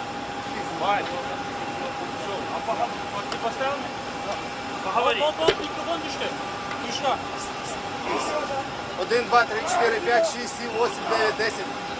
1, 2, 3, 4, 5.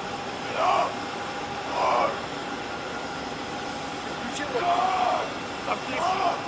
Есть? Я тебя слышу.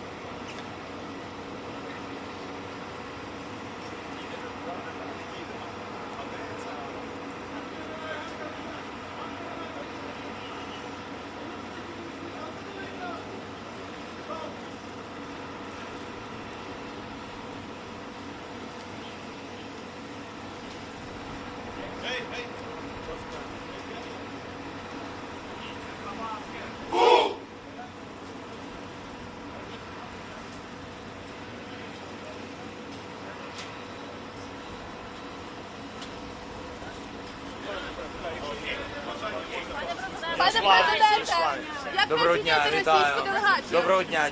Just a second, please. President will make a statement and you will Да, дуже коротко. Very briefly, I will speak Ukrainian language. You will get translation from colleagues.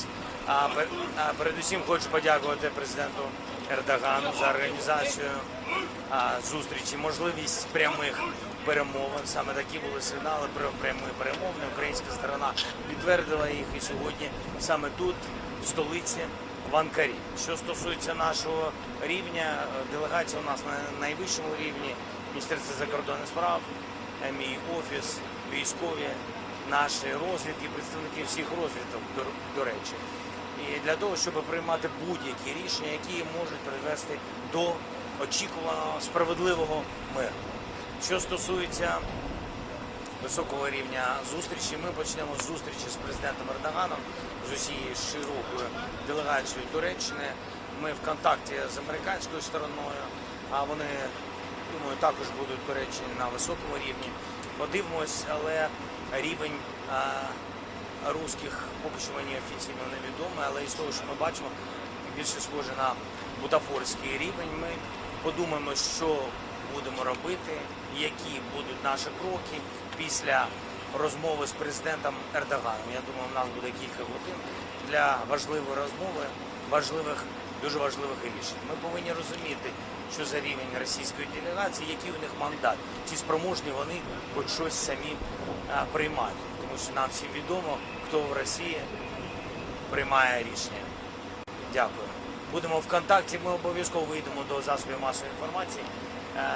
Після зустрічі з президентом Ердоганом ми подивимось, в якому форматі я точно зустрінусь. Дякую. President Zelensky, what is your message to Vladimir Putin?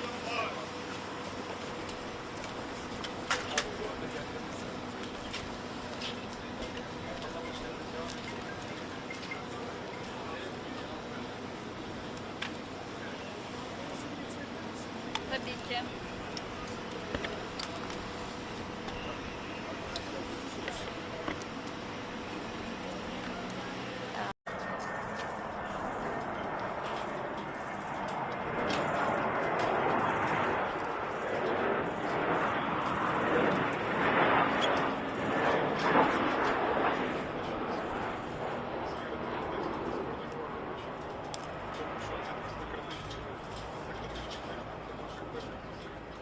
І теж ми входимо до тієї межі, коли світ має посилювати тиск на російського агресора, щоб зупинити відповідь російської агресії, розуміти наслідки своєї поведінки, коли вони знущаються над тими пропозиціями, засилювати кількості, які на сьогодні мають місце.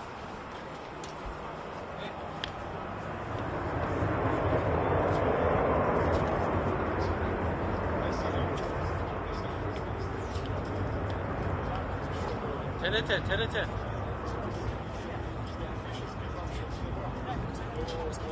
Hocam. Hüseyin Bey, kamera.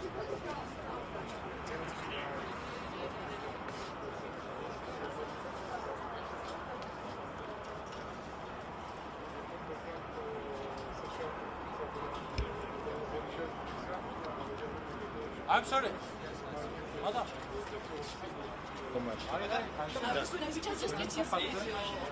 Önümü kapattı.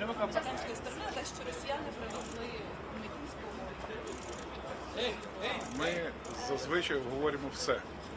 Все, що стосується двостороннього порядку денного, все, що стосується наших глобальних інтересів. Тому я залишу, знаєте, тут таку інтригу. Ми обговорюємо все, що слугує нашим мирним зусиллям.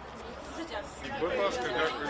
І радий вас бачити в вишиванках, що сьогодні це ми в особливій броні з вами. Бачите, у мене багаж просто так. У вас в душі, Без вишиванки. Ну, але мені дуже приємно. З вами селфі. Давайте. Я теж ж в інстаграмі, я вже це казав. Максик, а давайте з нами теж. Sorry, ми також вишиваємо English, please. With your permission Sorry. later, yes? We will be around. We will try to make a separate English language appearance later. Yes, during the program, the president. Yes, he will.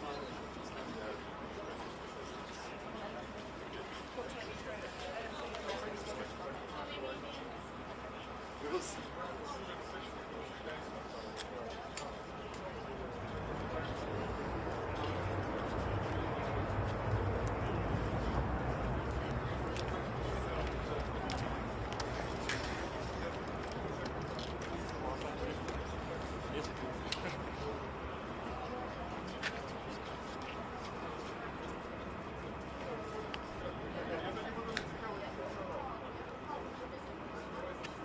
Алло?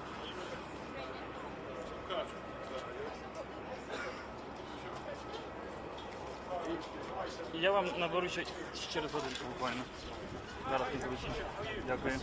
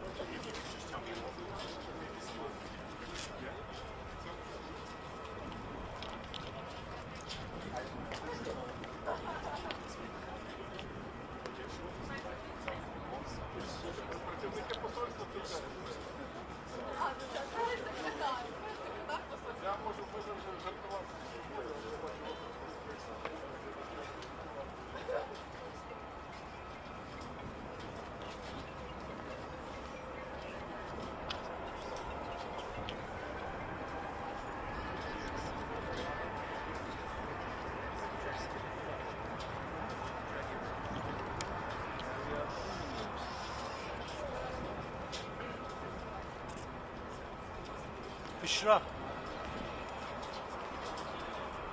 Nerede?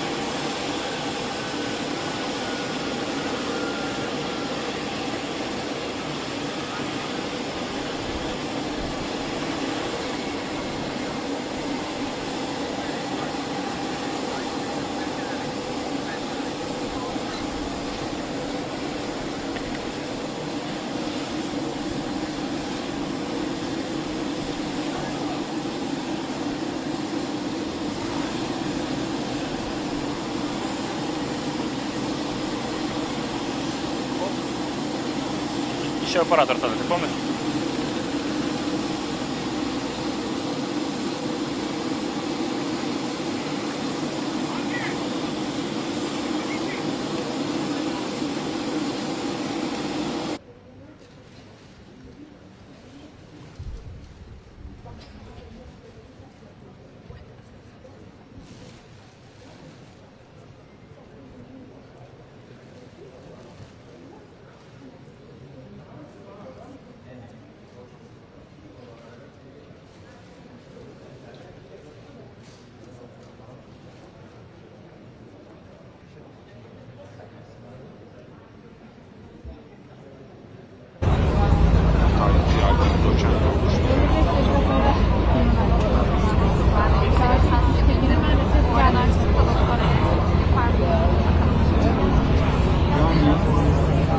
то, о чем я перед отпуском учредил в Москве.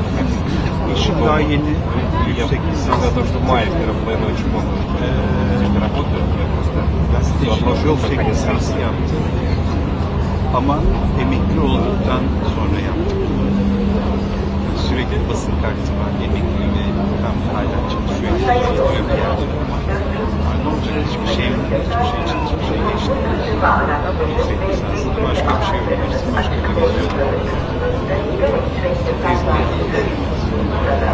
Oh!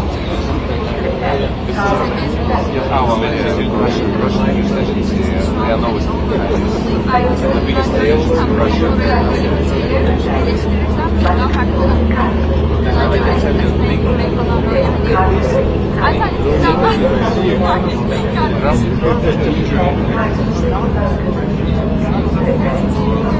Daha şey, bence ikinci örneği oraya gideceğim.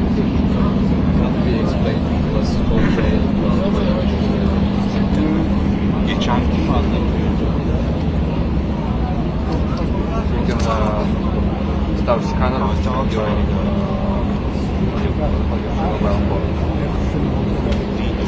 Murat Bardakçı ve Cenci bildiği için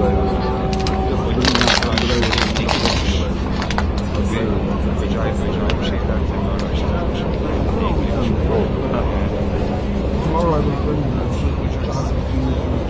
Yunanistan'da da arşivleri var, göç arşivleri var. Bizim aile göçmen olduğu için. Neredesin? İşte Doyran. Böyle tam Makedonya ve Yunanistan sınırında kalıyor. North Makedonya'daki biri. Bizimkiler de Sofya. Öyle mi? Babaannemin annesi sevgilisi de Bulgaristan eski Cuma'lıymış.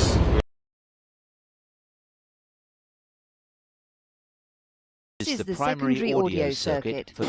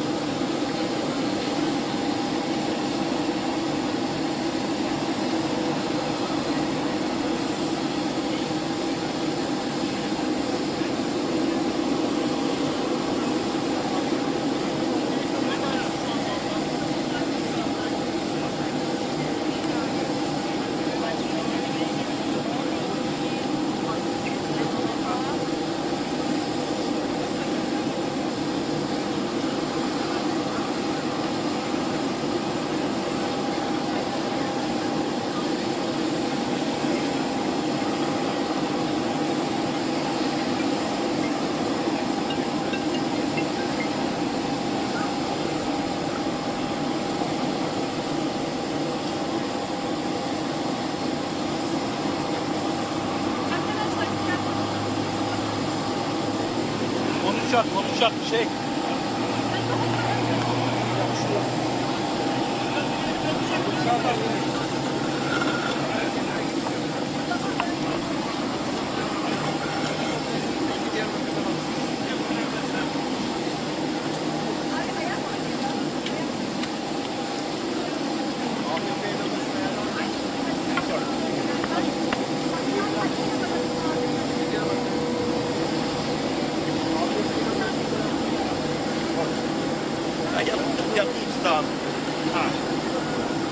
Pazartesi, salı, çarşamba, perşembe, cuma, cumartesi, pazartesi, Спільний порядок роботу. 1, 2, 3, 4. 1, 2, 3, 4.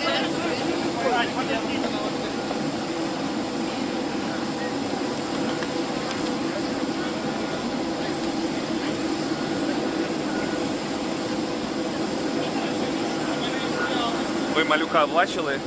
Гнатова бачили? Хто там ще? Поклад був, бачили? Зняли це все? Так. Хто ще поклад малюк? Ну ви що, на кадрах було? Було.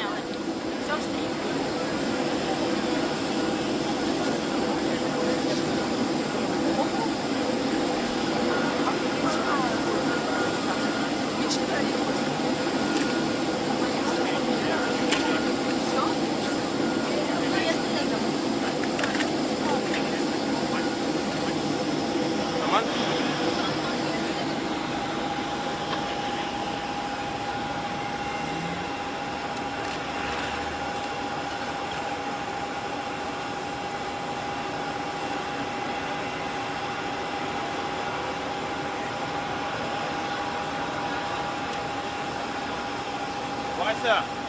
Вася! Что, а ты поставил? Поговори. Микрофон пиши. Миша. 1, 2, 3, 4, 5, 6, 7, 8, 9, 10. 1, 2, 3, 4, 5. Включи Так, я тебя слышу.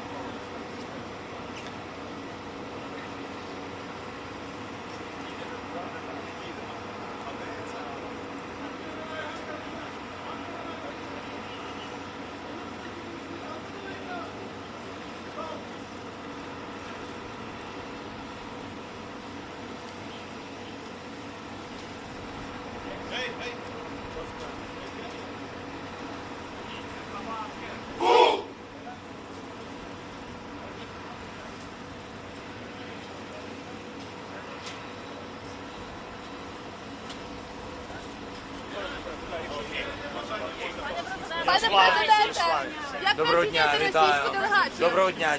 Just a second, please. Да, дуже коротко. Very briefly, I will speak Ukrainian language. You will get translation from colleagues. Передусім хочу подякувати президенту Ердогану за організацію зустрічі, можливість прямих перемовин. Саме такі були сигнали про прямі перемовини. Українська сторона підтвердила їх і сьогодні саме тут, в столиці, в Анкарі. Що стосується нашого рівня, делегація у нас на найвищому рівні, Міністерство закордонних справ, мій офіс, військові, наші розвідки, представники всіх розвідок, до речі. І для того, щоб приймати будь-які рішення, які можуть привести до очікуваного справедливого миру. Що стосується високого рівня зустрічі, ми почнемо з зустрічі з президентом Ердоганом, з усією широкою делегацією Туреччини. Ми в контакті з американською стороною, а вони, думаю, також будуть в Туреччині на високому рівні. Подивимось, але рівень русських поки що мені офіційно невідомий, але із того, що ми бачимо, більше схоже на бутафорський рівень. Ми подумаємо, що будемо робити, які будуть наші кроки після розмови з президентом Ердоганом. Я думаю, у нас буде кілька годин для важливої розмови, дуже важливих рішень. Ми повинні розуміти, що за рівень російської делегації, який у них мандат, чи спроможні вони хоч щось самі приймати. Тому що нам всім відомо, хто в Росії приймає рішення. Дякую. Будемо в контакті, ми обов'язково вийдемо до засобів масової інформації. Після зустрічі з президентом Ердоганом ми подивимось, в якому форматі. Я точно зустрінусь. Дякую. President Zelensky, what is your message to Vladimir Putin?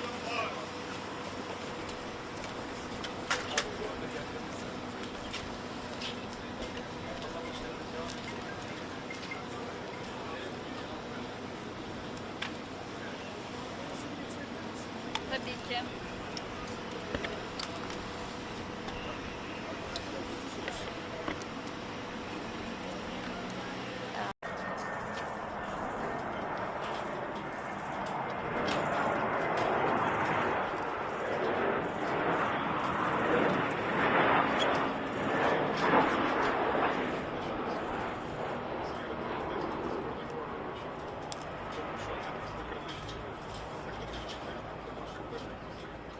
І теж ми входимо до тієї межі, коли світ має посилювати тиск на російського агресора, щоб зупинити відповідь російської агресії, розуміти наслідки своєї поведінки, коли вони знущаються над тими пропозиціями, зусиллями, які на сьогодні мають.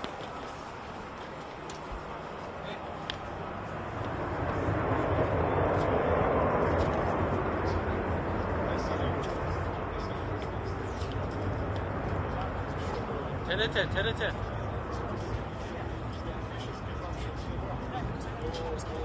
Hocam. Hüseyin Bey, kamera.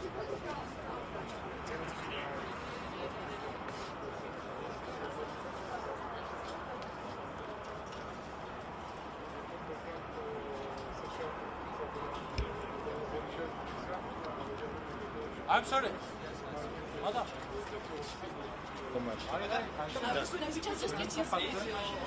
Önümü kapattı.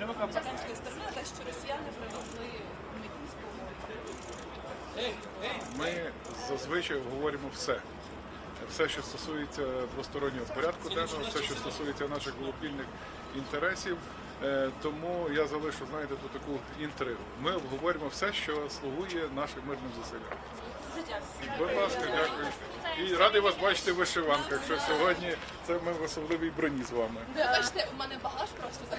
У вас в душі, Без вишиванки. Ну, але мені дуже приємно. З вами селфі. Давайте. Я теж ж в інстаграмі, я вже це казав. Максик, а давай ти з нами теж. Sorry, ми також вишиваємо in English, please. With your permission Sorry. later, yes? We will be around. We will try to make a separate English language appearance later. Yes, I mean during the program, Mr. President. Yes, you will.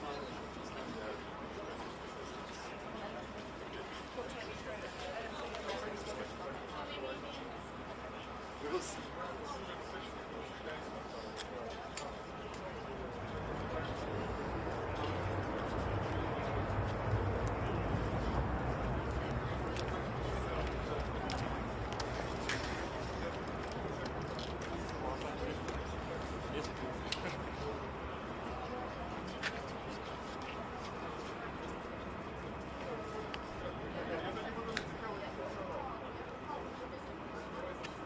Алло?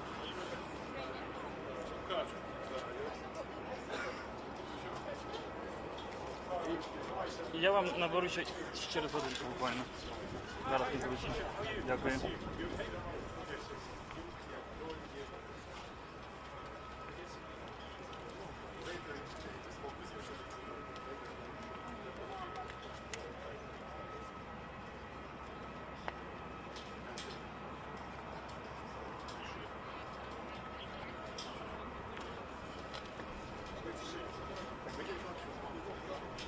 Yeah, I mean just tennis. Tennis. You can just tell me what.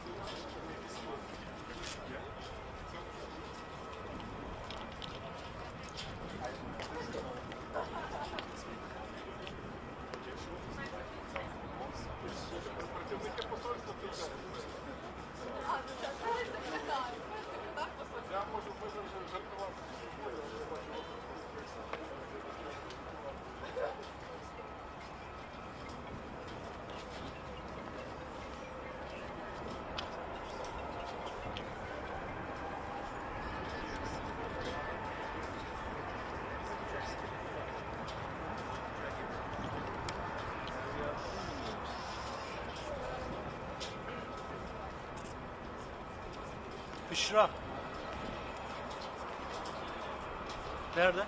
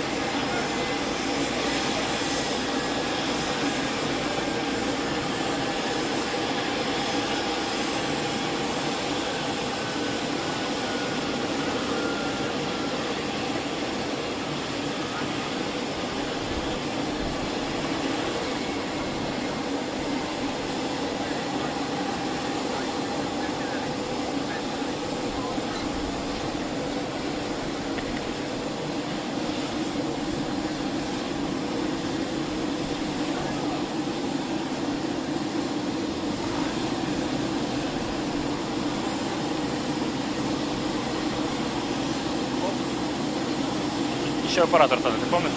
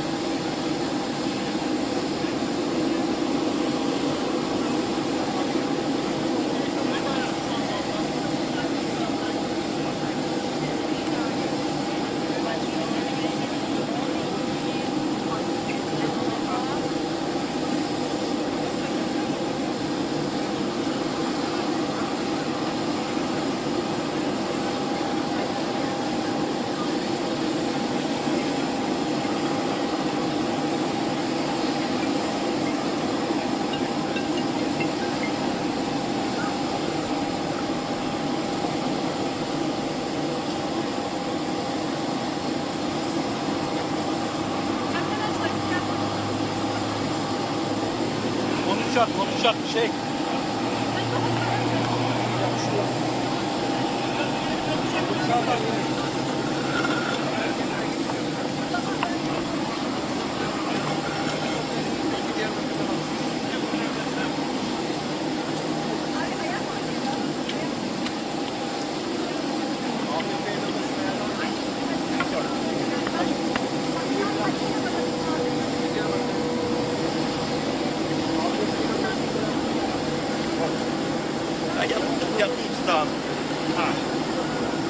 Pazartesi, salı, çarşamba, perşembe, cuma, cumartesi, pazartesi. Birini bırakmışım mikrofonu.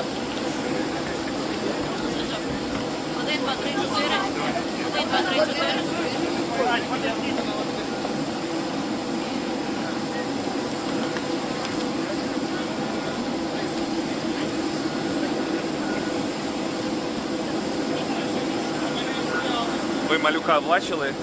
Гнатова бачили? Хто там ще? Поклад був, бачили? Зняли це все? Так. Хто ще поклад малюк?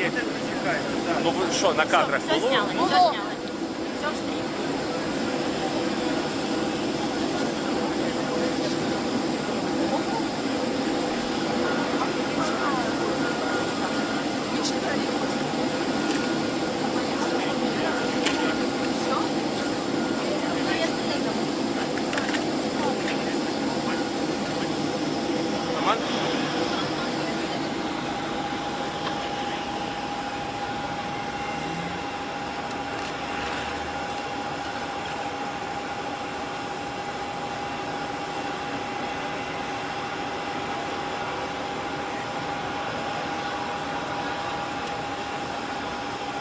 Вася!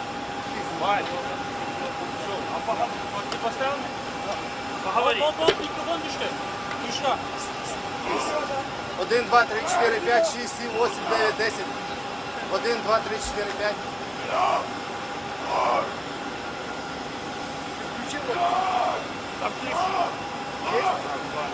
Я тебя слышу.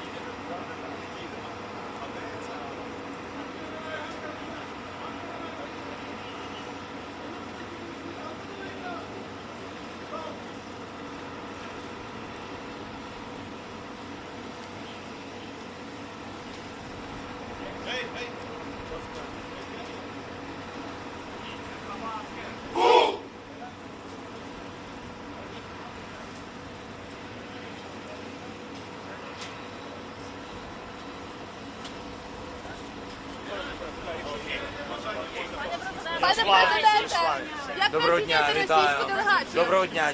Just a second, please. Да, дуже коротко. Very briefly, I will speak Ukrainian language. You'll get translation from colleagues. Передусім хочу подякувати президенту Ердогану за організацію зустрічі, можливість прямих перемовин. Саме такі були сигнали про прямі перемовини. Українська сторона підтвердила їх і сьогодні саме тут, в столиці, в Анкарі. Що стосується нашого рівня, делегація у нас на найвищому рівні, Міністерство закордонних справ, мій офіс, військові, наші розвідки, представники всіх розвідок, до речі. І для того, щоб приймати будь-які рішення, які можуть привести до очікуваного справедливого миру. Що стосується високого рівня зустрічі, ми почнемо з зустрічі з президентом Ердоганом, з усією широкою делегацією Туреччини. Ми в контакті з американською стороною, а вони, думаю, також будуть в Туреччині на високому рівні.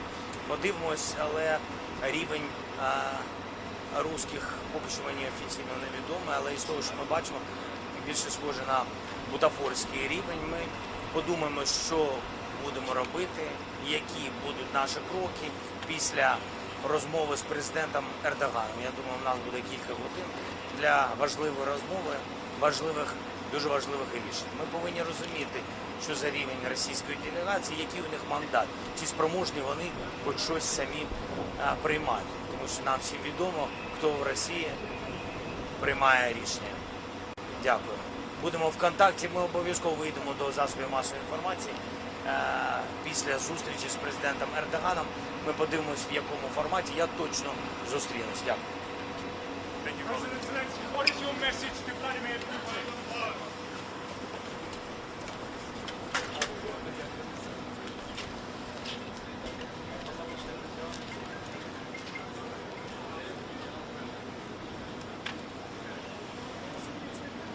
Tabii ki.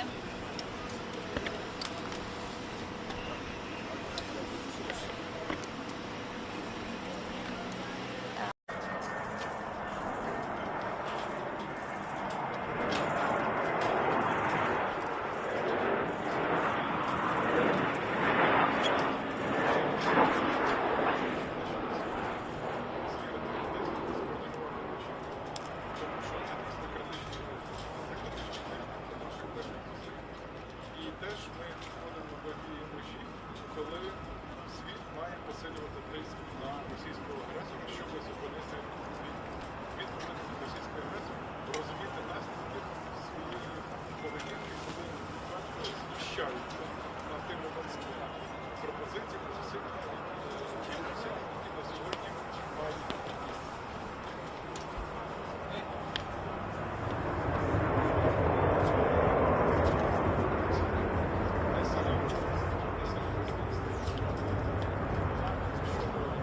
TRT.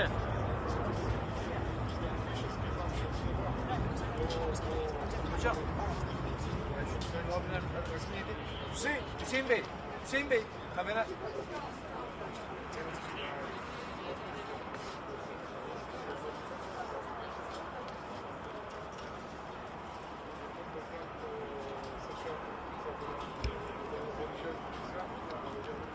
I'm sorry. Madam.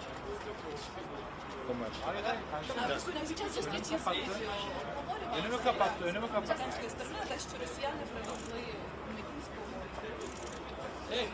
Ми зазвичай обговорюємо все. Все, що стосується двостороннього порядку денного, все, що стосується наших глобальних інтересів. Тому я залишу, знаєте, тут таку інтригу. Ми обговорюємо все, що слугує нашим мирним зусиллям. Будь ласка, дякую. І радий вас бачити в вишиванках, що сьогодні це ми в особливій броні з вами. Бачите, у мене багаж просто так. У вас в душі, Без вишиванки. Ну, але мені дуже приємно. Давайте. Я теж ж в інстаграмі, я вже це казав. Максик, а давайте з нами теж. Sorry, ми також вишиваємося в English, please.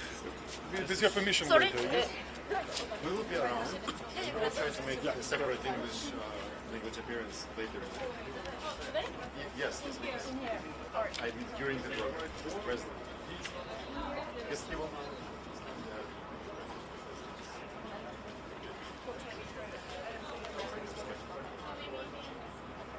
We will see.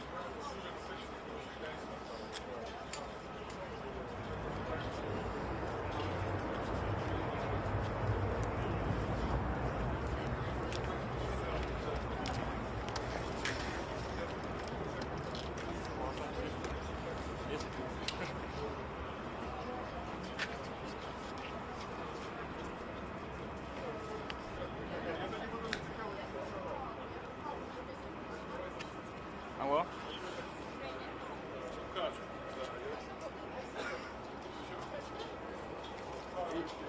Я вам наберу ще через годинку буквально. Зараз не звучить. Дякую.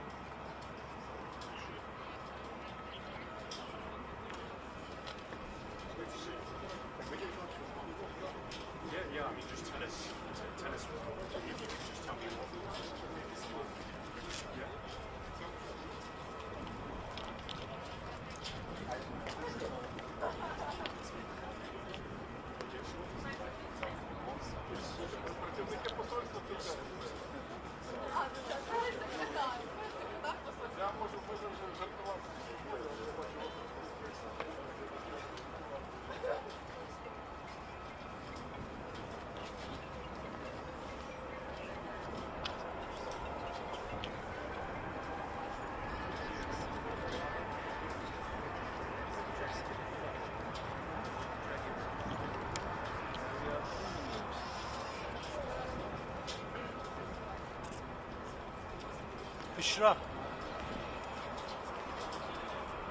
Nerede?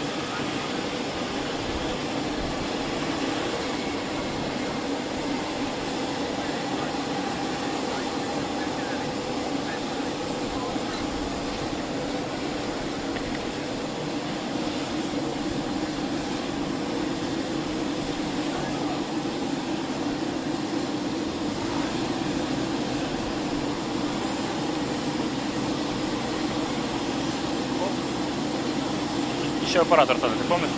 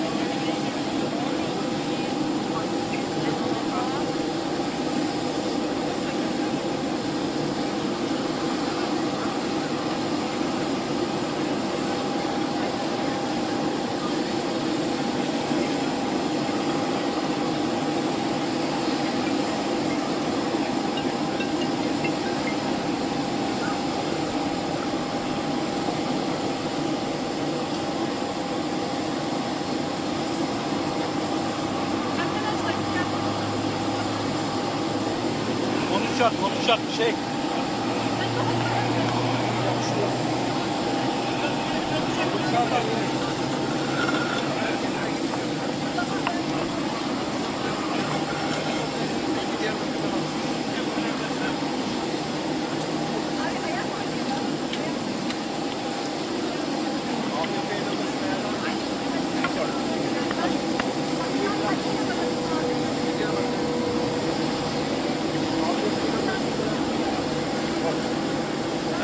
Я тут стану. Складайтеся, Першанка, Cuma, складайся. 2, 3, 4, 5, 6. Ірина Брякова, фото. 1, 2, 3, 4. 1, 2, 3, 4.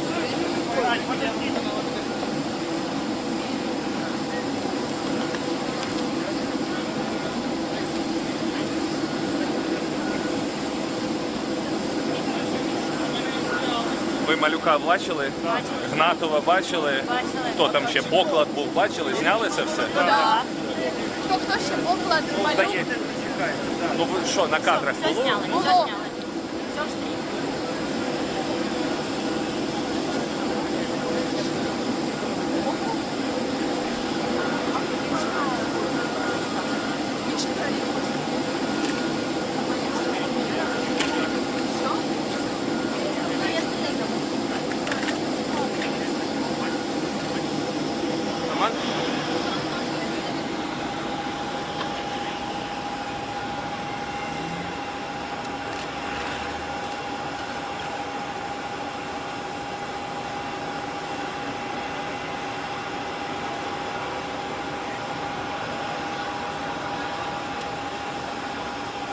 Вася! Вася! Ты поставил? Поговори. Микрофон дыши. Душа. 1, 2, 3, 4, 5, 6, 7, 8, 9, 10. 1, 2, 3, 4, 5. Включи вот. Там клип. Есть? Я тебя слышу.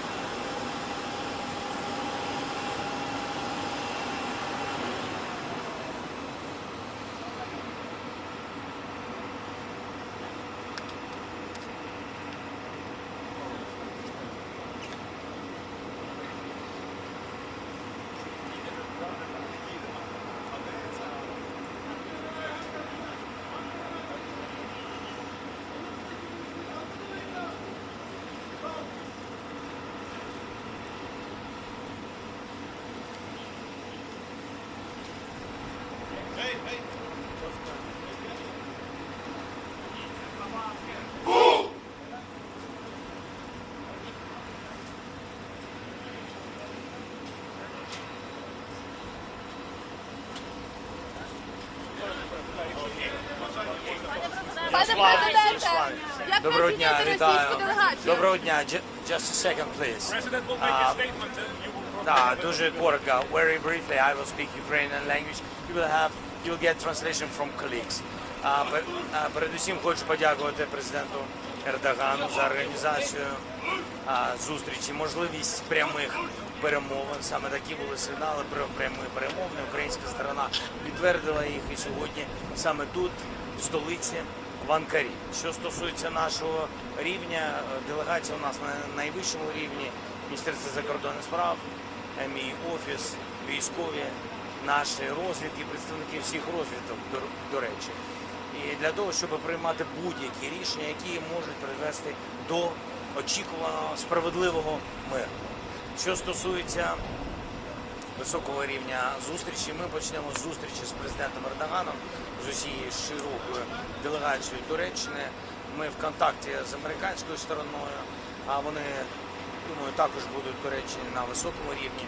Подивимось, але рівень русських поки що мені офіційно невідомий, але із того, що ми бачимо, більше схоже на бутафорський рівень. Ми подумаємо, що будемо робити, які будуть наші кроки після розмови з президентом Ердоганом. Я думаю, у нас буде кілька годин для важливої розмови, дуже важливих рішень. Ми повинні розуміти, що за рівень російської делегації, який у них мандат, чи спроможні вони хоч щось самі приймати. Тому що нам всім відомо, хто в Росії приймає рішення. Дякую. Будемо в контакті, ми обов'язково вийдемо до засобів масової інформації. Після зустрічі з президентом Ердоганом ми подивимось, в якому форматі я точно зустрінусь. Дякую. President Zelensky, what is your message to Vladimir Putin?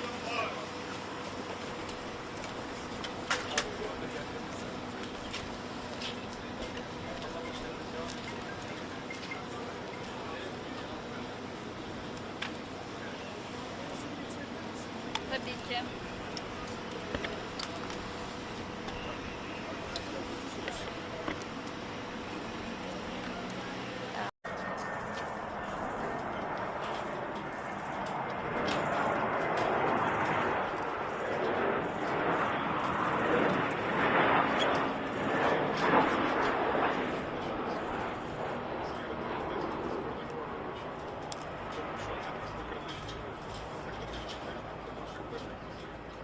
І теж ми входимо в тій межі, коли світ має посилювати тиск на російського агресора, щоб зупинити відповідь російської агресії, розуміти наслідки своєї поведінки, коли знущаються над тими пропозиціями, зусиллями, які на сьогодні мають.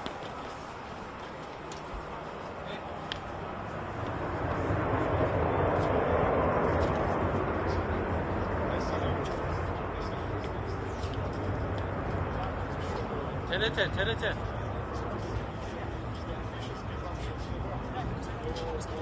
Hocam. Hüseyin Bey, kamera.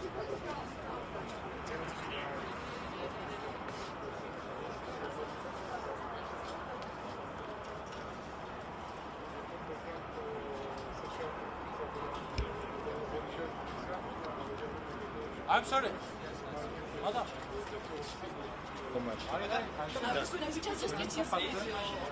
Önümü kapattı.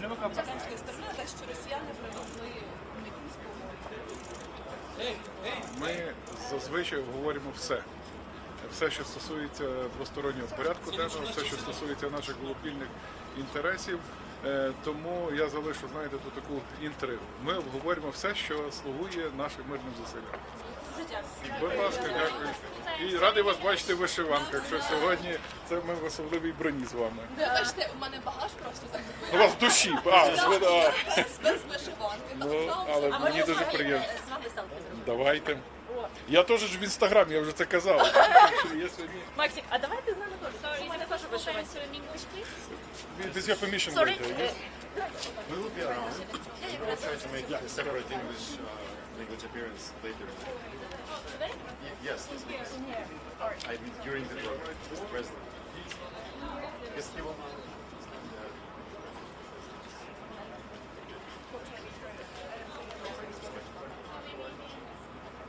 We will see.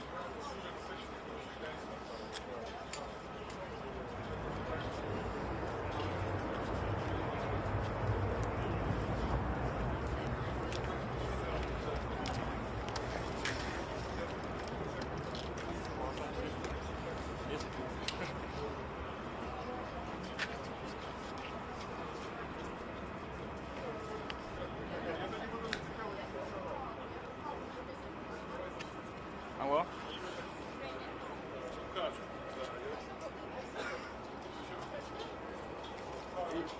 Я вам наберу ще через годинку буквально. Зараз не звучить. Дякую.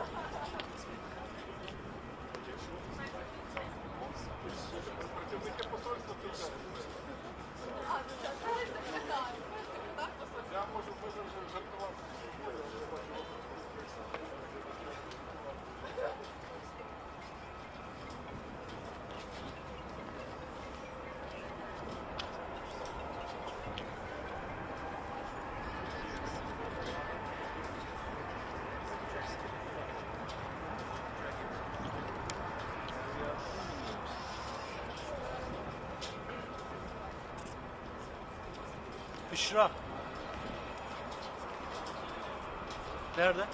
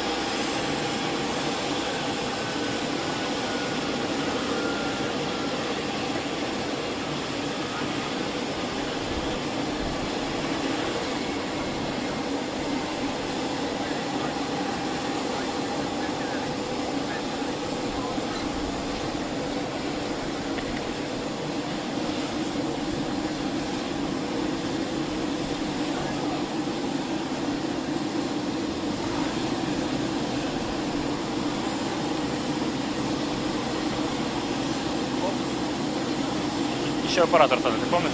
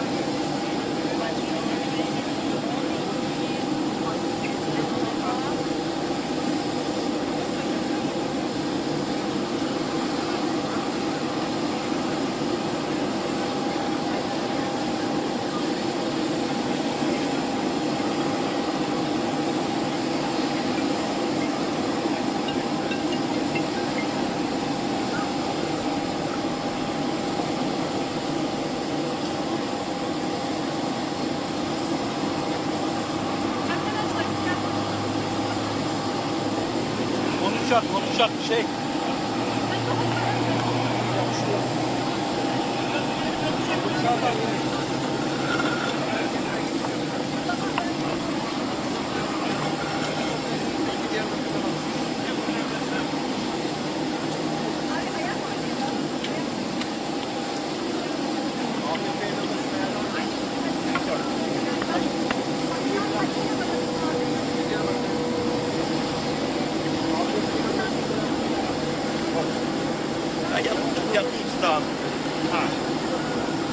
Pazartesi, salı, çarşamba, perşembe, cuma, cumartesi, pazartesi.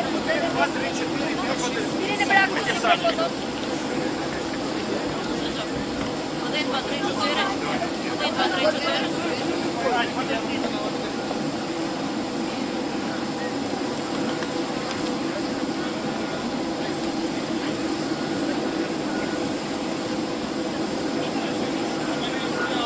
Ви малюка бачили? Гнатова бачили? Хто там ще? Поклад був, бачили? Зняли це все? Так. Хто ще поклад малюк? Ну ви що, на кадрах було? Було.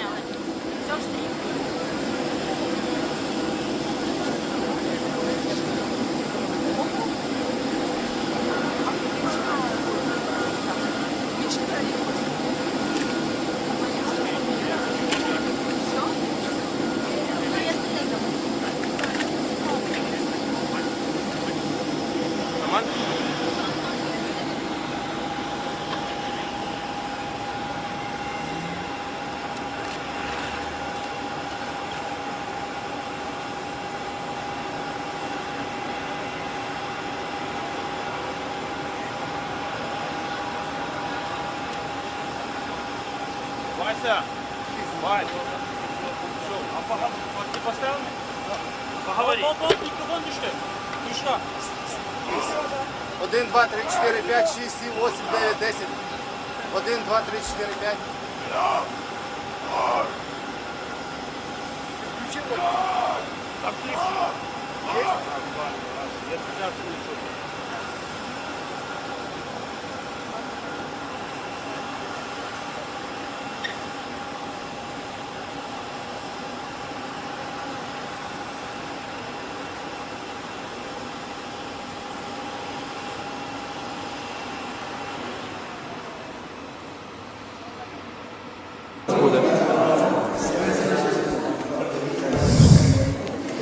Вони вже розігнали нас.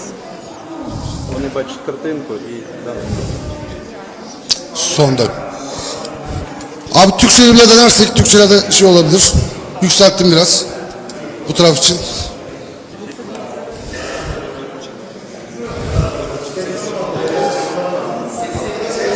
Buradan kısıyorum. Bir dakika. Şimdi nasıl? Konuş Kayan, devam et. Şu anda nasıl? Şu an nasıl abi? Patlama var mı hala? 2'deyiz, tamam.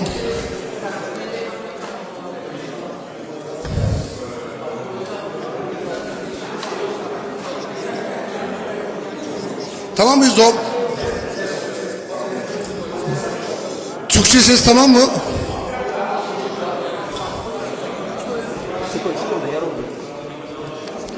Türkçe tercüman sesi, konuşmaya devam et. İnşallah, ben ona şüpheliyim da.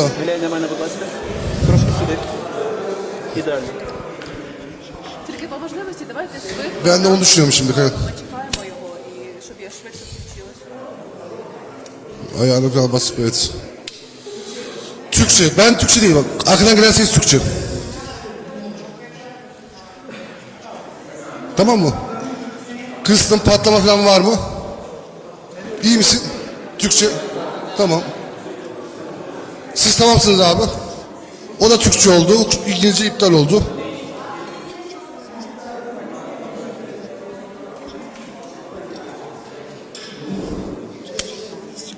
Tamam mıyız? Bıraktırıyorum.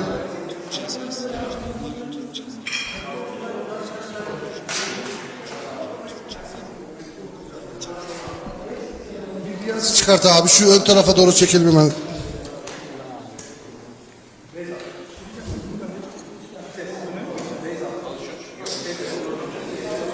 Ayar yapacak mısınız? Oturayım ister misiniz?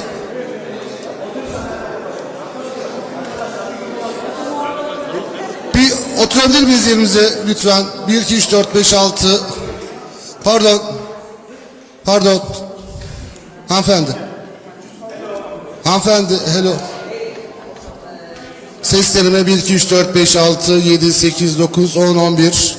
Ses kontrol 1, 2, 3, 4, 5. Ses kontrol 1, 2, 3, 4, 5, 6. Ses deneme 1, 2, 3, 4, 5. Test prova. Ses kontrol 1, 2, 3, 4, 5, 6. Ses deneme 1, 2, 3, 4, 5.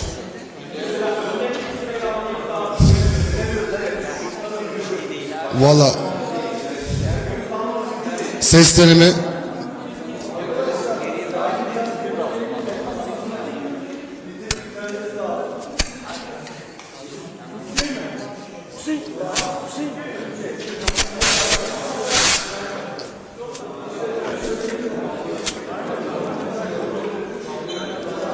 Ses deneme.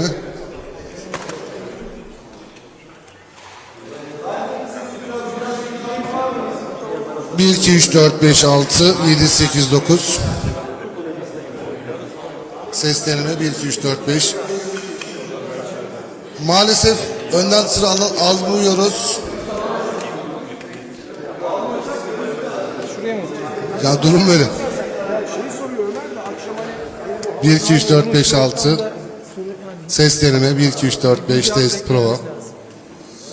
Ses kontrol 1, 2, 3, 4, 5, 6, 7, 8, 9, 10, 11, 12, 13, 14, 15. Prova test. 1, 2, 3, 4, 5, 6 test prova.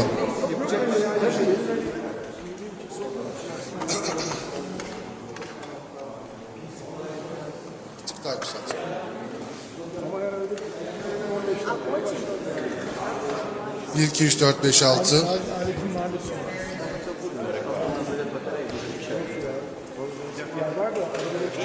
Benim de arabada. Kablon da var mı? Kablo da yok abi. Ya neyse idare eder benim işte. %15'ti de.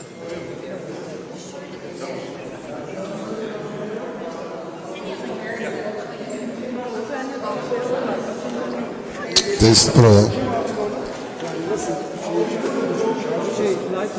Ses deneme 1, 2, 3, 4, 5, 6, 7, 8, 9 test prova.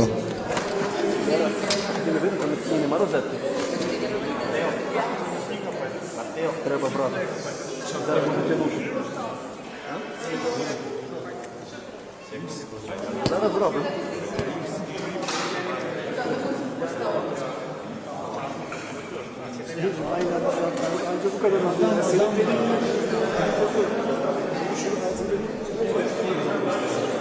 ha yok bu değil. Şiir.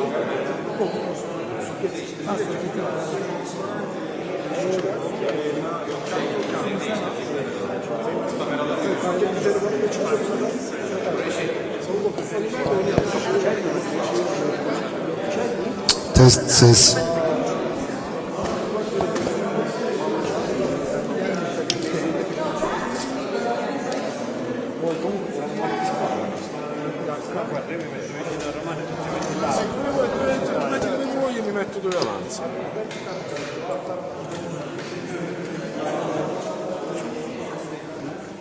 Hah şimdi ya. Eyvallah. Ben de senden halledeceğim. Çok iyi. İşte çocuğun fotoğraflarını çekebilirsin artık. Hiç bitirmene gerek yok. Benim 2 tanem var. Galiba bir tane sizin yok. Sizin var. Şunun o. Önemli değil onu. Yok sadece oturma. Evet onu oraya atarsın. Şurasına koy. Sağ ol. Ha geliyor galiba. Reuters. Abi yok seni gördüm ya birkaç kere gördüm o yüzden evet. O yüzden şey değil.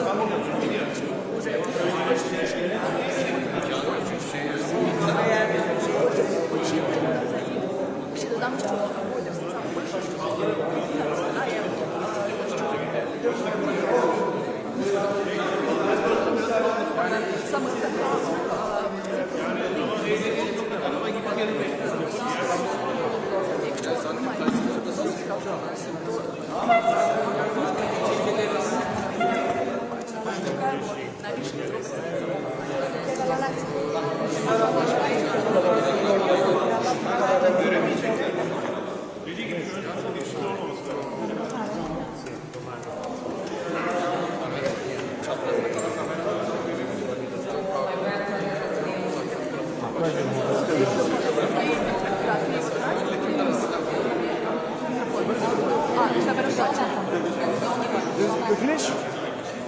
Finish? Look how the right is nicely. Strongly black. Canlı değil mi? Evet, evet. Diye buradan alacağız. Aynen öyle. Zaten Ukrayna'da konuşacak.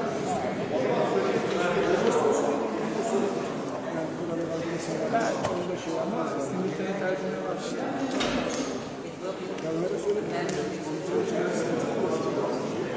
Simultaneler sıkıntılı oluyor.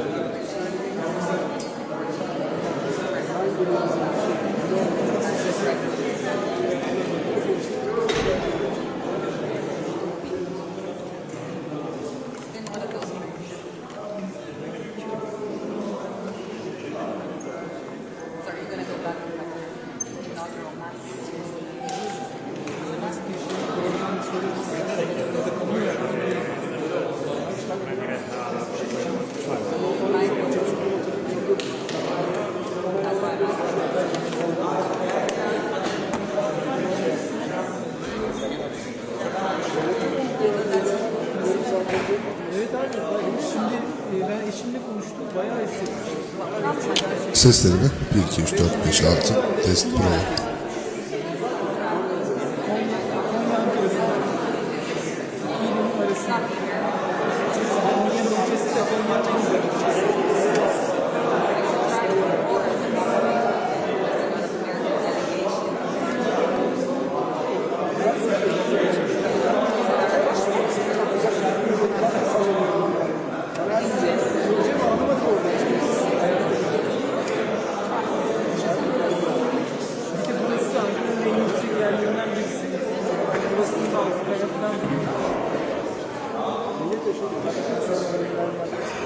Where is post? If the security says yes, yes. E io ho fatto ok. Posso chiedere alla security allora ha fatto no, no. Чекай, я ще не встигаю. Дай хвильку.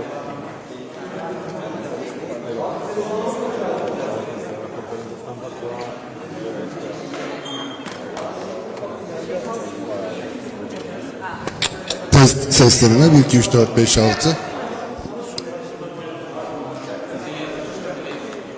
Лера, Київ 11.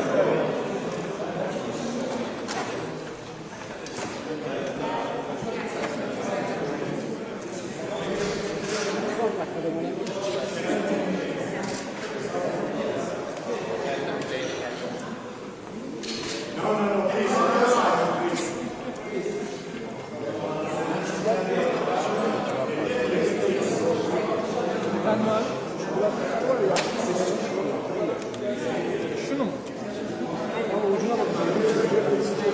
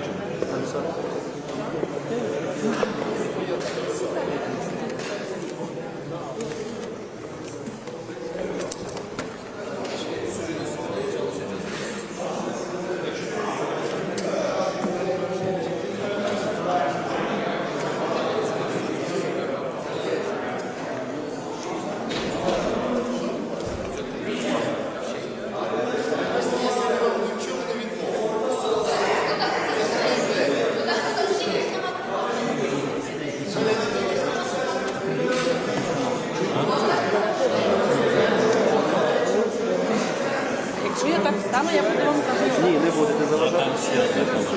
А якщо я стану піджакою? Огонь. Тільки не штовхніть, бо все так тримається на чесному А слові. наскільки високо я можу підняти? Отак нормально? А вже в кадрі? Отак, огонь.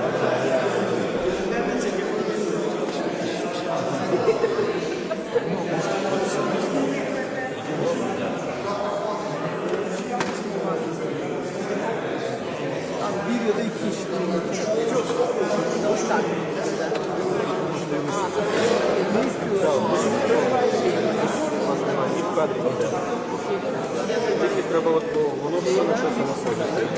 Вся ця система.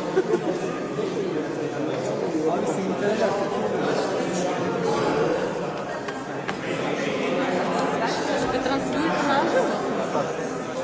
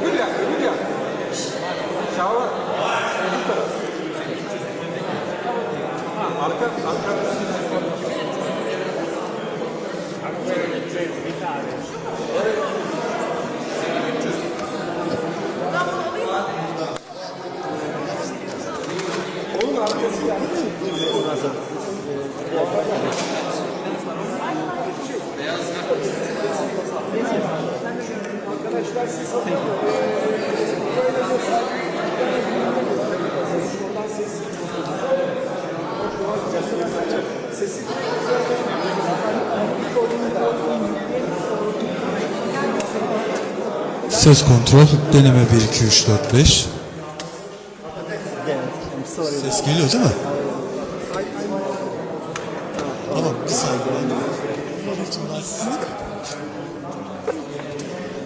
There are only two.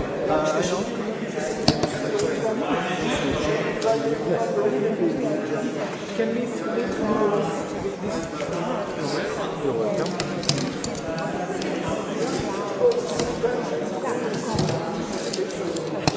Birinci kanaldayım. Türkçe de misiniz? Tamam. Şu an birinci kanaldasınız Ukrayna'da.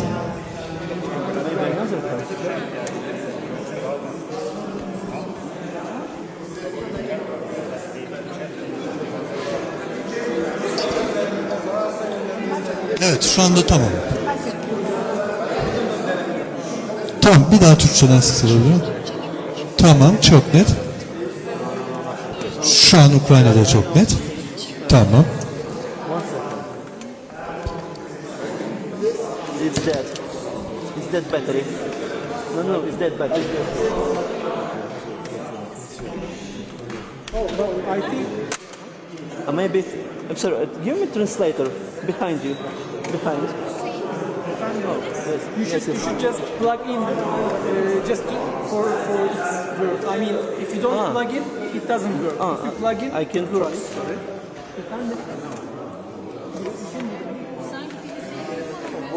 Thank you. You're welcome. Okay.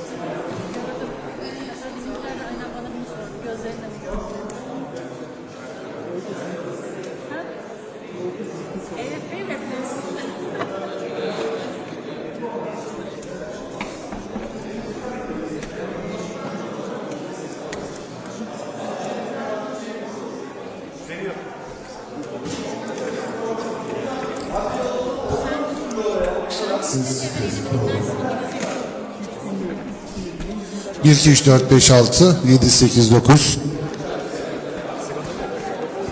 1, 2, 3, 4, 5, 6, 7, 8, 9, 10, 11. Test prova.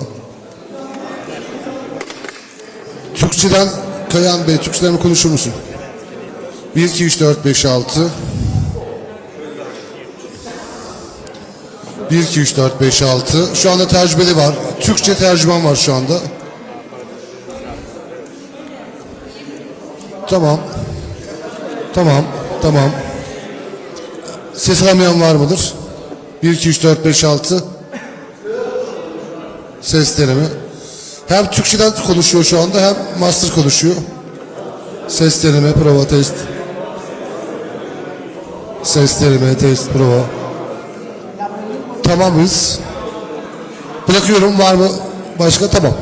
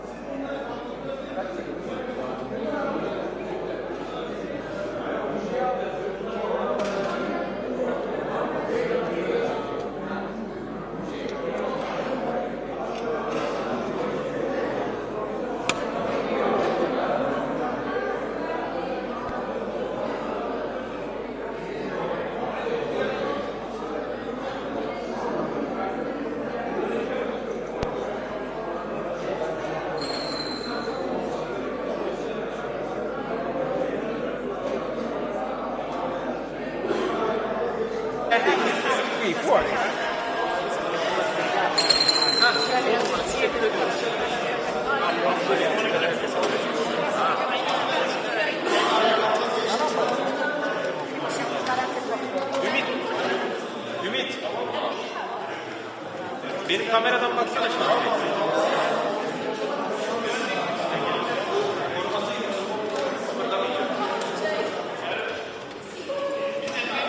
Nasıl o? Güzel. Bana değil, oraya. Abi ben çaktım ama kafanın arkasına.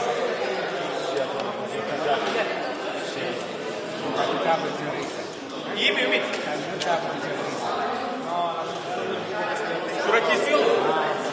Bura kesiyor mu?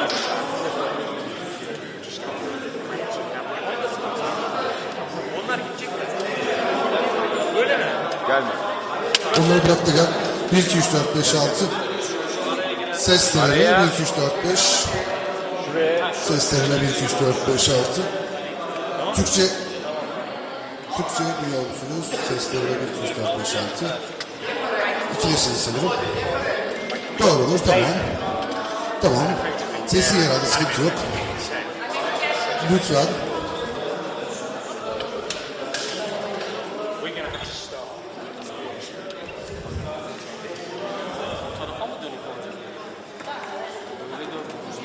Şu anda iyice Ya yok ortada görüyoruz. kameralara koy. Buradan soru sorulduğunda bu tarafa bakacak. Her tarafa bakar yani. Ortaya koyduk çevirdiler. Bakacak rahat rahat şey yaparsınız, çekersiniz. Siz insanlar bir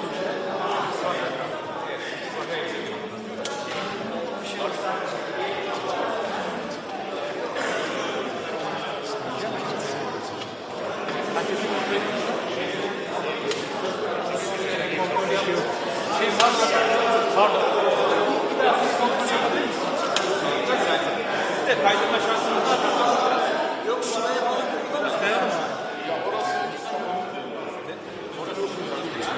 Ses deneme.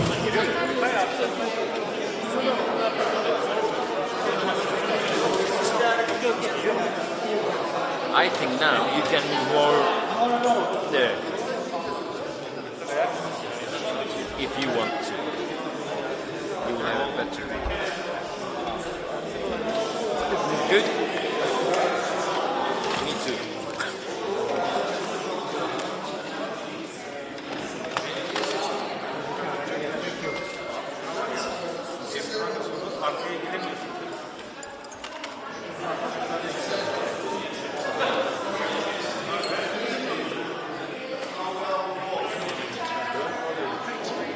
Dışarı sesi mi? Ses deneme 1, 2, 3, 4, 5, 6.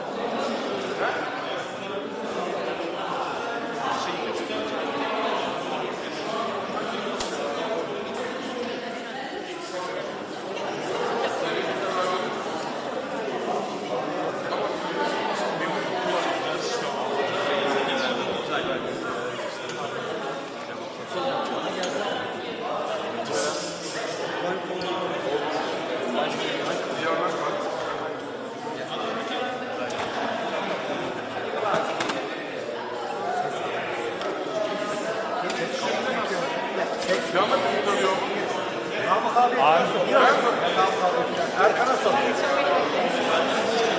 Cemal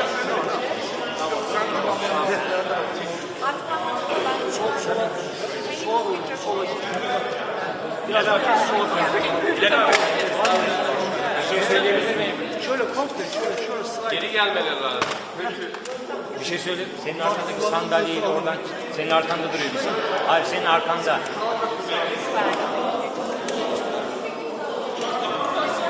Yok. Abi o sandalyeyi oradan reserve de orada reserve olsun. Evet, burada reserve. Bence de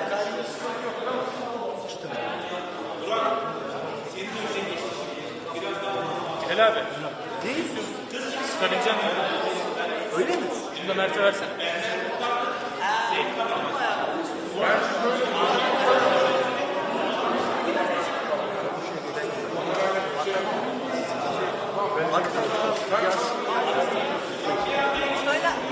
Şöyle Şurada oturacak mı ya? Ya orada oturuyor. Buraya biri daha gelecek herhalde. Burak abi şunlar ne yapacağız? Burak abi. Onları kaldıramadık.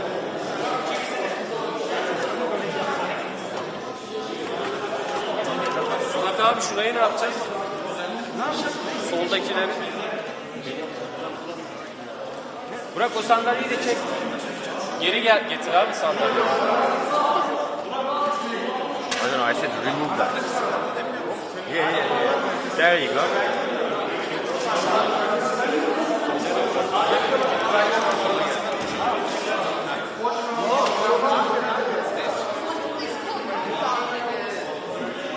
Hey, listen.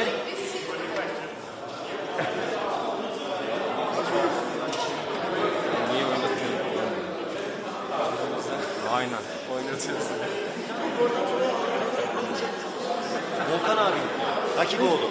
Tamam ama oradan buraya uzaktan lazım. Nerede? Mikser nerede? Aynen. Gidiyor. Mikser nerede? Mikser de ta oradan abi. Oradan buraya uzaktan. Başka bela mısın? Şuna koyalım mikrofonu işte üstüne. Zaten ne anlayacak? Bilal abi şunlar size geliyor mu? Onları ben anlayacağım. Üçten alalım mı? Onların gelmesi lazım. Çıkması lazım. Ayaktakiler değil mi? Yok. Ben benim.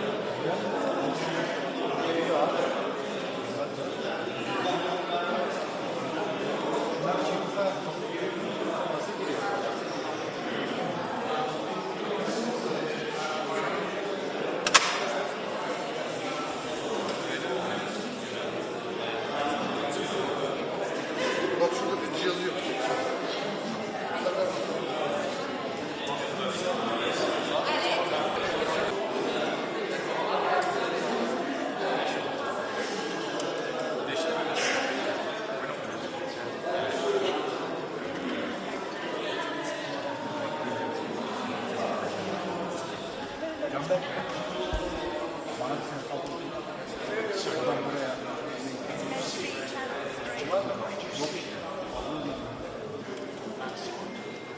Ben çıkamıyorum.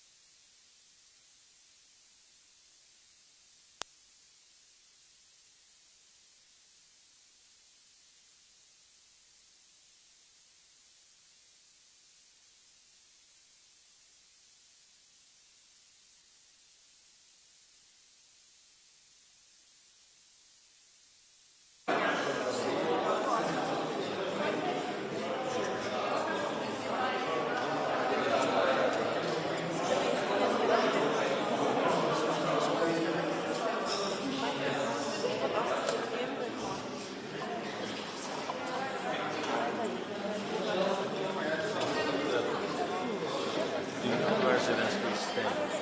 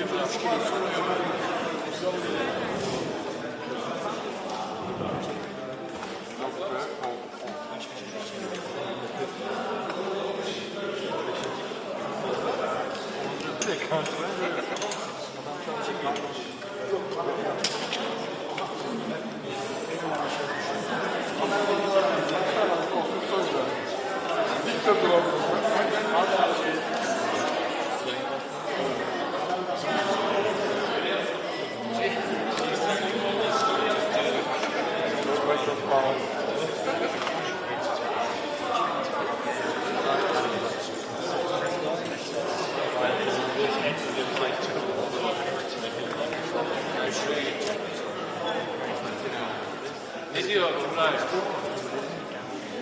Bence yapmalısın. Öyle diyor yani. Ama bence onu yapmalısın. Biraz daha sola gelsene. Sola değil, sağa gelmem lazım. Şöyle.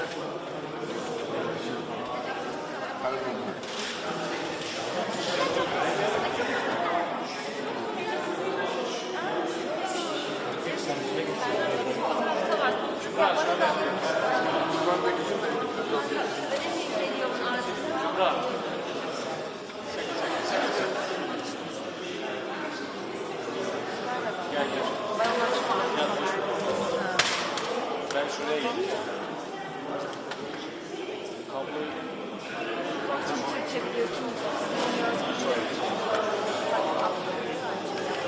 Kanka çok mu kötü giriyor?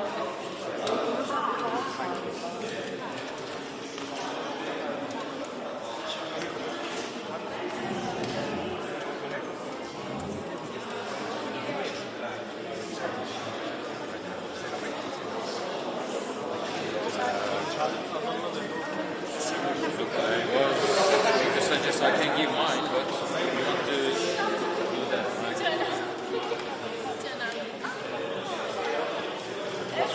Let me check that we should go. Can you check? İyi bakıyorum. Bu kadar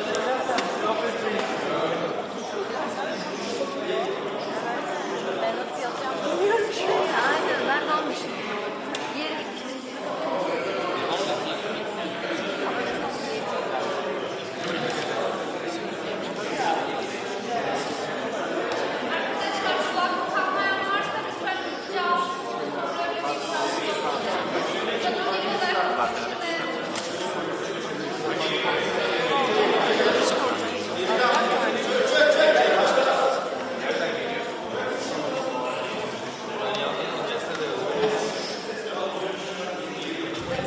Siz.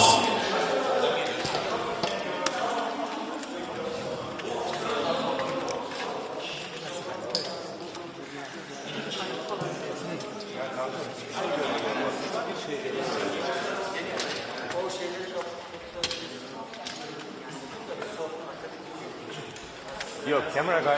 Hello. Bak göremiyorum hiçbir şekilde ya. Kafası giriyor ya. Abi olmuyor bak.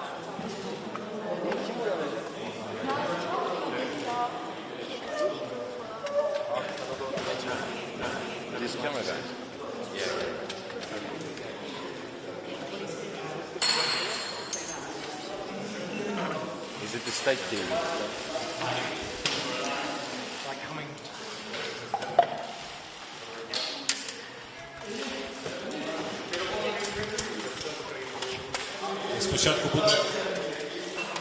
Спочатку буде заява президента, а потім у вас буде можливість поставити ваші запитання. Будь ласка. Доброго дня, шановні журналісти. Дякую за зустріч, за розмову. Ну, передусім я хочу подякувати особисто президенту Ердогану, команді президента Ердогана за нашу зустріч. Так, я можу почекати, ви можете. Так, навушники підготувати. Окей? Do you have translation? Okay? From Ukrainian. Great, I will continue. Thanks so much. Я хочу подякувати так президенту Ердогану,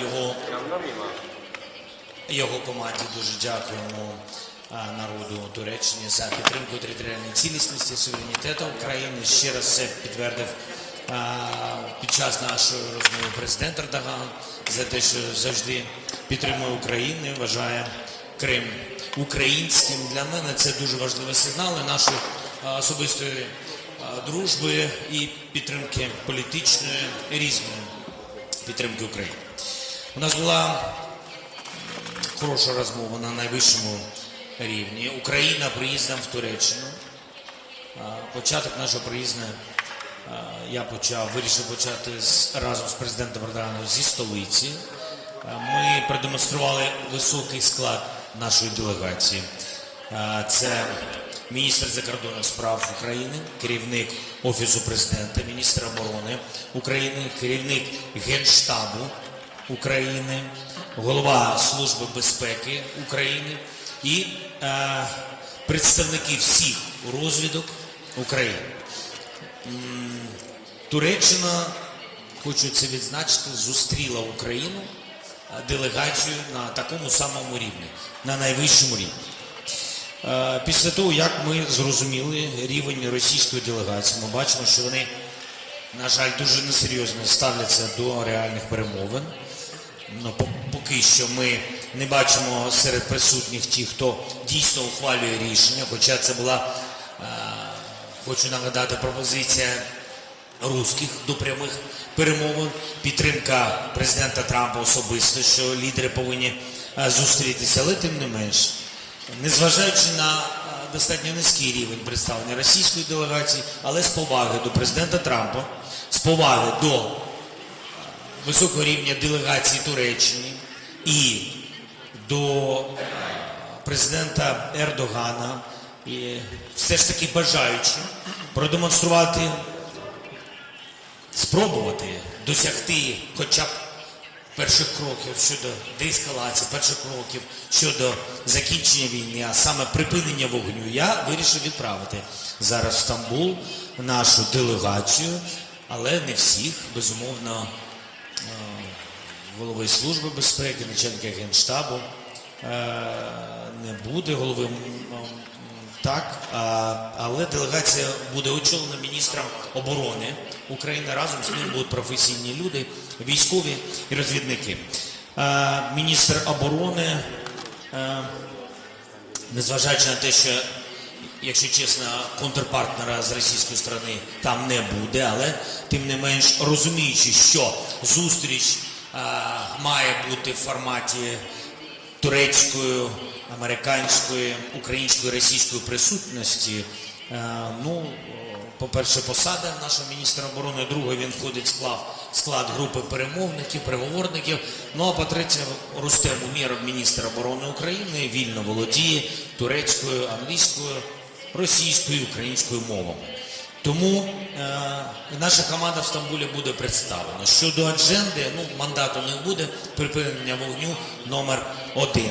Тобто вони полетять. Хоча я досі вважаю, що Росія продовжує несерйозно ставитись до цих зустрічей, не хоче закінчувати війну, але будемо надіятися, що вони продемонструють хоч щось під час зустрічі. Ми проговорили з президентом Туреччини. Завтра зранку ми з ним доєднаємось до саміту Європейської політичної спільноти в Албанії в місті Тирана. В принципі, ця зустріч була організована заздалегідь, там буде більше 40 лідерів. Це наші короткі плани на найближчий час. Телеканал Україна. Україна, відповідно. Ось тут перший ряд.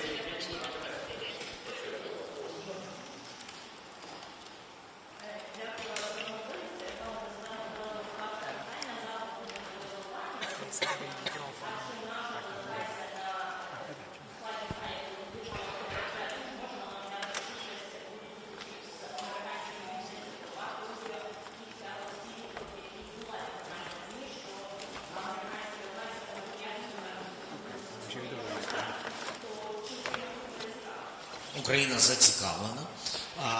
Ми домовились з президентом Ердоганом, що наша група, турецька група, буде присутня. Ми обов'язково проведемо зустріч з американськими, з турецькими, з українськими групами. Така зустріч буде.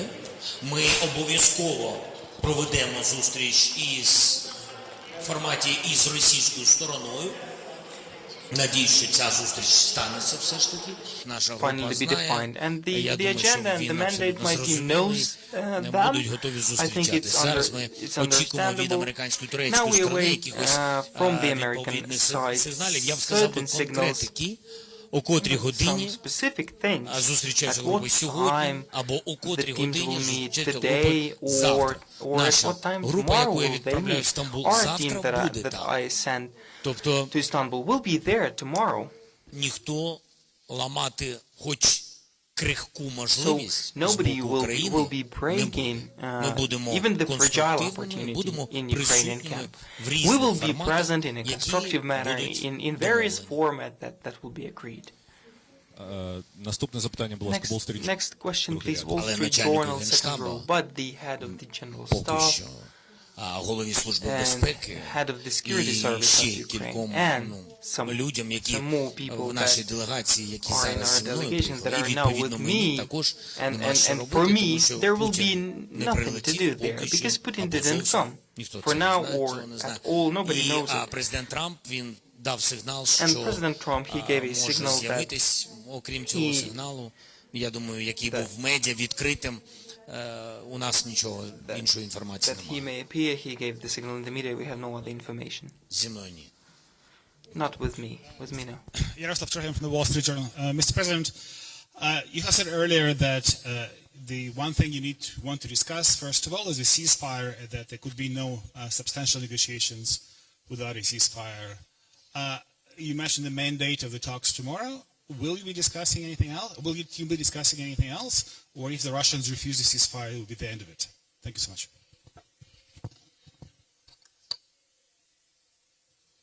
Дивіться, питання в тому, що вже не перший раз відбуваються перемовини. The negotiations take place not for the first time. В різних форматах. The negotiations in various formats. You saw Saudi Arabia. Кілька зустрічей, ви бачили couple of meetings there. You also saw the meetings in London, in France, на різних meetings on various platforms. Today it's Turkey, and this is not simple to speak in any format with Russian representatives.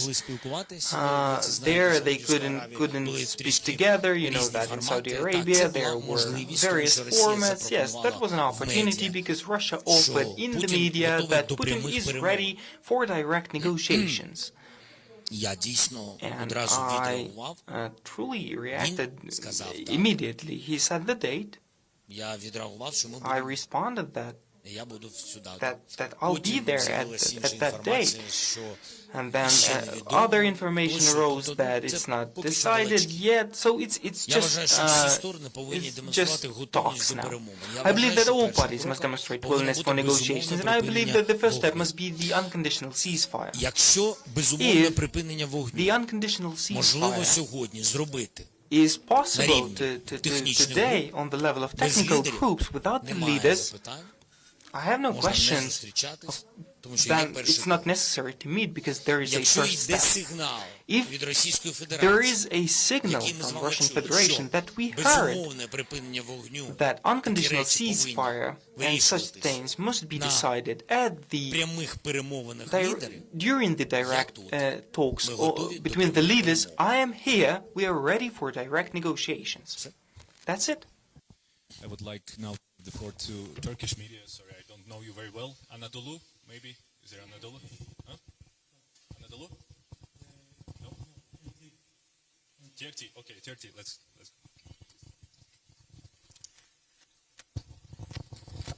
Mr. President, Turkey has been reliable and sincere actor in efforts to bring peace between Russia and Ukraine. In the negotiations to be held in Istanbul failed to make progress.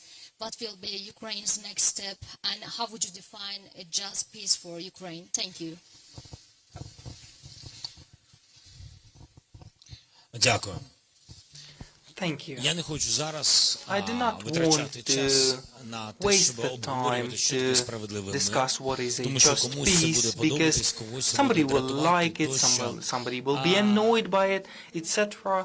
Всі ми розуміємо, що We all understand повинен бути that справедливий мир, there і безпека must в be Україні just повинна peace and відповідати and security in Ukraine гарантіям must correspond передусім статуту ООН. Це говорить і with the президент Ердоган, requirements of і the UN Charter. всі наші President партнери, Erdogan і says that Україна all our це partners підтверджує. mentions Всі this, and повинні поважати Ukraine територіальну confirms it. цілісність Everybody і must суверенітет respect тієї sovereignty чи and іншої territorial держави. integrity Що of стосується сьогоднішньої демонстрації і this або or that рівня state. As regards делегації, або рішень, the level ще of the раз я delegation підкреслюю, or ми decisions, можемо навіть I не underscore говорити once again, про рівень we делегації, cannot якщо even speak of у the них level є of the можливість delegations. про щось If they have домовитись. Ми всі говоримо an про opportunity результат. to Ми negotiate демонструємо something. своєю We all присутністю want і a своїм result. We рівнем, що ми demonstrate with our хочемо level and our завершення presence війни that we want the швидко, war і to у end всіх нас, у тих людей, які тут, and fast. у And нас у all всіх є people who мандат are here, we all have mandate, від народу institutional України mandate або from від the people законодавчих of наших Ukraine, повноважень or є because мандат of our домовлятися legal powers. про We have відповідні the кроки, mandate to які negotiate ведуть до закінчення certain війни. steps that lead to З ending іншого the боку, war. ми бачимо On the представників other Російської hand, we have Федерації. Russia's Ми representatives, розуміємо, що це за and we understand what level that через is. те, що ми воюємо і тому не Not- поважаємо. Ні. It's not Всі because це we бачать. are at war І and we Америка don't це бачить. respect it. No, but І ми з everybody ними sees and the спілкуємося. US see І it Туреччина це бачить.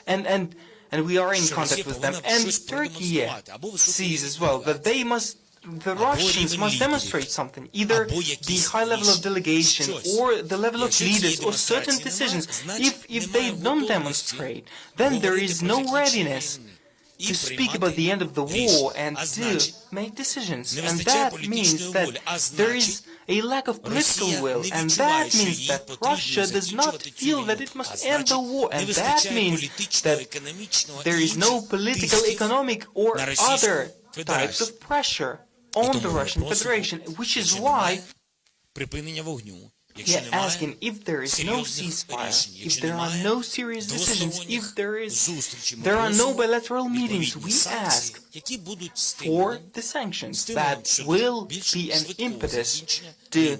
a more rapid end to the Або war, хоча б or пришвидшити otherwise наші to expedite our розмови. talks about it. Ми хочемо сильного And пакету we санкцій, про want a які strong package говорила of sanctions about нещодавно, останні which тижні дуже багато про recently цього від there have Сполучених been Штатів many talks from the United States of America on this matter and from the EU and from European countries and from the countries of the global Ви south. знаєте, не підтримують введення And you санкцій. know that they do not support Є sanctions. таке через відповідні економічні відносини Yes, з because Росією. of Але the зараз economic Росія ties to демонструє, Russia, but now Russia demonstrates що вона не that хоче закінчувати війну. it does not want to end the war. Я думаю, що повинен бути і I тиск і think that глобального there півдня. must be pressure from the global south as well. Наступне запитання, будь ласка. Next question, please. 1+1.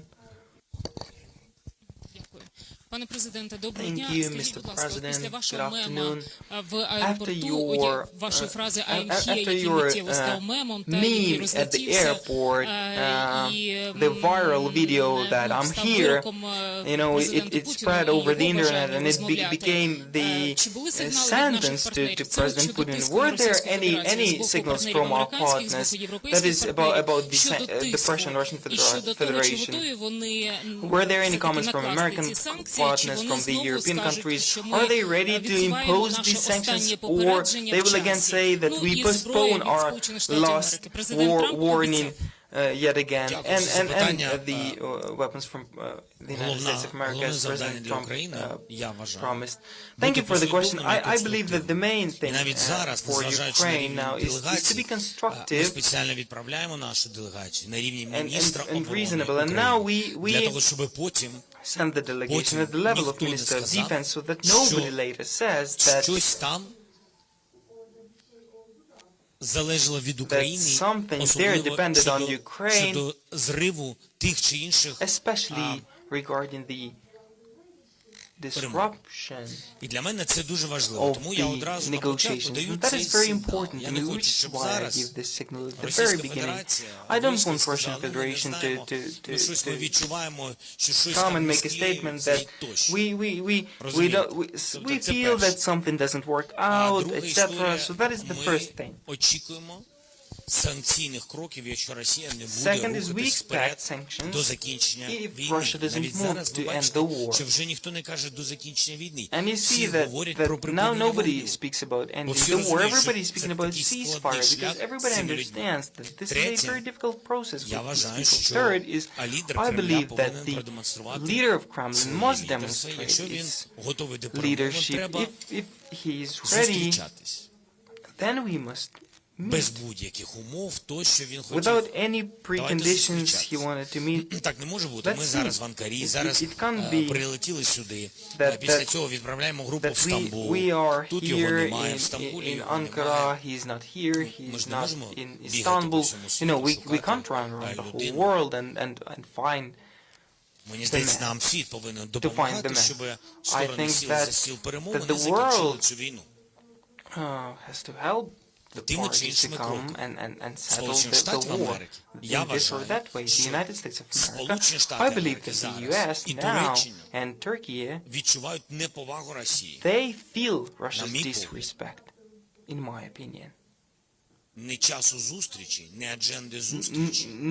time of the meeting, no agenda, no high level of the delegation. That is personal disrespect.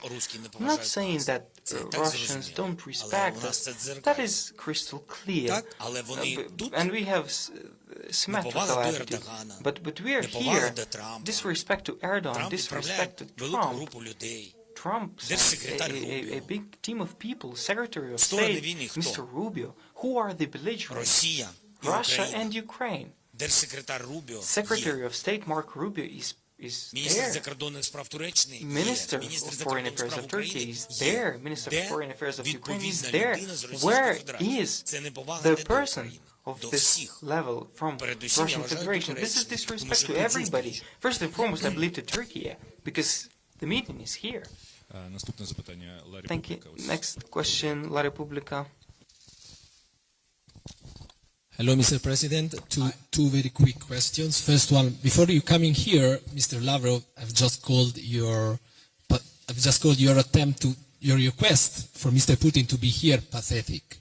Mr. Lavrov said, because he says that he never meant to be here, Putin. Second question, if you've been coordinating your moves here with Mr. Trump. Thank you.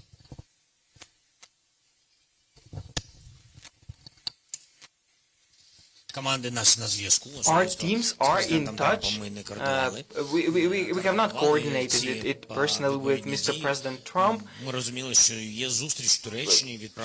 we understood that there will be a meeting in Turkey, and we will send in the delegations. Both our countries did that, and you know that the President Trump is on tour around the Middle East, and it's understandable that every day he has meetings with the leaders, and he has preliminary agreements about the meetings, the documents, but he said that he was prepared to join, so he gave a signal that if there are leaders, the President of Ukraine, then President of the United States of America will join. So he demonstrates good political will, demonstrates that they are ready and willing to help. This is how I perceive it. As regards Minister for Foreign Affairs of Russian Federation, look, I didn't make any proposals to Putin. We all understood that he proposes direct negotiations. Why he proposed direct negotiations? Because he didn't want ceasefire. He cannot come to meeting and just say, let ceasefire begin. There have been attempts on Easter, for example, and we didn't even agree about anything.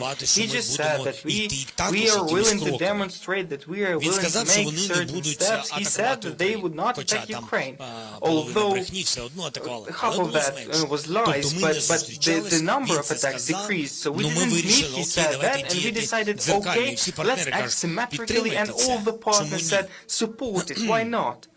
Ми це продемонстрували. І так само we have demonstrated it. Він може продемонструвати, може просто сказати, просто в ефір, просто he can just demonstrate and say in the media live that we are ready for a ceasefire for 30 days. Щоб відтермінувати we cannot meet, but if he wants to postpone strong American sanctions, хочу показати, що він конструктивен, і він готовий до перемоги. Але каже, що припинення вогню, у нас дуже багато різних питань. І в прямих перемовинах ми готові їх обговорити. Так, всі сприйняли. We were ready to discuss them in direct negotiations. Everybody perceived it this way. I said, I am ready. President Trump said he's ready. He said, we didn't coordinate it. He said, if the leaders are there, I'll be there. Це позитив для всього світу. Як би ми не It's positive for the whole world, no matter how we treat each other personally, but this is a hope for the whole world that the big war will come to an end. Наступне запитання, будь ласка, кримські новини. Next question, please. Crimean news. Kırım Haber Ajansı Mustafa Koçyiğit. Sayın Cumhurbaşkanı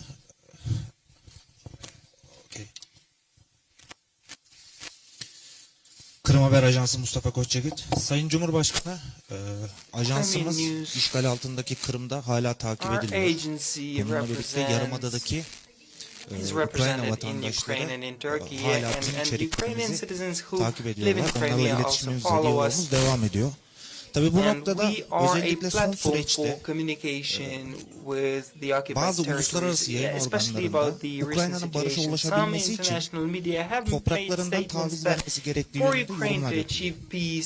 Tabii buradaki atıf açıkça Kırım kastediliyor burada.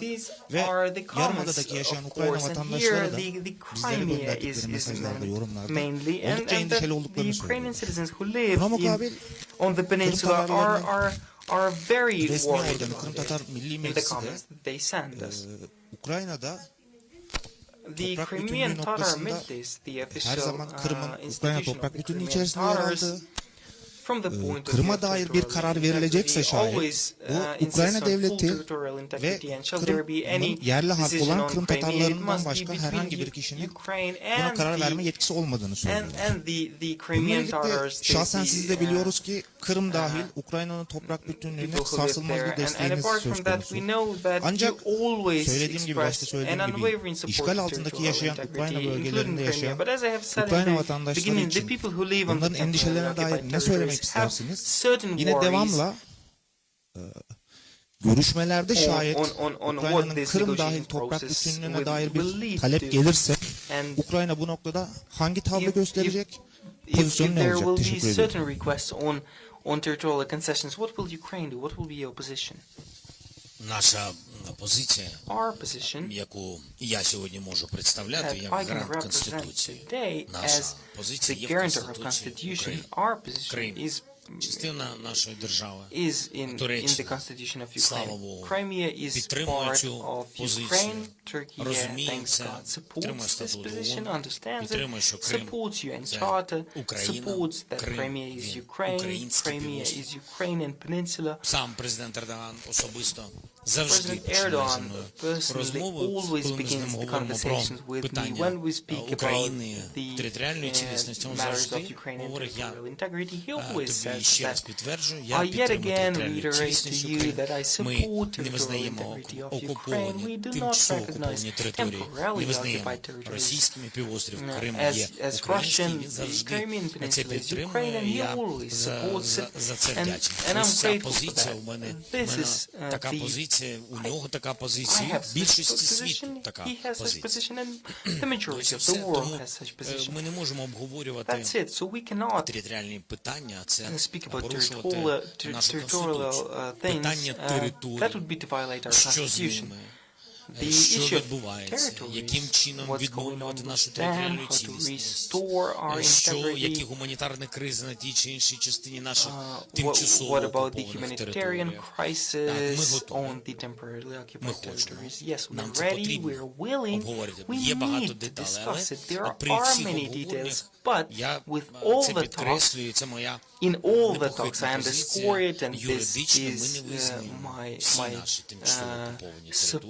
We will not legally recognize the occupied territories as Russian. This is Ukrainian soil. International media outlets and news agencies, please.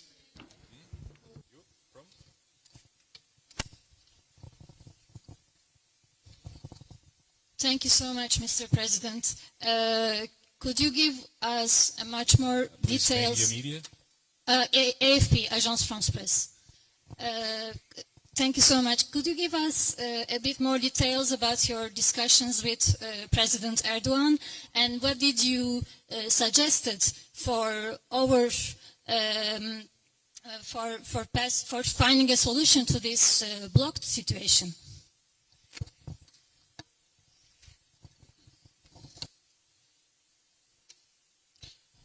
When people don't want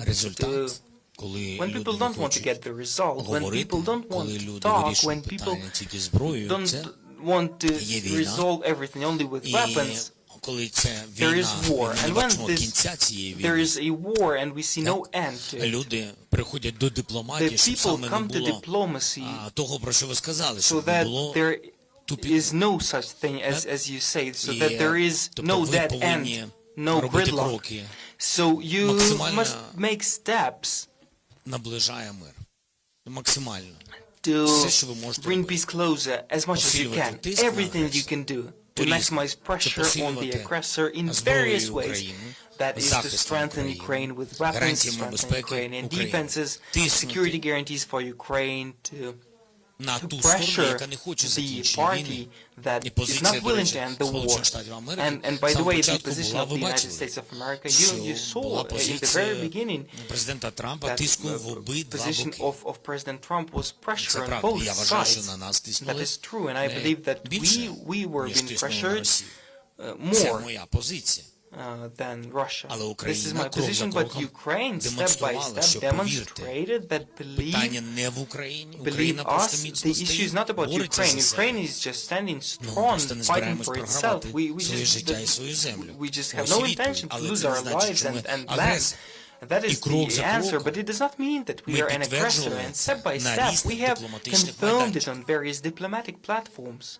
Agreeing to many various compromises, because the fact that now everybody is speaking about the full ceasefire as an important step for Ukraine was also a compromise without any conditions. We have many conditions to the aggressor, but if we agreed, if the United States of America made certain steps and we are in dialogue, we accept it. And not only these steps were made by Ukraine. Many of the diplomatic steps we made. хоч трішки формату, який може наблизити всі до закінчення війни, але це не може бути односторонньо. Even a tiny little bit bring us closer to the end of the war, but this cannot be unilaterally, only from one end, and the pressure cannot be only directed one way, which is why we very much want that there is a demonstration of pressure against Russia, against Putin, sanctions, European sanctions, American sanctions, at the very least sanctions.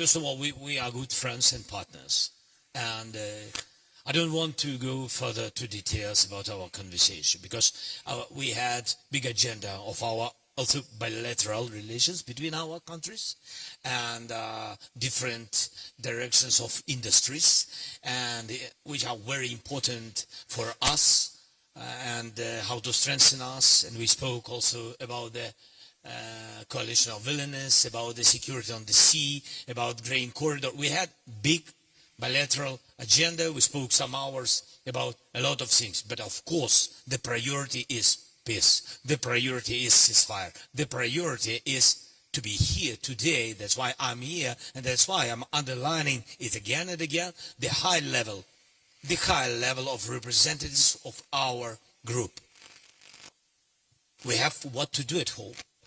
You know, that's it. But we spoke about a lot of things, and mostly all the things about the level of Russian group and their willingness to finish the war, and about ceasefire. Everybody support. By the way, 30 days it's nothing, but everybody supported, like, you know, the first step.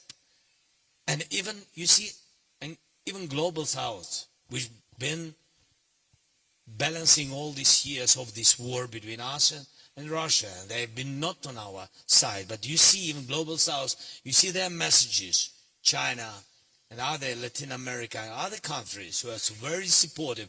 The first step, unconditional ceasefire, 30 days. Everybody support this idea.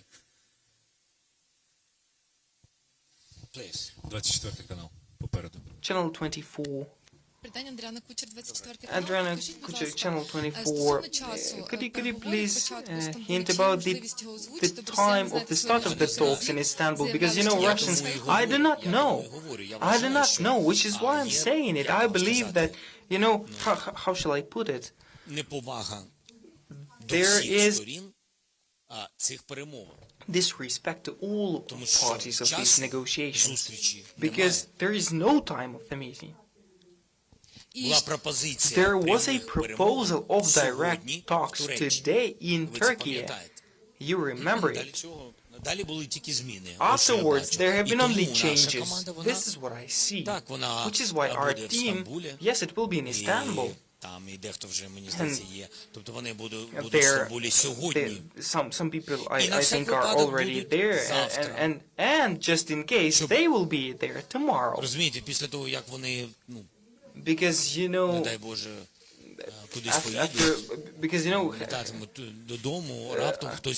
heavens forbid, when they depart home, somebody will appear there.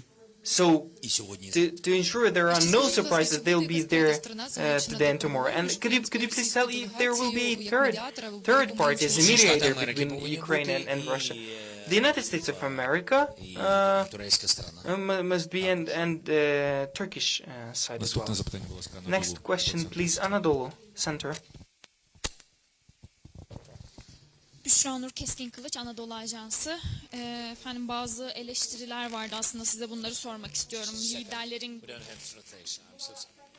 Geldi mi?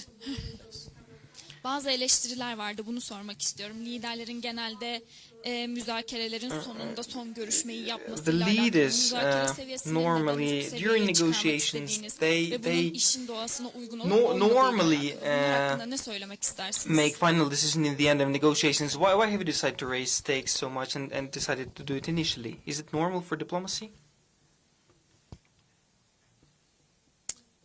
Окупація 20% нашої території вважаєте це дипломатія? Масовані поховання, чи це що? точно не дипломатія. the В сучасному світі депортація mass силою graves. 20 Do you think that is тисяч українських diplomacy? дітей на територію The Росії. forceful deportation of 20,000 Ukrainian children to Russia, does that resemble Такого дуже diplomacy? багато, не хочу, щоб сказали, що я There почав are якісь там свої українські наративи. many Все це things. боляче I don't такі want to be речі, навіть impeached називати that наративами. he Я started хотів вам сказати, ми to давно chirp не в about звичайній his дипломатії. Ukrainian narratives, but I Дуже just давно, wanted to тому що say ми маємо that справу з людьми, for a які long не time we're дипломатичною мовою no прийшли longer in conventional зруйнувати diplomacy because we have people абсолютно who are not зруйнувати in нас, diplomatic way came нашу to історію, destroy ідентичність, us, наші сім'ї. our Ми маємо те, що our маємо. values and our families. We have what І we я не have. хочу зараз, щоб у нас була з вами And I don't want такий us діалог to have історичний, such хтось, щоб все почалось, a хтось, тому що в historic мене dialogue буде where it своя all думка, у started, русських буде своя, because я I не will хочу have про my це. opinion, the І Russians will саме have через theirs, це, тому що таких and питань because of this, буде дуже багато. because Подивіться there will be many сигнали of such русських. questions. Треба Look at спочатку розуміти коріння цієї війни. Russian, Для чого це робиться? Як ви вважаєте? Для чого робляться такі сигнали? the Russian Щоб її не signals. закінчити. Why do you think they make such signals? Тому що ми To not всі, end the ви, war. ви Because поважаєте all свою of us, мову, свій you прапор, respect your своїх language, людей, you respect свою your national історію. flag, І ми your так people, само, your і русські history, так само and we Але do вони just ще the хочуть same. нав'язати And the свою Russians as історію well, but і they знищити also те, що нам дуже дорого. want to bring their history Тому to us, в усіх війнах to impose робиться it on перший us. крок.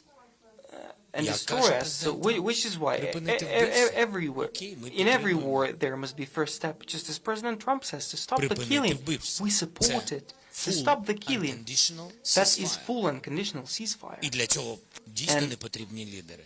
And the leaders are Потрібна indeed not політична needed воля for this. лідера. But there must be це political можна will of the зробити. leader. And this is possible to do. І це не війна, яка була 100 років тому. Є медіа, And є this is інтернет. not the Можна war that дійсно не happened 100 зустрічатись. years ago. There are media, всі процеси. technologies. You А can домовитись meet, про not meet припинення in person, а not to потім вже complicate говорити things, про and agree to моніторинг ceasefire, тощо, щоб and не then to йти speak about зараз в monitoring, деталі so that we don't go цієї deep конструкції, into details всього шляху, of all який this призведе до infrastructure, of закінчення війни. all the Тому що way коли that will lead зараз ми to почнемо the end of the сперечатись war. про Because if деталі, we now start to argue, quarrel about можуть the пройти details, роки війни.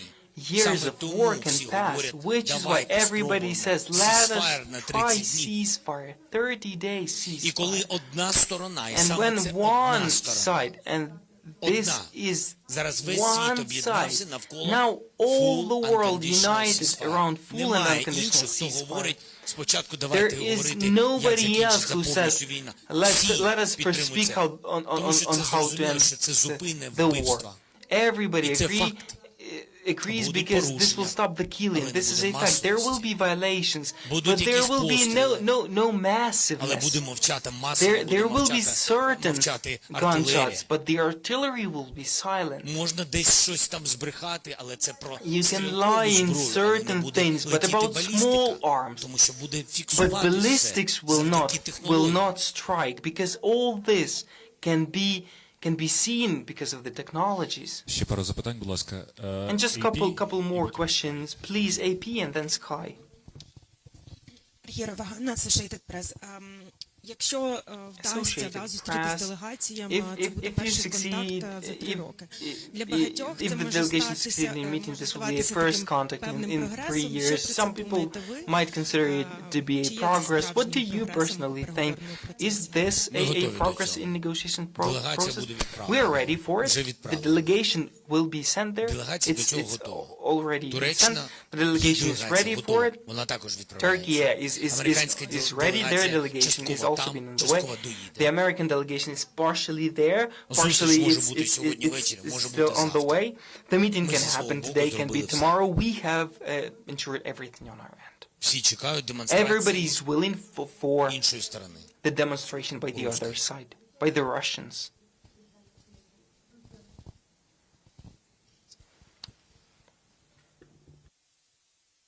Не можу сказати. Зміст зустрічі важливий. I cannot tell. The contents of the meeting is important. Sky News, please. Although the Russians, after they hear that we will be at the meeting, they can say that, we have some other things to do. It can happen so. We do not know. President Zelensky, Sky News. Had Vladimir Putin come today and sat round a table with you, what would you have said to him? And the fact that he hasn't come, what does it mean for this stage of the peace process? Can you even call it a peace process now? Ми всі хочемо, щоб розпочався мирний We процес. all want the peace process to start. I think that the meetings on the NSA levels took place, and there everybody draws certain maps on the potential peace agreement and the end of the war, and we can not support this roadmap. Yes, we cannot agree about something, but when the teams are working, that is still nonetheless a movement in the right direction. That is a movement of diplomacy, which is why I would say that certain meetings take place, and this gives us a lot of hope that the Europeans united this way, and what wasn't there before is that us, Europe, America, we are all together in this. We can argue about certain things, but nonetheless, on these tracks, we work together. We all want it, and which is why when Russians say that let's have direct negotiations, I believe that this is a right one. So the direction overall, the chosen direction, is right. What will be with it, I don't know. If I had met on the level of leaders, I am sure there wouldn't be any arguments to do not agree to try for a certain period to agree about ceasefire. And I think that we would definitely come out with such results, or maybe with some other result as well. I cannot say. And yes, please, now really the last question. Please, News Live. Дякую за цю можливість. Галина Остаповець, новини Лайву. І говорили про Thank you, те, що Halina тут присутні Остаповець, News силовики, Live. силовий блок. Ми You не have побачили Буданова, said чому that його тут немає. the Зокрема, і people незважаючи на from те, що ми these тут говоримо про services are ймовірність here. закінчення Why війни, there is американська no розвідка, Budanov here? зокрема, And speaking about the говорить end of про the нові war, наступальні the American кампанії Росії intelligence in станом particular на says літо, то about the які new деталі offensive ми operations маємо of Russia as of the beginning of the summer. So which details do we have? Є представники We have representatives of all intelligence services, our external intelligence, the main intelligence directorate, and the representatives of the security service of Ukraine. The main thing is security, which is why this bloc is chaired, is led by one person, head of the SSU of Ukraine. Так само, як і є начальник генерального Just as there is a head of general staff present, but there is no chief of defense, no commander-in-chief, because everybody has their duties. Yes, we could bring everybody here, but it seems to me that this group is sufficient. Що саме? What exactly? I apologize, the interpreter doesn't hear. Yes, I have recently answered that question. Honestly, they have started their offensive operations. They launched it on various axes, and the main axis was Sumy direction. There they have amassed 67,000 troops. We have undertaken certain steps so that not to allow them to unite, which is why they are working on reinforcements, on how to regroup and to do what they've chosen to do, which means that they want to have this offensive. It's understandable for us. Honestly, our military formulated this way that they are on a permanent offensive, and this has been happening for a couple of months. Thank you, colleagues, for such interest. This is the end of the press conference. Thank you.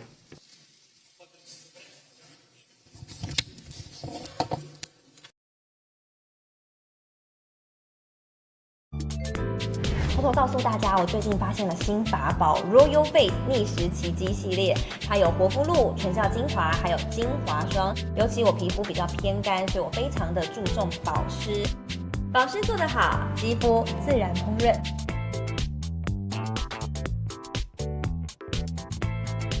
提亮肤色更年轻，抚平皱纹超有感，而且气色变好。用心保养，每天都更美一点。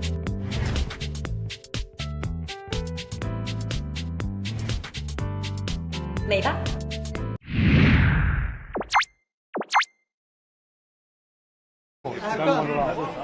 I'm being serious.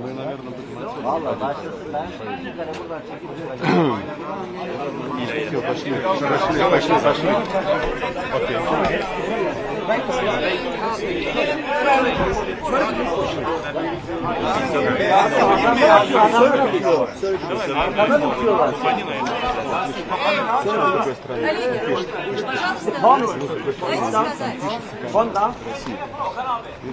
Я, уважаемые коллеги.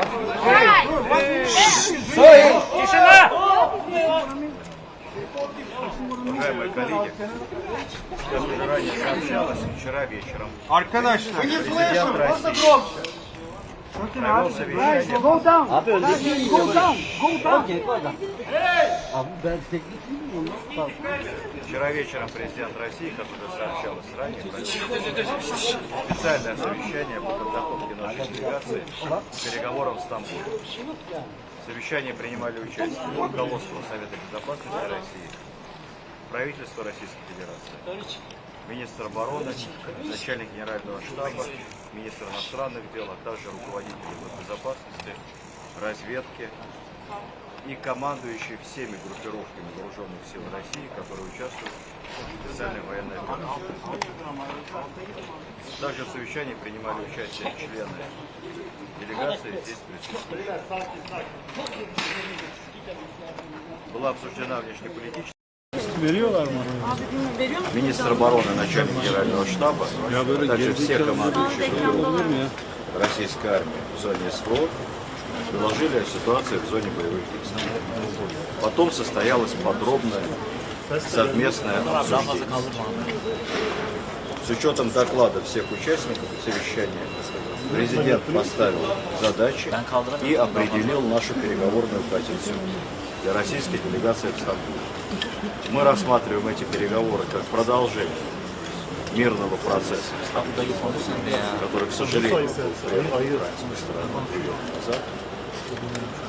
Наша официальная делегация утверждена распоряжением президента, и она обладает всеми необходимыми компетенциями и полномочиями для ведения переговоров.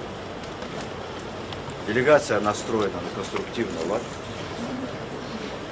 на поиск возможных развязок и точек соприкосновения. Задача прямых переговоров с украинской стороной рано или поздно выйти на установление долгосрочного мира, устранив базовые первопричины конфликта. Спасибо большое. Zelensky called your delegation a sham. What do you reply? When is President Wojciech приехать?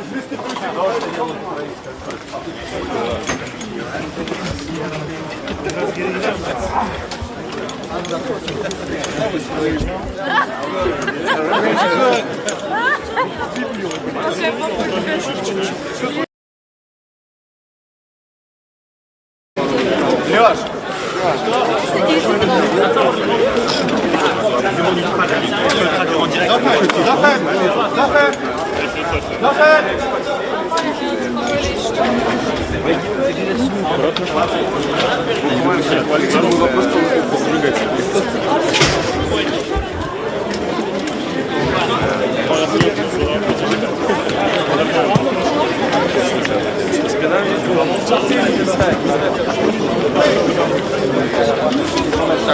Ты видел, что творилось?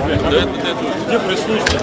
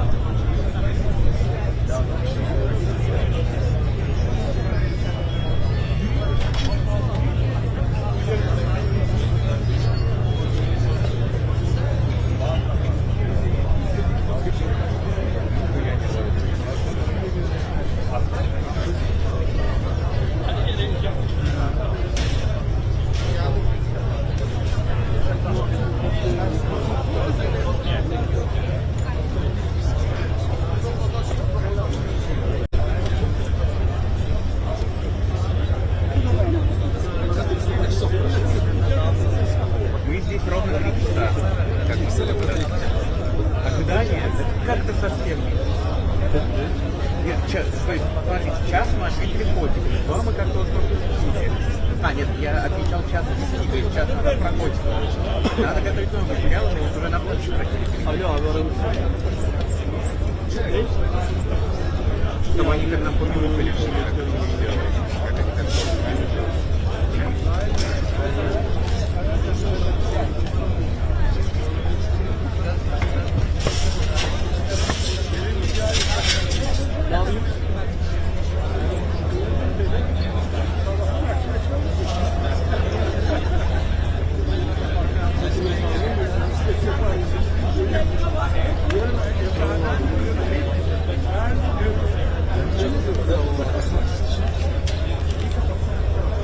Сейчас там водительская линия Татаров брифинг, что Лавров сейчас там выступит, а так через отпуск сказал, что Путин не приедет на встречу с Украиной.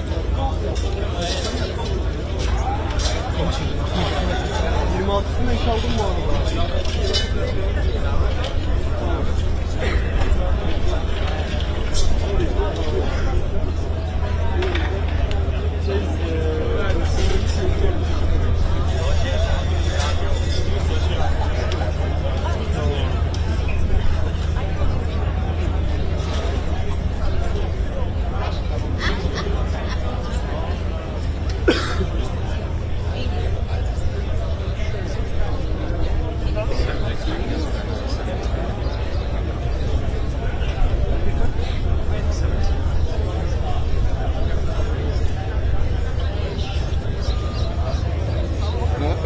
Зеленский назвал уровень делегации России на переговорах в Стамбуле плодотворным.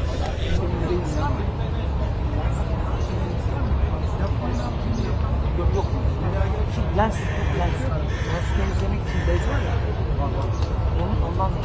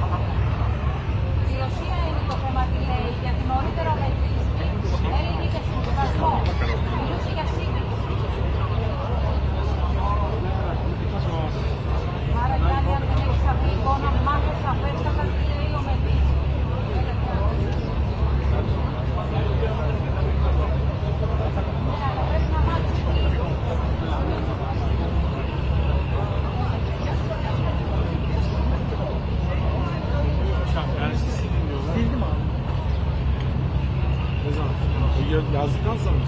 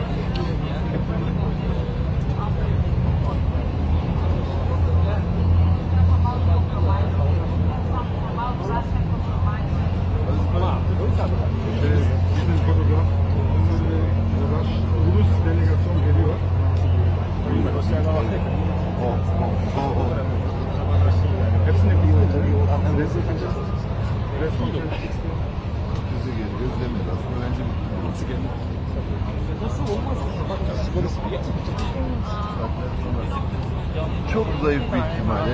Sabahın kırkından bile hepsi söylüyor. Bizler de söylüyor. En başından beri Onun anlaşamadığı bir konu var. Onu çözmekten sonra masaya gelmiyor. Nasılsın abi gördün mü? Hatırladın beni. Hatırladım İyi seni. misin? İyi, sen nasılsın? İyi gördüm seni. Çatıdan, aynı. Sosyal gazete yazdım. Ama abi ben haberde çalışıyorum çok eski diyor. Çok oldu ben haberde çalışıyorum. Polisle uğraşmadın değil mi? Gözüm daldı. 6 defa geldiler. En son işte bak dedi artık gönderdiler. Hiç uğraşmamıyor. Dedim adamlar dedi bizim de vardı orada bir kere. Yani Bir kere geldiler üçüncü de yine dedim yani. Valla 6 defa idare ettim. Sonra geldi bayağı bir sert davrandı. Ben sizin istemediğiniz bir şey yapmadım. Siz de neyse onu yaptım. Ya dedi ayağa kalktınız ya. Gidelim kameranın şarjını mı değiştirin yani? İşime Siz de mi yaptınız? Ben bir şey yaptım. Size deseniz onu yaptım dedim yani. Sonra özür dilerim falan. Dedim yok dedim. Biz kaldırıyoruz tamam dedim.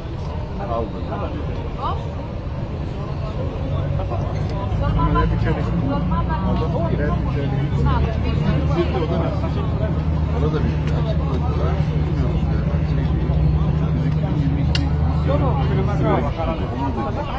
yani çok çeviriyorlar demek Türkiye'de. Abi peki bir şey söyleyeceğim. Buraya gelmeyeceklerse bir tane adam gibi adam çıkıyor. Ya boşuna burada bekliyorsun. Türkiye'ye geldi.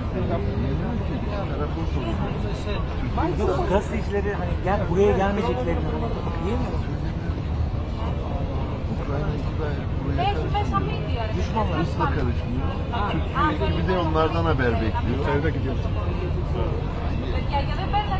Araç çıktı biraz sonra. Gelecek olsa gelirdi şu anda. Çok yakın. Tabii. VIP araçlar gelirdi. Bence yarına kaldı. Erol abi ama araç gitmedi. Oraya gelmiyor. Araç gördün mü? Konsolosluğundan neden araç? Ya. Ama buradan nasıl çıktı? Burada değil ki. Yaptılar gelmediler ki. Burada kimse yoktu. Evet. Burası boş hala. İçeri bomboş. Sadece sekürite var. Hiç kimse yok. Bizimkiler emir kulu. Bak sabahtan beri ben burada dolu olsam kapılardan içeri bir şeyler girer.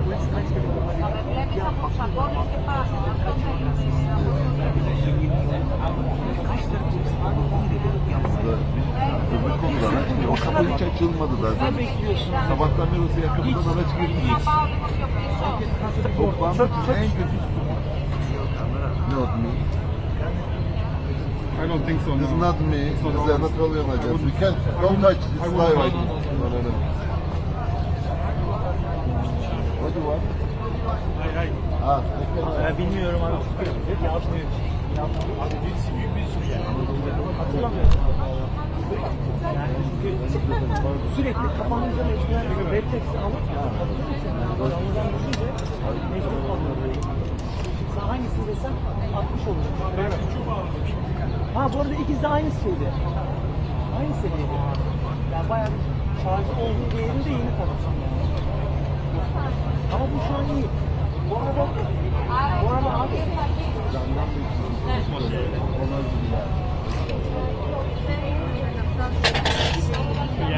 今出たってこと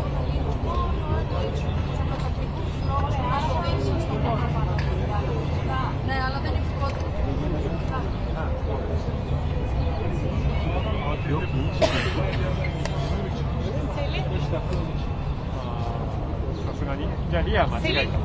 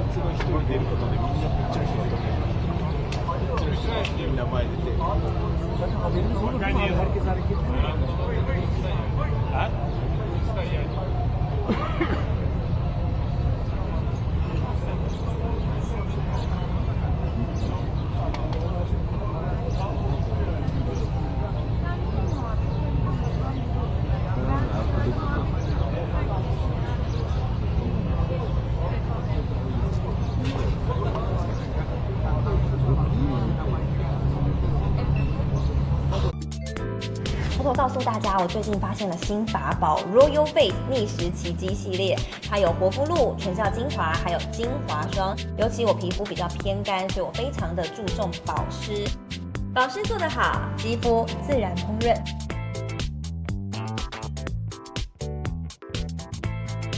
提亮肤色更年轻，抚平皱纹超有感，而且气色变好。用心保养，每天都更美一点。